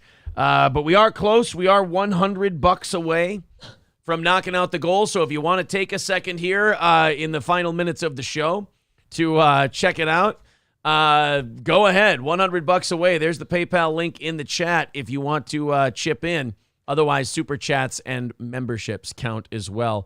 Boy, let's see what else they've got here. The gold starts at Joe Burger. Joe Burger says, there are mud puppies in that creek. Oh. Danger Bear Wolf Turtle says, in that creek you catch watermelon oysters. Boy, I wonder why we're shadow banned. I have no fucking idea. Veldrain, actually, you know what? Where not having the title in there and everything comes in. I've read this before. It's usually something in your title or your description. What'd you put in the title? Long live the king. And then I think like we drove a comedian insane or something like that. But in my title, I did have monkeypox. No, you can't do that. In the not the title, the description. Okay. The death of the queen. Some other. I can't remember. I'm going what to else. guess that anything like monkeypox, COVID, like words like that are controversial to some, probably keep them out of there. Yeah, they probably keep them out. I don't think it's our channel. I do think they do it with like anything that has COVID in the title. That's what I'm saying. Or vaccine in the title or anything like that, or election in the title. I think they do, push that shit down. So they got those words. What's their favorite? Beef, drama. YouTube's algorithm does feed into just fucking with people. Yeah. It's very strange that it is that way, but that is how it is. Matthew with $50 on PayPal. Holy shit, buddy. Thank you very much. Thank you. We are now officially just $50 away from that goal. Thank you, Matthew. Let's go to more of these. People are surmising what is in Negro Creek in Portland. Danger Bear Wolf Turtle says watermelon oysters. They're tasty. Veldrain wants to rename it Lost EBT Card Creek. Peace Pipe Pond. Newport River. Dave Lee saying that Negro Creek actually waters the watermelon patch. Guy Sartell says they use EBT cards as bait. That is remarkably offensive. Jesus. Gator Bait Ridge. Fucking hell. Oh, boy. Danger Bear Wolf Hodgepodging Around says a lot of suckerfish in that creek. No, I believe it's suckerfish. In that creek. This is all very lowbrow, you guys. Granny says, I heard it was full of Harlem bass. Whoever said use EBT cards as bait is brilliant, says Joe Berger. Well, I'm glad you appreciate that. 40-ounce creek. Raz of Chaz calling it 40-ounce creek. Oh, no. Boy. Sir K says, why don't they adopt Coon Rapids? Yeah, there's a Coon Rapids, Minnesota.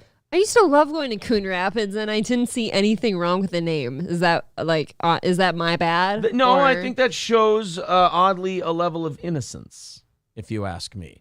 Let's go. He says, Hulkamash says, read my message, you creep. Can I just call it? Hulkamash a baby with $50 on PayPal says, the creek's actually made of grape drink. Glad you made me read that. Thank you very much. It's very appreciated. Meat Trape says, rename it Martin Luther King Boulevard Creek. God, George Floyd fucking Pass. dick. George Floyd River. Marquise Harris says, as a black man, I love this chat. Two Knees Creek. Chauvin Way. Chauvin Way. Oh, no. Raz of Chaz says, in Negro Creek, you catch large lip bass. No, come on. For God's sake, man. April's grabbing my hand. I'm so dead. You can't say that. No, you certainly can't. Fire Ginger says if you go there and shout dad 3 times, Sasquatch comes.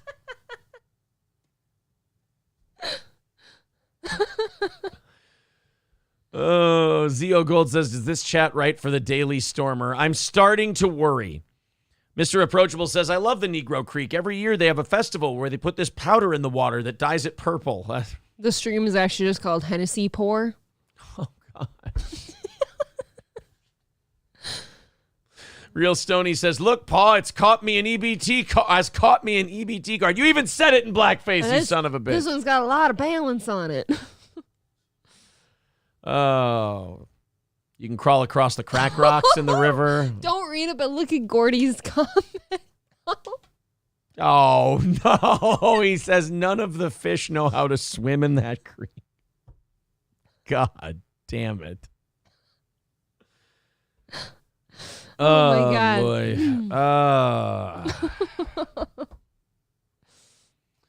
The locals actually call it Popeye's Lazy River.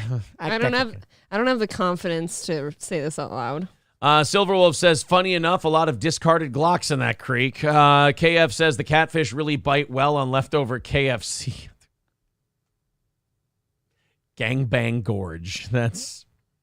Thank you very much to Tori. He says, thank you for the great show this morning while we drive to Kansas to go ghost hunting. Thank you very much. That's cool. We are $35 away from our goal today.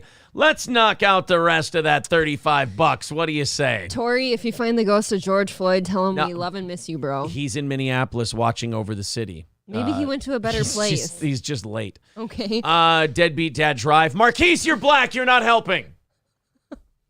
I like Marquise. Brandon says, can't you just call it what it is? A wouter fountain. What are you doing? Wouter. Let's wade in the water, children. Wade in the water. Gods are gonna trouble the water. Thank you very much to Ryan the Garbage Man for $40 on PayPal. Jesus. That is going to do it. We are done with the goal. We are doing a half hour of overtime today. Thanks. Thank you to everybody. That is every show but one. We did not have to bring out the offering plate, man. It's awesome to see this show grow. It's great to see new people come in and become members right off the bat. We really do appreciate it. Let's let me look at the scoreboard real quick. I'm gonna assume that was our fault on Wednesday. What the fuck happened? Look, everyone's allowed a letdown show. We had a bad one. We had an amazing 2 shows on Monday and Tuesday with crazy viewership. And then Wednesdays was just good. Wednesday, you're allowed a letdown show. It's okay. 4,685 subscribers. So we are 315 away from $5,000. From 5. Holy shit, from 5,000. Can you get out a sentence? What? Nope, can't. How many are we away? 315. That's incredible. So just guys. hit the old like or hit the subscribe button. What a pile of degenerates, says Marquise Harris. I love this. Well, we added a new black listener, so that makes 3. That evens us out, right? Oh, yeah, I think so. Need Trump says, that's why I love this show. We all can take the shit, and we give it, and funny is fun. No, you like the racism, you piece of shit. I'm not okay with this. He actually does. You're using my platform to spew your nonsense. He messages me on the weekends and says how much he loves the racism, and then his wife tries to message me and says, no. I try to keep him in check, and it doesn't Rupert work. 112 says the waterfall is named Credit Score Drop. That's actually you could just name a cliff that. Actually, they have changed the name of Negro Creek in Portland. Yeah, but they can't tell you what that name is. Why? It's in their mother's name.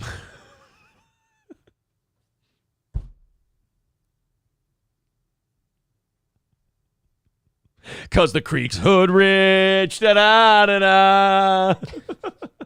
Oh my god! You're spittling.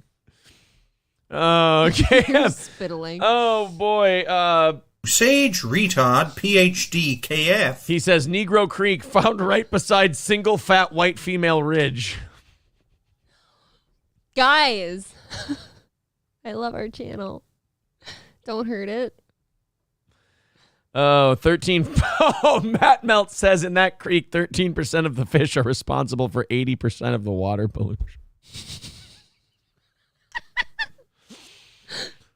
Oh my God. This is my ribs hurt. Fucking wrong. I disavow. They're saying they should rename it Big Black Creek, or BBC for short. All right. Are you guys fucking done yet? I'm pretty sure I saw a chicken fried fish. I don't think you ever run out of juice on this kind of stuff, you guys. The juice. The juice. Oh. Some idiot says, see you guys on D Live. I felt bad, like I called that guy some idiot for forgetting for a moment that's his name. Mr. Approachable says, son of a bitch, tell me when this bit is done. I thought it was over, so I went to take a drink. And when you said credit score drop, I almost sprayed my windshield. But she wants to rename it Jim Crow Bluff. No, we're not. That's a step backwards. The fish are endangered in Negro Creek because the fathers keep disappearing. Stop it. God this damn is it. all satire. This is funny. YouTube, forgive us for our sins. Yeah, it can't do D Live. Rumble's the new hot one. They got. Well, fuck, I like it here. You guys. They got Glenn Greenwald, so. All right, I'm done. They've got Glenn Greenwald. Yeah, they just got Glenn Greenwald. He's actually a big name in that. I don't like the name Greenwald. Well, you don't like Jewish people. We get it. I didn't know that's a Jewish name. Neither do I. I just made it up. Aaron. Nashville PR firm has dropped Jason Aldean after his wife talked about being happy she didn't change gender when she went through her tomboy phase. This one was actually caught my eye because this one was alarming. Usually I just kind of make fun of this shit I just and feel brush like you it just off. pumped the brakes on the fun here. But, well, we're going to get to the Anthony Cumia stuttering John round 2 thing for overtime. So we'll put a little break in it here. This is kind of like that, like after the Undertaker's match at WrestleMania, they had to put on a women's championship match to kind of calm things down before you had the big main event to kind of bring people back up. Anyway, all Jason Aldean's wife did was she said, ooh, I don't know about all this gender stuff. Like, I went through a tomboy phase when I was a little girl. I'm really glad I didn't get a sex change. I fucking grew up on a farm. My whole life was a tomboy phase. Right. So then this Nashville PR firm dropped Jason Aldean saying, ooh, way too offensive, bro. We can't have this shit on our platform. So no. Oh my God. I mean, it's scary to me. Like, I could see like a Hollywood PR firm like being weird about this shit. But now we're talking about country music. We're talking about Nashville. We're talking about hillbillies, rednecks. And I get it. Those PR firms are not run by those people. But still, it's like that genre is now caving to people whining on Twitter. You would think that in the one place that would be kind of safe would be country music. You used to think that way. I mean, this is alarming to me, too. I would have never guessed because, like you just said, like rednecks, hillbillies and shit, that's not the type of people that you want to be talking this way to. Right. I hope, honestly, for all the shit Jason Aldean's been through, I kind of want him to just give up the music shit and just hunt the rest of his life. Come on. What's he been through? You know what? You're right. A lot of other people got it a lot worse than he did that night. That's true. A lot of people didn't have fucking... He just had to watch heavy equipment to hide behind and like a tour bus to get into and all that shit. He just kind of had to watch all the people get mowed down. How do you ever do a concert after that, though? However he did. That's how you do it. Use him as the blueprint. That's how you do it again. I don't know. After this shit, though, like I would just see that as that's such a weird level of bullshit that I'm out. By the way, Jason Aldean's wife, cute gal. I think I've always thought she was a smoke show. Real? Oh, I see. I've never seen her before. She's pretty hot. That's a hot couple right there. This is my first introduction to Mrs. Aldean. I think she's pretty hot. Luke Bryan has a really hot wife. They've all got hot blondes, I think. Yeah, but Luke Bryan, I mean, that clearly what do you call it? A beard. Yeah, she's hot. She's got kind of a dude face, but that's okay. Who's this bitch? I don't know. Oh, that's his first wife. Ew, that looks like his mom. Well, you know, Don't marry your mom. He probably wasn't very famous at this point. See, to me, Brittany Aldean in that picture with the blue down there, she looks like Carrie Underwood. Oh, she's cute. That looks like Carrie Underwood standing there. Good for Jason Aldean. Let's see how's my boy doing in the women department. Hold on, let's see how my boy's doing. Shut the fuck up. All right, she's fine. She's cute. What the fuck ever? You had a problem with Brittany Aldean's face? She's cute. Shut up. There's nothing wrong with Eric Church loves her very much. All right, and she's very cute. Look at her. She's svelte. She's a nice looking kid. Okay, Luke Bryan's wife. Probably gay. Oh yeah, look at that horse. I'm being disrespectful just because I hate him. You're definitely being disrespectful. Now I'm just doing it because I dislike him. And didn't they like lose a kid or something? Those eyes are like freakishly blue. Don't like him. Yeah, I mean, clearly Luke Bryan's. They all go for the hot blondes, too. He's Eric Church tried. All right, who else probably has a hot wife? Thomas Rhett. Do you know this for a fact, or are you theorizing? I think Laura Atkins is pretty hot. You really know these people's fucking name? Are you ashamed of yourself? No. You're not ashamed of yourself. He just looks up Thomas Rhett to I'll see tell how you hot this, he is. Thomas Rhett's ashamed of his family name. Won't even take his dad's name because he's afraid. Or he didn't want to be his dad's shadow. Old Rhett Atkins. So Rhett Atkins and what's his name? Are Rhett Atkins and the It's America guy? They're brothers, aren't they? I don't know. Have you been showing these people, or are we just doing it for us? I'm curious about something else now. Then I got to get to the Kumia thing. I'm starting to get antsy in my pantsy over here. No thanks. I'm good. Plus, he's cute. like a gay bearded Jake Gyllenhaal. There's something wrong with that guy. Something wrong with him. His eyes are weird. They're too close together. It's fucked up, bro. I bet Morgan Wallen has a hot wife. Rodney Atkins related to Rhett Atkins. That's what I need to know. Are they related in any way? Rodney Atkins refused in honor of the family that adopted him. When he's offered a record deal, the record company practically insisted he change his name, with country stars named Trace Adkins, Chet Atkins, and Rhett Atkins. There was a fear of confusion. Nope, Rodney Atkins is not related to them. He was adopted by an Atkins family, and they all... Oh, he was adopted? Yeah, they were all on a diet where they ate nothing but bacon. I've got 3 people I want to adopt right now. I don't get anything for an Atkins joke. No. I wanted something. I don't like those. I don't like those people. I don't like the Atkins commercials. Raven says Eric Church also loves her dick. That's hate speech. I'm not going to stand here for that. That's 1,000% hate speech. That face was not good. That's not very nice. April, did you get contacted by someone to claim my 4th VIP? Yeah, I think I got all of them out there. Yeah, we got all the VIP stuff taken care of. Somebody said Luke Combs' wife is hot. He Yes. better have married her after he got famous, because that is a big fat fuck to be married to. He is coming to U.S. Bank in May. Then I'm coming too.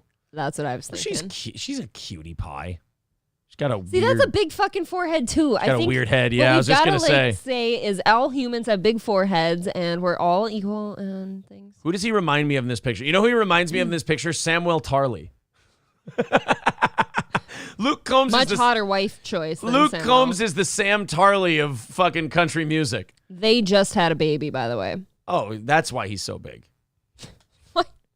Well, I just thought maybe.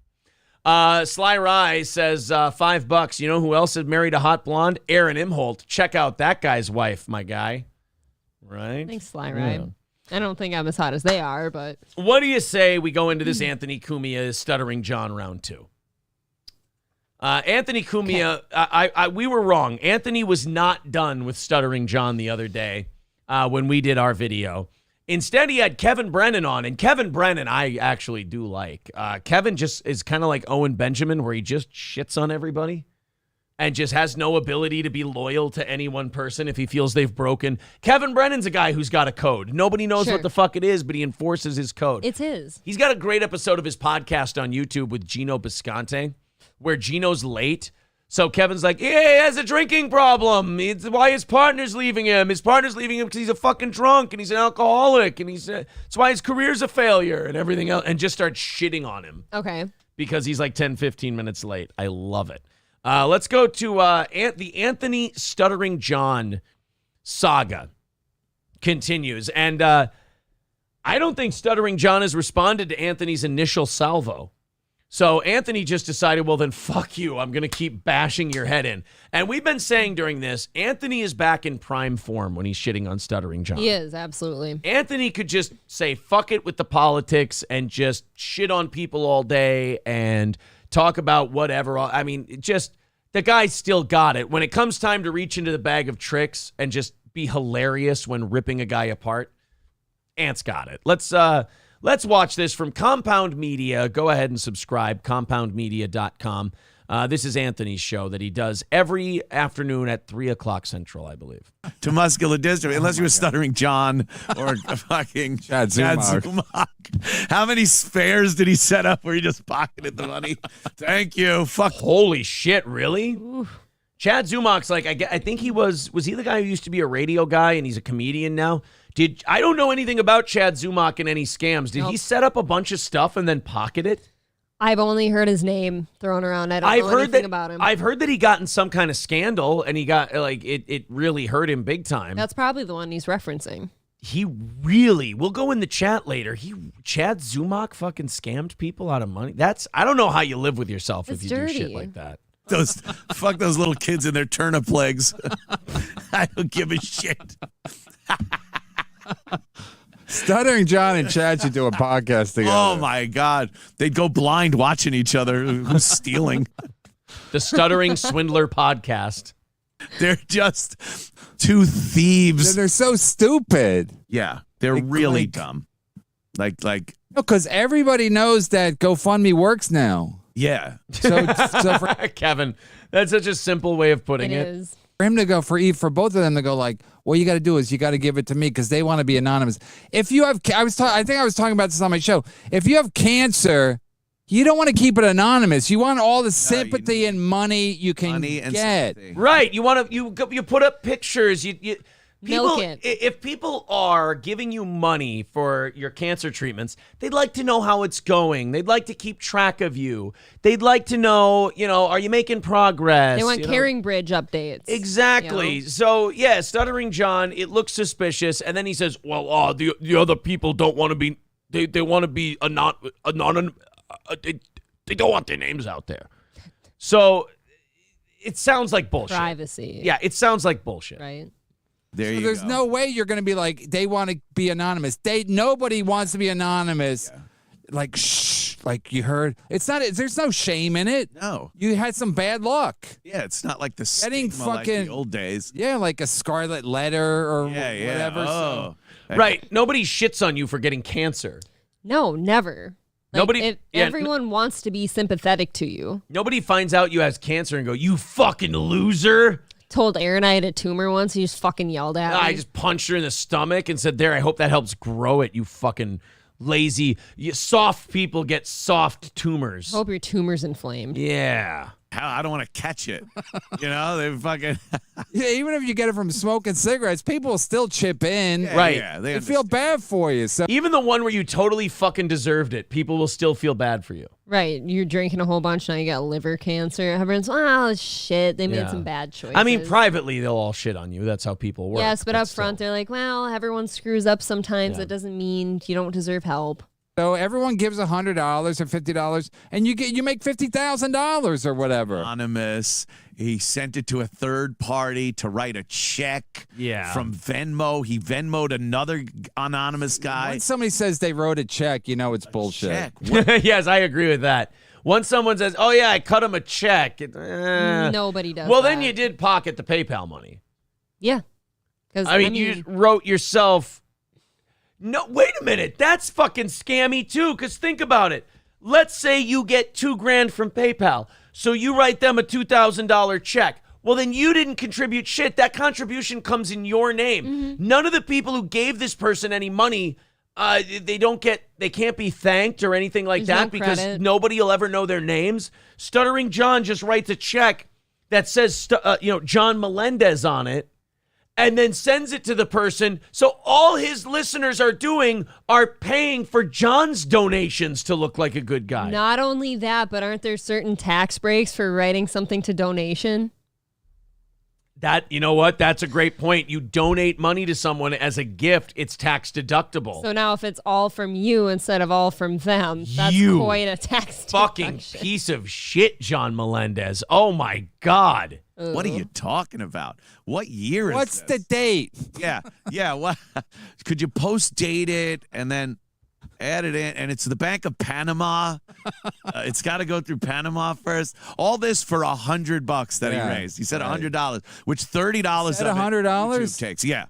He goes, I'm going to send the money, $100.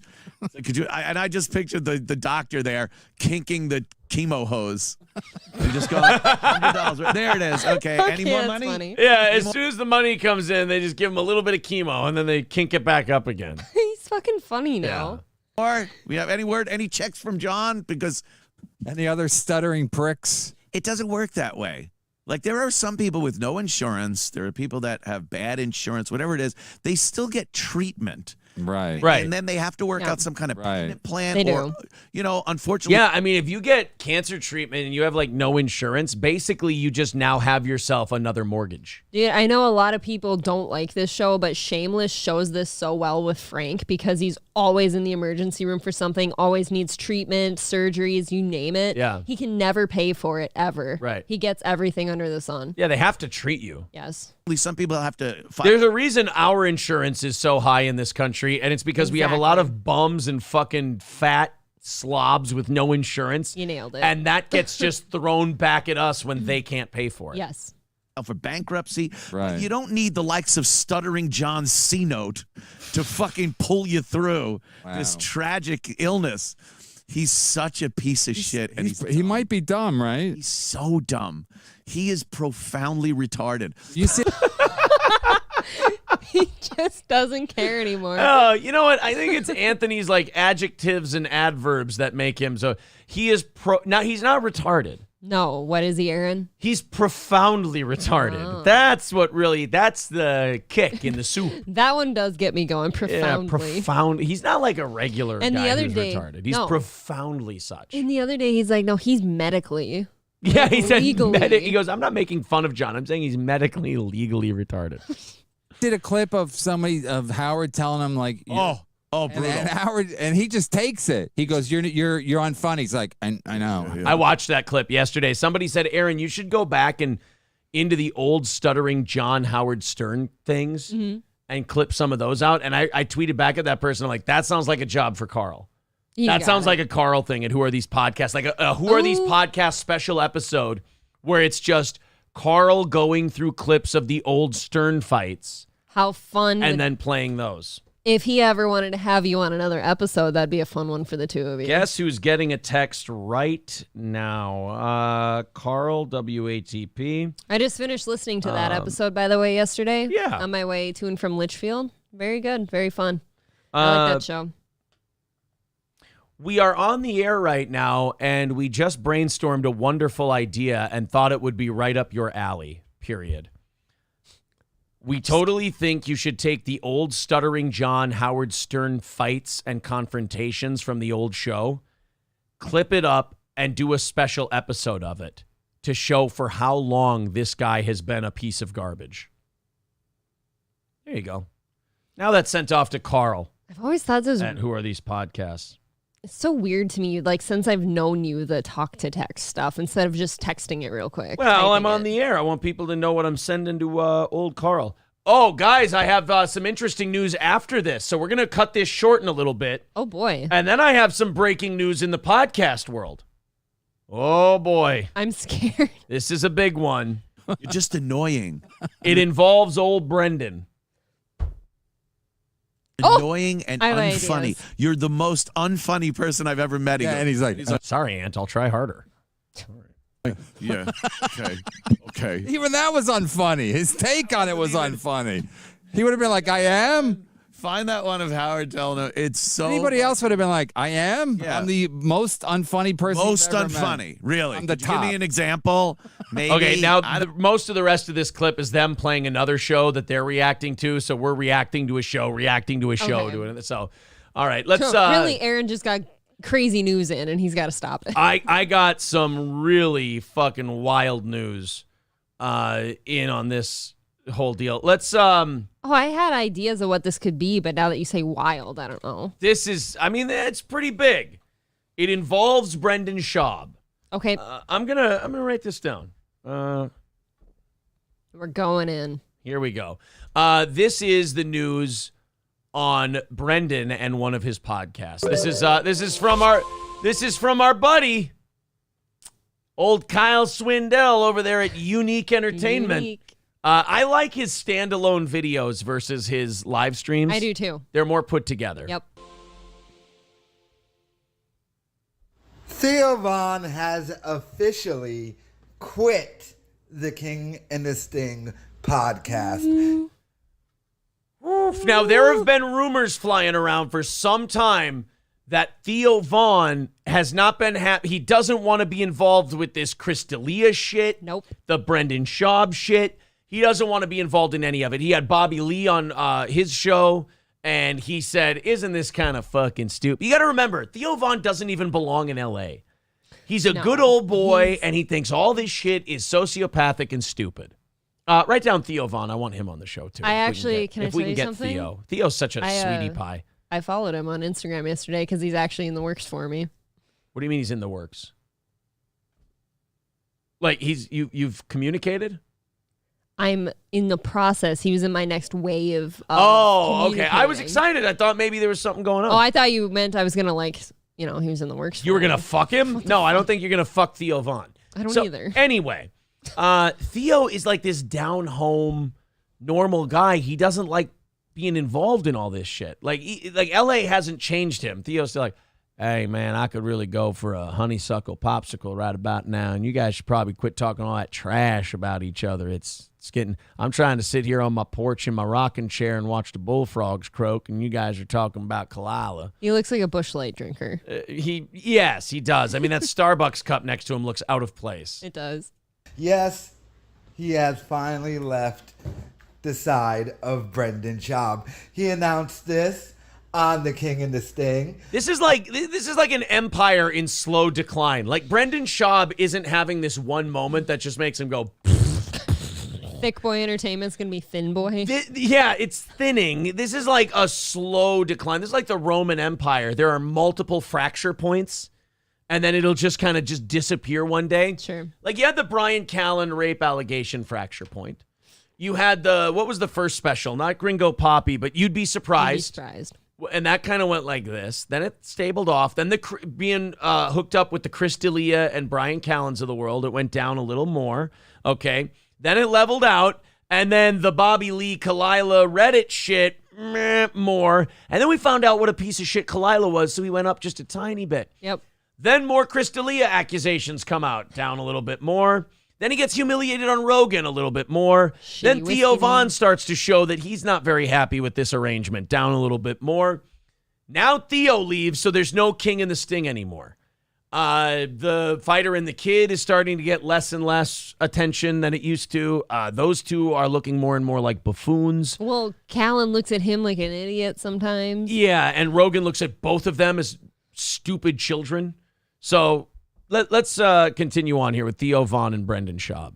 It's officially over. Theo finally leaving that sinking ship that is Thick Boy Studios. But I knew this was going to come eventually. I mean, Theo doesn't like doing that show with Brendan Schaub, and he always... Well, I mean, think about it. Theo Von is one of the quickest, fastest, funniest comics out there right now, and Brendan Schaub, to take a Stuttering John word, is a dotard. He is a mush brain. He's not a guy who can keep up quickly with a guy like Theo Von. He seems like he's going through mud to get to the joke. Right. Theo Von's like, you know how you want to walk quick through an amusement park or a county fair with a young child, your young child, and the young child is very slow, so you have to keep slowing down for the kid. That's Theo Von trying to do a podcast with Brendan Schaub. Okay. And by the way, I should have said right out front, it's your child. I did say, you know how you want to walk through a county fair with a small kid? I didn't know how to answer that. That's not what I meant. I mean, just a small child? Yes, No, not really. I meant your small child. You want to walk. I didn't mean that like you want to. Everyone wants to walk through. Thank you for clarifying. Let's just get back. Look, when I'm having so much trouble talking that I want to go to Kyle for clarity, I fucked up. Having problems. Just did it because there wasn't network there, but now the network is dead. This show is on Patreon. They're not making as much money as they thought. Like I said, Brendan Schaub is losing money doing this. He's not making money to support a studio and a staff and everything. And Theo sees that, and now he's hooked up with Brendan Schaub, and Brendan Schaub is in this beef with Bobby. It really is like Theo Von. This is an anchor around his ankle. Yeah, it's keeping him from doing other things. Theo, I'm sure there's people out there who go, I think Theo's funny. I don't understand why he's hooked up with that fucking Brendan Schaub. Like, if you take Brendan Schaub out of the equation for Theo, there's nothing wrong with Theo Von. He's actually extremely likable. Oh my God, it's kind of like a group of friends and like two of them started dating and the friends like them separately, but they're like, I don't really... Why are these two together again? He's a fucking douche. Yeah. Don't do that. So anyway, Theo's gone. I wonder if there's... I don't know if this next 7 minutes is just going to be Kyle gloating. Because remember, Brendan Schaub is suing Kyle. Right. So this is good news for Kyle. Brendan Schaub continuing to fall apart and have his career not go well. I mean, Kyle loves that. Like Bobby and Kalila. And now he's doing a show with that creep Chris D'Elia. So he just said, you know what? The Theo Von podcast on its own is bigger than anything Schaub's got going now. So he's probably just going to do that. And now his association with Brendan Schaub is officially done. I wonder now, they keep this King and the Sting podcast still behind a Patreon, but now it's just going to be D'Elia and Brendan Schaub. Oh, dude, that's gross. I'm sorry. Like, D'Elia's got too much smoke around him to not be guilty of some weird shit. Yeah, we might not know what that is, but where there's smoke, there's fire. And who are you to be choosing to do a podcast with Chris D'Elia right now? Yeah. Why would you ever do that? That seems like career suicide. Well, I mean, Brendan's never been the smartest guy out there. I think he's actually like actively trying to run this company into the ground right now. I'd blow one in Theo's mullet, says Standalone Cake Horn.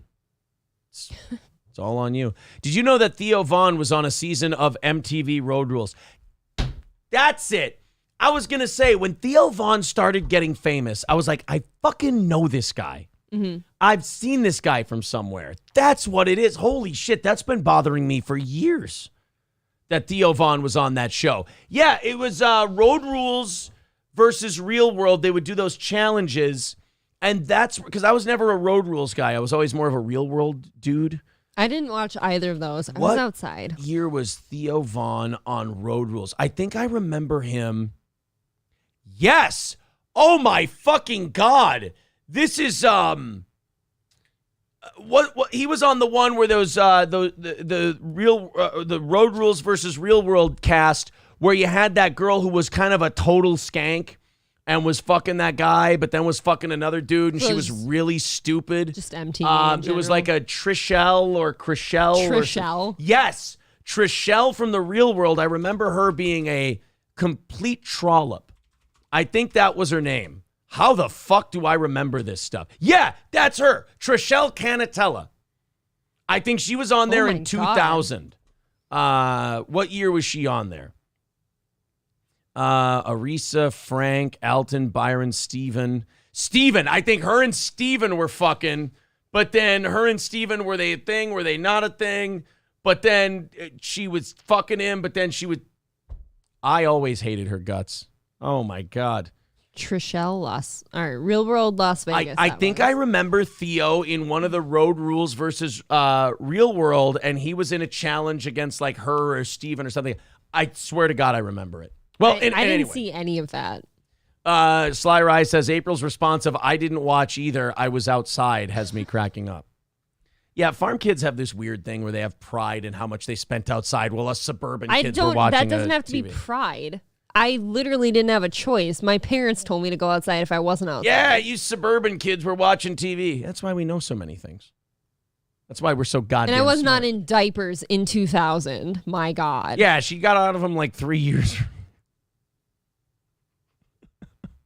I've made wrong decisions in my life. I'm defending you. Yeah. I'm defending you from these malicious attacks, these egregious, harebrained You also accusations. said I have so much pride. Like, no, there's just things I had to do. No, you farm kids. Do you think that I wouldn't have been inside watching TV? Farm kids in general have weirdness. You married hang-ups. one.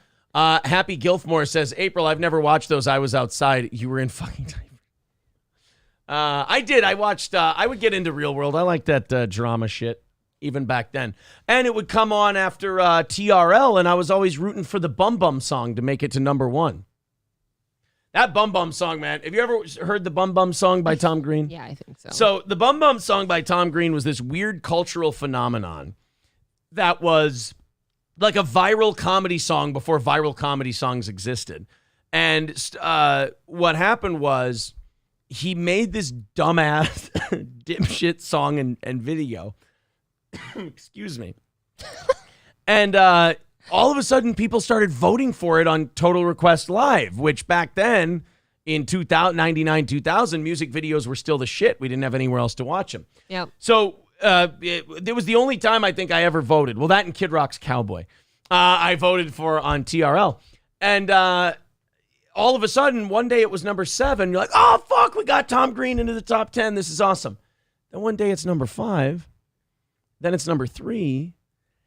And then Tom Green, apparently, like Tom Green had a show on MTV. The executives at MTV says, Tom, you've got to fucking retire this song from TRL or something.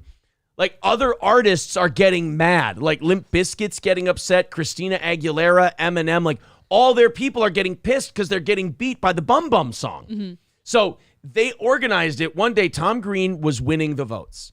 He was #1 on TRL. And they said, all right, here's what we're going to do. Tom, we're going to show this as the #1 song on TRL. You're going to introduce it yourself. We're going to bring you on. It's going to be great. But you're going to tell everyone to stop fucking voting for it, that you're retiring it, and you want it removed from the playlist on TRL. And he did. He removed his own song because they were getting so upset that a comedy song was fucking Beating everybody out up. real Yeah, music. and it was hurting their relationship with like major artists because they were so mad that they were losing to the Bum Bum song. I do miss MTV when it was just like good music videos and like shitty real life shows. Balls Deep with $7 says April's outdoor pride appreciation bits. Thank you. Thanks. Very much. Mr. Monkeypox says, I voluntarily wear diapers, but that's only because I don't like missing the show. It's actually very nice. Spark Shadow Tiger Gaming says, don't feel bad, ma'am. I was sheltered as a kid growing up. Did you live a sheltered life? Yeah, I've told you that. Oh. There's things I wasn't allowed to watch growing up, like including fun. Harry Potter. You couldn't watch, why? Because it was witchcraft? Yes. Really? Wizardry. I had an uncle who caught me reading books bumps. Goosebumps? Yeah. And we had those. He took them away from me while I was staying there. When my parents came back to get me, he had a conversation with my parents about how that's witchcraft and godless and the Antichrist. Yeah, that was why the Saw movies were not allowed in my house. Harry Potter was a no-no. My brother loved the Goosebumps books. Yeah. What was the older one? He wrote books for older kids, because the Goosebump books were for kids who were 10, and it would scare the shit out of 10-year-olds. What he wrote, R.L. Stine wrote another series of young teenager, middle teenager books that were supposed to be scary. Fear Street, that was it. Fear Street was the other series that he wrote. I can't remember where I stopped with the Goosebumps books. Probably when you turned 11. I don't know. No, I mean the book. There's so that many made me of stop. them. I think it was The Beast from the East. Was the last one that I read. But I made it all the way there. I read all the other ones. I was into reading, bro. If it was the Goosebumps. Yeah, book. I used to read a lot too. All right, here we go. List of Goosebumps books. Welcome to the Dead House, of course. Stay out of the basement. Monster Blood was one of my scariest ones I ever read. And Say Cheese and Die. Curse of the Mummy's Tomb. Let's Get Invisible. Night of the Living Dummy. That became a series. That guy would fuck you up. He became the mascot of Goosebumps. Welcome to Camp Nightmare. The Ghost Next Door. He's all kind of entertaining now. The Haunted Mask fucked me up too. Piano Lessons, Werewolf of Fever Swamp, You Can't Scare Me, One Day at Horrorland, Why I'm Afraid of Bees. All the Monster Blood ones were pretty crazy. Go Eat Worms was pretty wacky. Return of the Mummy, Phantom of the Auditorium, Attack of the Mutant, My Hairiest Adventure. I'm looking. Oh, the Cuckoo Clock of Doom was pretty nuts. I'm starting to feel like my parents were kind of drawing some weird lines, because we had they had no problem. My parents were totally into horror movies and stuff like that, vampire shit, Interview with the Vampire, Vampire in Brooklyn, all that shit. How is that any better than Harry Potter? And it was always because it was wizardry. Yeah. The wizardry thing was a no-no. Revenge of the Lawn Gnomes was fucked up too. Haunted Mask. Abominable Snowman of Pasadena. How I Got My Shrunken Head. That one fucked me up. That was a good book. Bad Hair Day was another one. Yep, I think The Beast from the East was my last one, May of 1996. I think I fell off from there. I don't remember. Well, How to Kill a Monster. I got that one. I think those might have been my last ones. I didn't read all the other ones. Oh, well. I used to remember being a kid when you'd order from you'd do book orders. Yeah. Every so often, getting a new book, a series like this in the mail was so exciting. Right. I didn't miss that many. I only missed 15 books or so. It's not bad. I got most of them in. All right, guys, that's going to do it for today. I appreciate all of the support from all of us at Steel Toe to you. Thank you very much. You killed it again. April, thank you as well. Thank you. Let's go get some breakfast pizza, shall we? Yes. Like the video, subscribe to the channel, check out our clips that we've got up there. We got some really good ones. And we will talk to you all. If you're a member, we'll talk to you Sunday at 7 p.m. If you're not a member, we'll talk to you Monday morning at 6 Central. See you later, everybody.